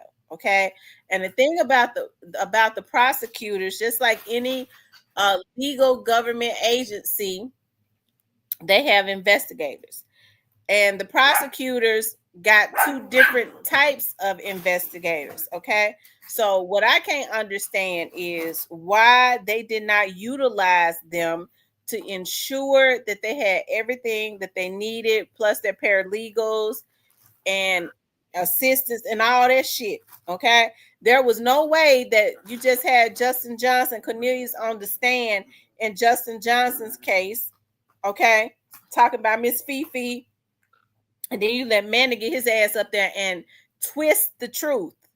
Cornelius did say they left and the lady even tried to give a hint. She said they didn't give me nothing. If anything, they left it in the mailbox. That's how I know damn well that they didn't do their research, the prosecutors, like they should have, because Manny was able to fish fillet that. He just totally lied. He said, well, they said that you said that Cornelius said that they gave it to you in your hand. He know damn well Cornelius didn't say that. Cornelius always said he told him to leave it in Miss Fifi mailbox. The damn prosecutor didn't do her research because she said they bring nice Miss whatever her name, 80 years old, up in there. It could have been any neighbor. No, lady, it was her. But as Cornelius said, they put it in the mailbox. Miss Fifi tried to give him a hint. And they let Manny, I bet Manny knew it. They let Manny get up there and twist the damn truth. Man, they could let that old lady beat the hell out of him with her purse. They just had some rocks in that motherfucker and tore his old ass up. He over there sneaking and geeking with Canadian woman because Canadian can't be there. That he ain't over there sneaking with no Cornelius woman. I hope Orange Man quit out. Okay. All he had to do was take Orange Man quit with him. I mean, he had to be quiet. Shit. Hell, folks already talks about y'all. Look, be quiet while I'm on here. Be quiet. Act like y'all got home training. Look, if he had Orange Mound quit with him, he had a shooter. He didn't need no bodyguards. He was gonna be safe. He had a damn killer with him. I know that's right. Ain't no telling how many bodies he got a woman. I'm telling you, all he had to do was take Orange Mound quit with him. He was gonna be safe. Just sit down and drink some coffee with her. He had a real good shooter with him. Shit. That's why man have been out in these streets talking about he going to people's houses and knocking on doors and stuff. I mean, I'm sure he did this. Manny did his research. I'm sure he did his research on his clients. He know he's a shooter. And they turned that man out to Memphis barbecue and everything. He ain't never gonna leave. Man, get the hell on, Manny. Cornelius' girlfriend gonna put that walking boot on that ass. He gonna be Cornelius' girlfriend. Manny, y'all, this right here is what got me. Manny said to Cornelius' girlfriend, remember, I came to your house and talked to you. She said, I haven't talked to you. I would have said, see, I can't understand what he was trying to do was make her seem crazy too and drugged out. I would have said, man, what? I would have said, no, sir. Me and you have never met. What are you talking about? Why did you just lie like that? She is crazy. She fuck with Cornelius. She should have ate Manny ass up. Instead, no, I never. No, she shouldn't have. She said, I don't remember talking to you. That makes her seem like, is she a peel head? Manny knew damn well that he had not talked to her. He said, well, I came to your house. That's a real crafty, tricky. He got some real tricky characters, okay? I mean, practices, but hey, there is no fairness in war, okay? This real crafty attorney once said, you got 3 defenses, okay? One is they say your dog bit me. Okay, my dog was locked up that day. If that fails, I don't really think my dog bit you. And the third is, if all fails, I ain't even got a damn dog. Okay, you see what I'm talking about? If all else fails, just lie. I ain't even got no dog. I think Manny was trained by that lawyer.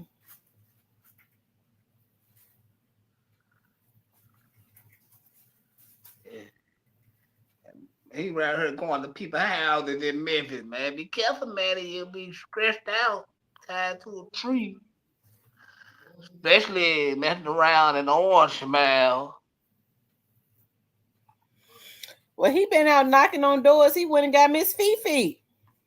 She should have beat the hell out of her with a broom. Well, I hope they didn't give Miss Fifi no money. They probably wouldn't have picked her up. He ain't had no business with Miss Fifi. But they should have been more prepared. Instead, she said she went and got little Miss Sweet. I forget her last name. And it could have been any neighbor, no lady. Cornelius said that he told them he was 2 hours out from Atlanta. He said, put the money in Miss Fifi mailbox. Miss Fifi tried to give the prosecutors a hint. She said, no, ma'am, they did not. No, sir, I ain't never got no $500. If Cornelius did anything, they put the money in my mailbox.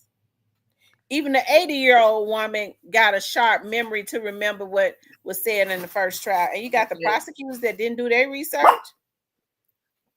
They should have left that old woman alone, man. Let that woman. Manny is low down. Manny told Cornelius' girlfriend, did you know when he got the money, he was going to buy a house with his baby mama?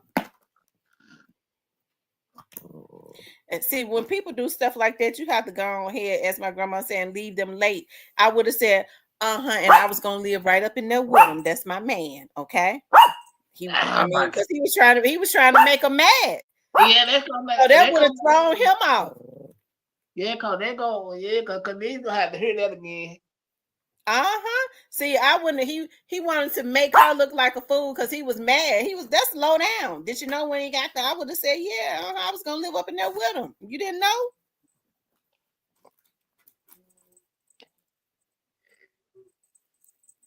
Oh, all right. He says, I don't like Quit Lawyer. He is very condescending and he's a liar too now. He's a real big liar. Well, he's hanging around North Mount. Where they keep 3 fingers down and 2 fingers around. North Mount. Once he saw that they didn't research the first trial, he knew he could lie. Because if they had started calling him, if they had researched like they should have, and they called him on them damn lies, he'd have set his old ass down somewhere. And look, y'all, he was happy today because normally he'd be walking around there, he won't speak or nothing, all mad, but he was happy today. He was sitting out there, with his legs folded and happy, and they was almost like celebrating. I guess he said he would, but I don't think he was expecting when he relaxed. I don't think he was expecting for that prosecutor because he had handled them in it. He had flipped them in the kind of way he wanted to. Hell, they let him, but when they came back for the closing arguments, he didn't. I don't think he expected that. Okay, they got some fuel in them. Somebody put some diesel in them. I think they kind of came back swinging. What you think? Yeah. Yeah, it's gonna be a tight one. It's gonna be a tight one.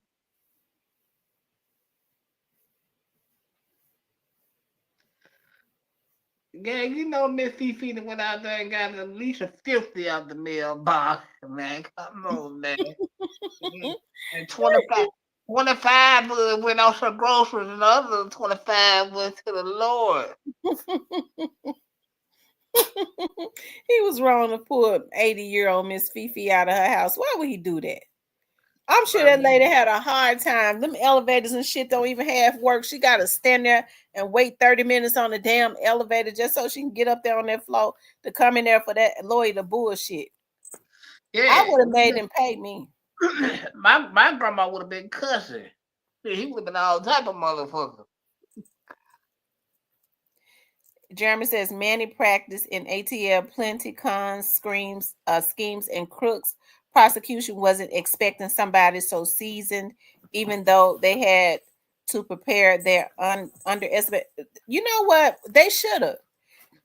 You always supposed to study your opponent. What the hell wrong with them?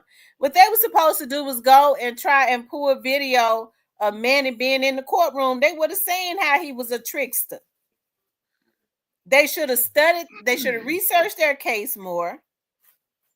Definitely looked at Justin Johnson's trial, right? And then turn around and studied Manny to see how he tell lies and shit.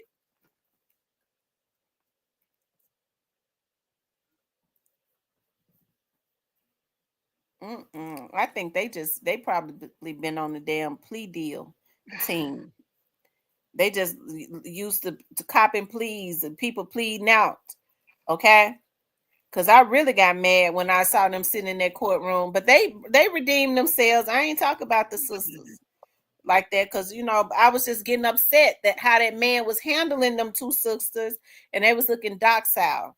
Okay, they looking at each other. He said, let's throw the case out. Did y'all see that when he told the judge, throw this whole case out? Maybe that woke their asses up. They looking at each other like Beavis and Butthead. As if what does throw a case out mean? I thought something was going on because when somebody come at you like Manny did, you supposed to really raise up. Then, oh no, I'm getting ready to throw this same energy. I'm getting ready to call him on all his lies. All that. He would have stopped them lies if he had known that they was prepared. But hey, he did what he was supposed to do. But I mean, I think that they had a good case. They had a preponderance of evidence. I want to show what he said. He said today. He threw them off when he said, "Throw the case out." He told her to throw the whole damn case out. Hold on, let's see.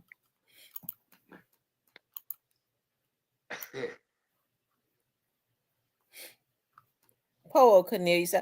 Well, it ain't. Well, Cornelius, Poor you know. Cornelius. I don't No, feel sorry Cornelius. for It's not poor old Cornelius, but at the same time, we still got to pray for him.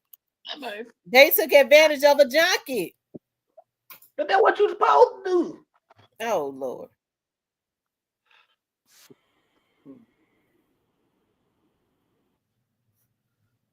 He a junkie. That's what you're supposed to do.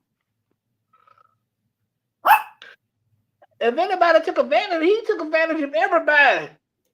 Cause he supposed to been dead. If anybody took advantage, that nigga took advantage.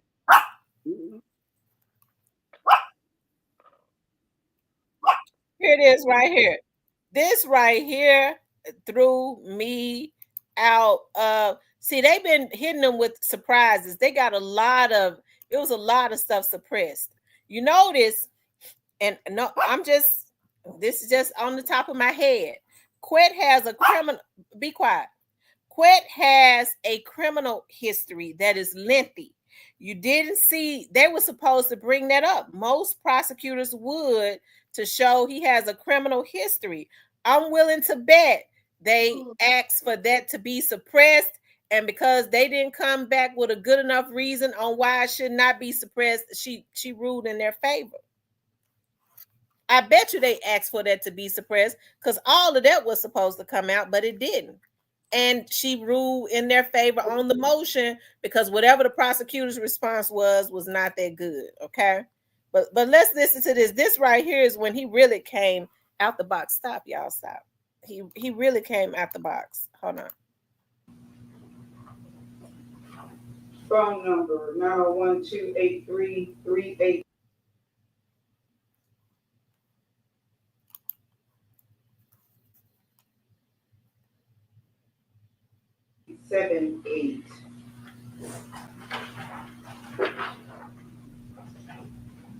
From T-Mobile, attested to by a Joe Rico. Also, I have here is a zip drive, a blue zip drive that has Joshua Taylor's name on the outside of the envelope, and it has CDR. So these are the call detail records for one Joshua Taylor. Let's enter this as collective exhibit 32.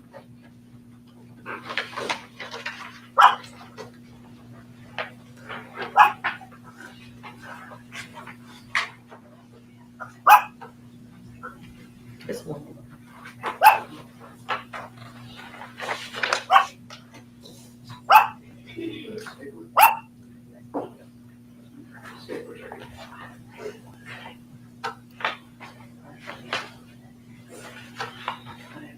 So, Ms. Taylor, do you officially want to rest or? In front of that is the state's court. Thank you. Ladies and gentlemen, we need to take a brief break. We're coming back in just a few minutes. You haven't heard all the proof. You continue to do what I know you've been doing, which is not talking about this case. Give us a few minutes. We got a few legal things to take care of, and we'll call you back in just a few minutes.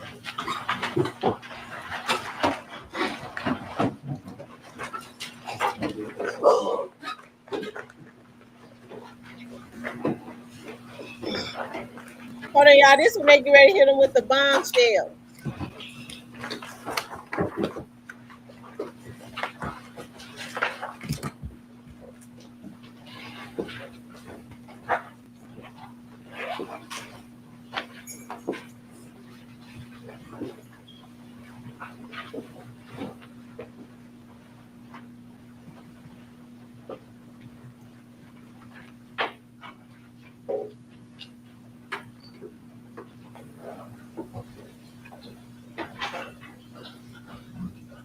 Mr. Roy, you have a motion?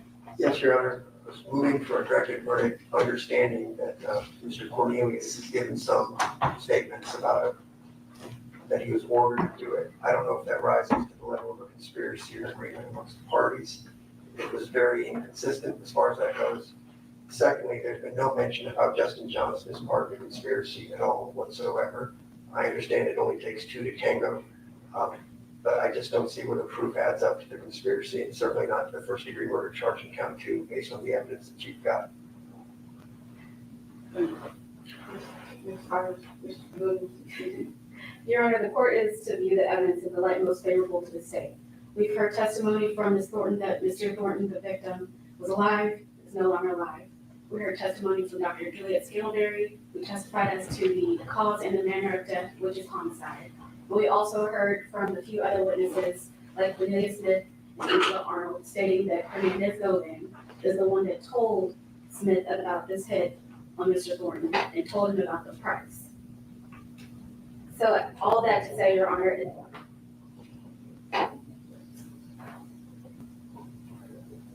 and also, Your Honor, that Justin Johnson was involved and was a part of it. So all that to say, the state would argue that there is enough for a reasonable jury to conclude guilt. And Your Honor, I have no quibble. Of course, he was alive and he's since passed. You heard proof that they didn't communicate for 2 weeks, at least with Justin Johnson, at least 2+ days on the phone calls that the government submitted yesterday. Cornelia Smith, supposed last phone call was on the 15th of November, 2 days prior to the murder. It was for 0 seconds, and then there was that code 11 that Garner talked about, might have been voicemail, that was 40 seconds. We know for a fact that he didn't talk to Justin Johnson based on the phone records for at least 2 weeks prior to the shooting. You're being asked to make a lot of supposition here based on what Cornelia Smith said. Cornelia Smith also said there was no plan. He got a call that morning, they got there, and they were just riding around doing whatever. Now, the fact that somebody 3 to 4 months prior to that fact said to you there may be a price on somebody's head, and was it Justin Johnson? I'm sorry, was it Govan or was it Joe? You've heard both things from the same witnesses have said it both ways in uncontroverted evidence. And so I'm not sure, how do you have a plan when I say, hey, there's a hit on these people? Some point in the future they killed them, now I'm on the hook for it. I just don't see how that makes a conspiracy. Generally, there's been meeting in minds as to how, who, what, when, where. Nothing happened. It was just generic, if you believe police. 4 months prior to the shooting, there's a generic statement that, hey, there's a hit on these guys and you can get paid. Anything else? In the light most favorable to the state, the court has heard from different witnesses. There has been some conflicting testimony. However, the court thinks that the state has made a prima facie case for both conspiracy to commit first-degree murder and first-degree murder, and it's a jury question. So I'm gonna. Okay. Lord have mercy. Y'all see, he tried to get, he did what he was supposed to do. He threw them off balance. He'll get the whole case thrown now right before the verdict. I'm so confused why feds ain't come yet. Nikolai says the attorney looks like Ted Cruz. He does. I tell you. I guess we shall see. Manny, when the verdict is read, I think Manny need to haul ass getting out of Memphis after he done told on. Your guy ain't gonna do nothing to him. Manny is I don't think he's white. He's Jewish. But Look like he he look Jewish. Oh no, it looks like he's Indian. Oh, what is Aurora? The last name. Is he Indian? You guys, is he Native American? Could be. He ain't nigga. Right. That's what he ain't. He ain't a nigga. I'm looking at the texture of his hair. He's definitely not white, but he's Hispanic. Oh, he's Hispanic. So he's Indian. Chocolate said he's Indian. I thought he was Indian with that last name. Oh, he like to eat rice. What? Why you say that? How you know?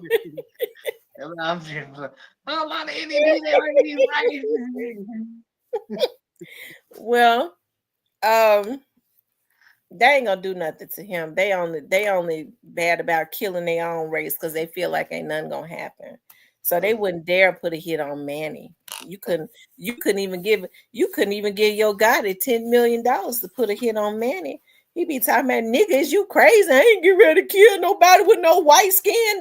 That's just for my race. Okay. He just like, as co-figure say, the blackface Ku Klux Klan only destroy your own community. I love Rice Emerald. They bring Duke and TMG to the charges for those. Oh, they say he's from India and Pakistan? No wonder he's so damn mean. I bet he is a Pakistani. That's why he handled them women like that, because the Pakistanians don't think a lot of women. Yeah, hell yeah. That man is mean. Yeah, I still got that back. Nigga, like what I supposed to do? Change? No, I'm not living just like this. You damn right I got that back. What I do, draw a little guy? That's a fine woman right there. Shout out to Jewel Scott. There you go with your lustful ways. She said, we have Indian in us.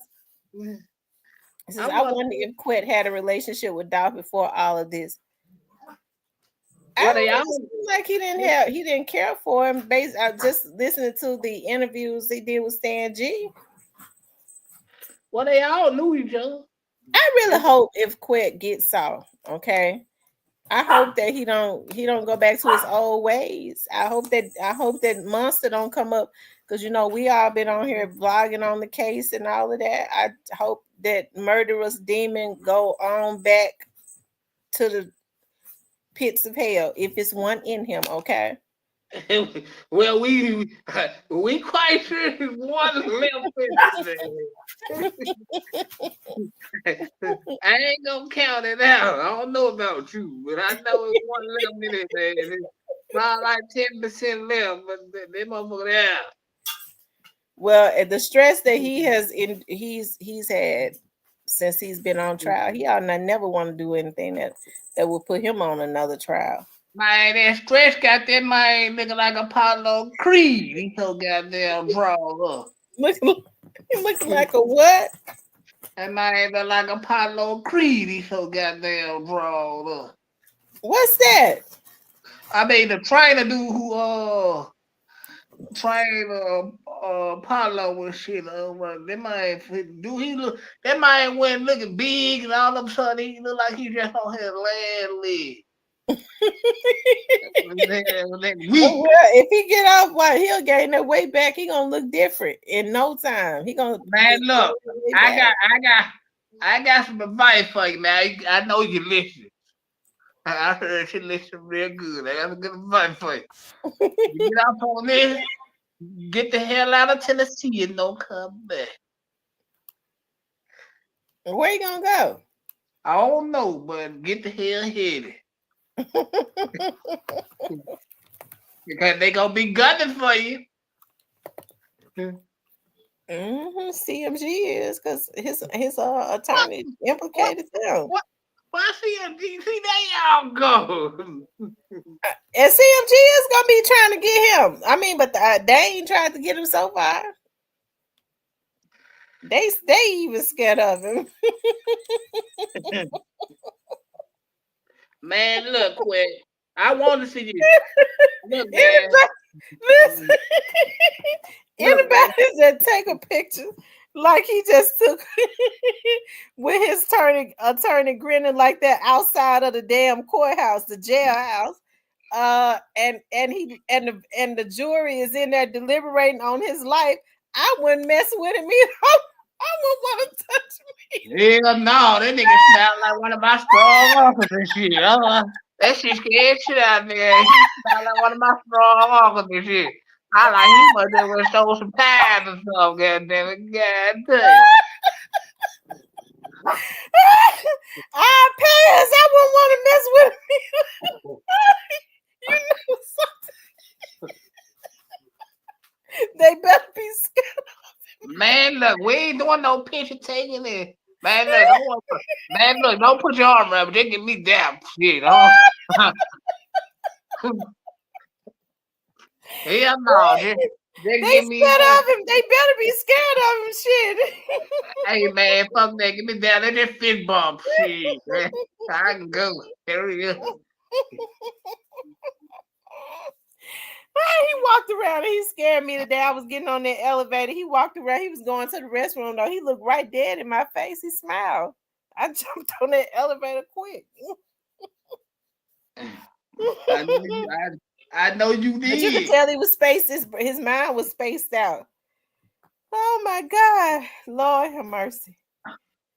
Nah, but they said Quinn looked like he aged 20 years. Yeah, he looking because he looking at he can't do 20 years. 20 years is even a life sentence for him at his age. Yeah. Oh Lord have mercy. It says Quinn look like he's stressed out. So you said quit being on that picture with that attorney scared you. Yeah, but I ain't nigga drinking me death. Fuck death, nigga. You think Bob? Hell no. Hell no. Look, the jury's up there deliberating. He outside in front of the courthouse while the jury deliberating on his life, grinning like a chess cat with taking a picture. Oh my God, Lord have mercy. Hell no, God in them don't want to mess with him. Shit. I ain't let y'all stay y'all ass out of my people know. This is just jokes and entertainment. Stay y'all ass out of my people, you didn't know. Yeah, it is. It's jokes and entertainment. Quit. I plead the blood of Jesus over my life, child. I don't mean no harm. That's between you and the Lord. I just want to live and be happy. So do. We don't want to be in nobody's trunk or garage. I know Justice for Dolph told me I better when I see I better run. I said, why I need to run? He said, because he'll line you up because he don't like because you're a woman, you don't like women. Hey, he the nigga that need to be trying to run McQuilly ass on. Jennifer, crazy. Hey, Jennifer, no, you need to have on the bed gym too. Preferably George, nigga. You need to be trying to run McQuilly ass. I already told Justice without meeting him at Pressure World. I didn't even know what Pressure World was. He told Justice Dolph to meet him at Pressure World. You know what Pressure World is? It's on the mall. That's Running Woods old car wash. I thought Running Woods old car wash was right there on Bellevue. It might have been one of them, but I believe they own the Pressure World too. Lord have mercy. I ain't going to no car wash on the bar and on Bellevue either. Yeah, he meets you at Pressure. You meet him at Pressure World, Jennifer. Now you gonna feel some pressure, my nigga. I wouldn't show up. You might get the pressure you're looking for.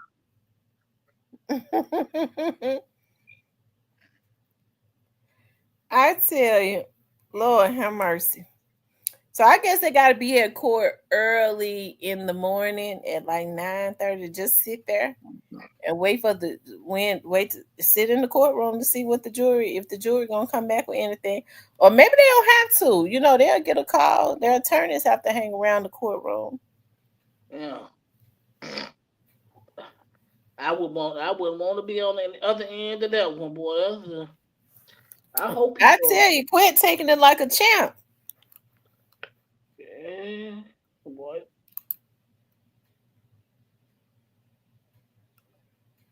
Yeah, be taking it like a champ. They said the cameras is what Manny needed. At least he would have had a better argument. Justice for Dolph said, Tamara, I think Quit wants to go on a date with you. I don't know.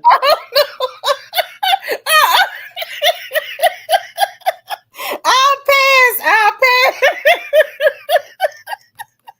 He come in with the joke. he asked Justice Vidal to meet him at Pressure World. What the hell? What the hell they were gonna do at Pressure World? Justice Vidal, what was Quet gonna do when you met him at Pressure World? You know what he was gonna do when he met him at Pressure World. And Justice Vidal don't sound like it was gonna be good. He do love a Pressure World car wash, you know what I'm saying? That was gonna be different, man. Like, I pass. I will pass, Justice Vidal. I'll pass. He said. He said Quet was gonna arrest him.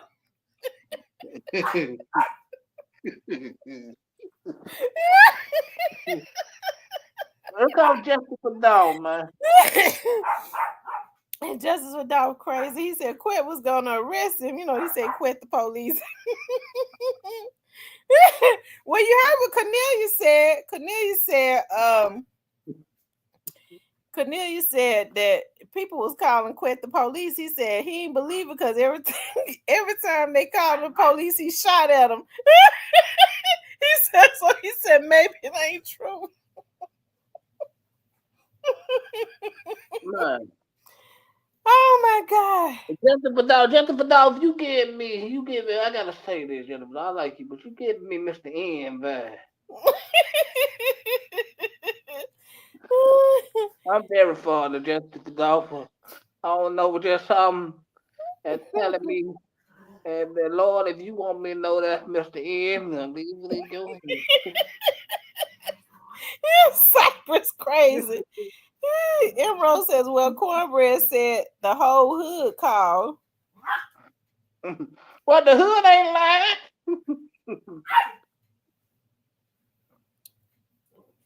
lying. But Cornbread said every time they called him the police, he would shoot at them. Because he know they tell the truth.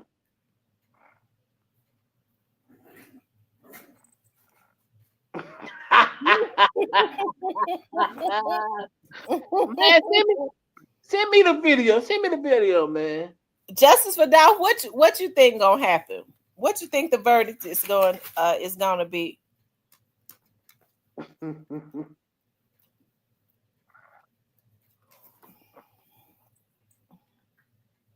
He wanted to be guilty so bad. Y'all do know if a conviction come behind this,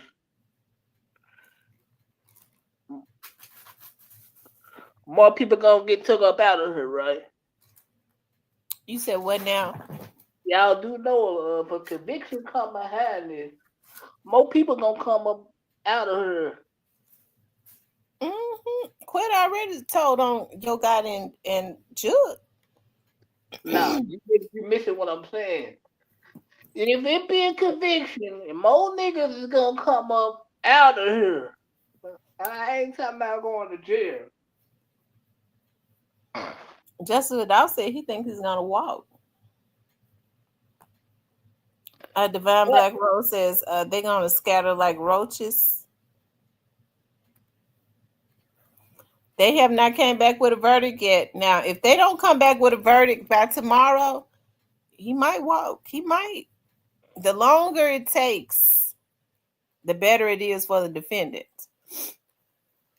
If they come back with a verdict early tomorrow morning, he probably is going to be convicted. He's not going to leave up out of there.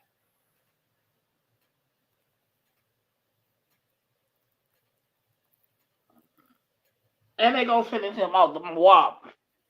And when he says if he walks, they're gonna send him right next to Juke. Very true, Justice Vidal. I agree with. Shout out to Justice Vidal from the building tonight. I agree with you.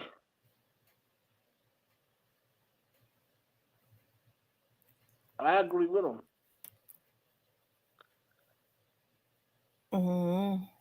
I tell you. Well, I guess we'll all. I guess we'll all know, you know. So I wonder if the jury goes home every day, right? Yeah. So they're resumed at 9 o'clock tomorrow.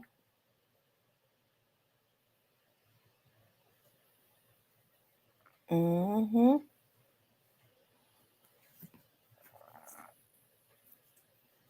Anyways, y'all, I done got sleepy. I appreciate y'all getting on tonight. I will. Hitta will probably be on in the morning. If they the verdict might be already. They might already have a verdict before I get off tomorrow, but They might have better before we wake up in the morning. They just got to go in and give it to the judge, huh? So, anyways, y'all, she said that are they deliberating overnight? I don't know, because I don't even know if they go home or what, or they got them at hotels or however that works. But anyways, you guys, I appreciate you for you all for calling in and everybody that participated in the chat. We'll be back on tomorrow. Tamara Quick gonna wait for you with 100. I ain't gonna even go up there tomorrow. I ain't going up there tomorrow. I'm not. I'm gonna wait and let y'all tell. I'm gonna wait for the news and y'all to say that there's a verdict or whatever. But we pray though for safety of everybody that's at the court. Okay, we pray for the safety, Lord. Don't let it be no bullets flying. Anyways, guys, I love you all. Thank you all for the support. He said, "Quit gonna have a poster with Tamara up in jail and kids." Oh Lord. Anyways, you guys, I love you guys. I'll see you all in the morning. Tomorrow afternoon. All right. Thank you, Cypress. For sure. All right.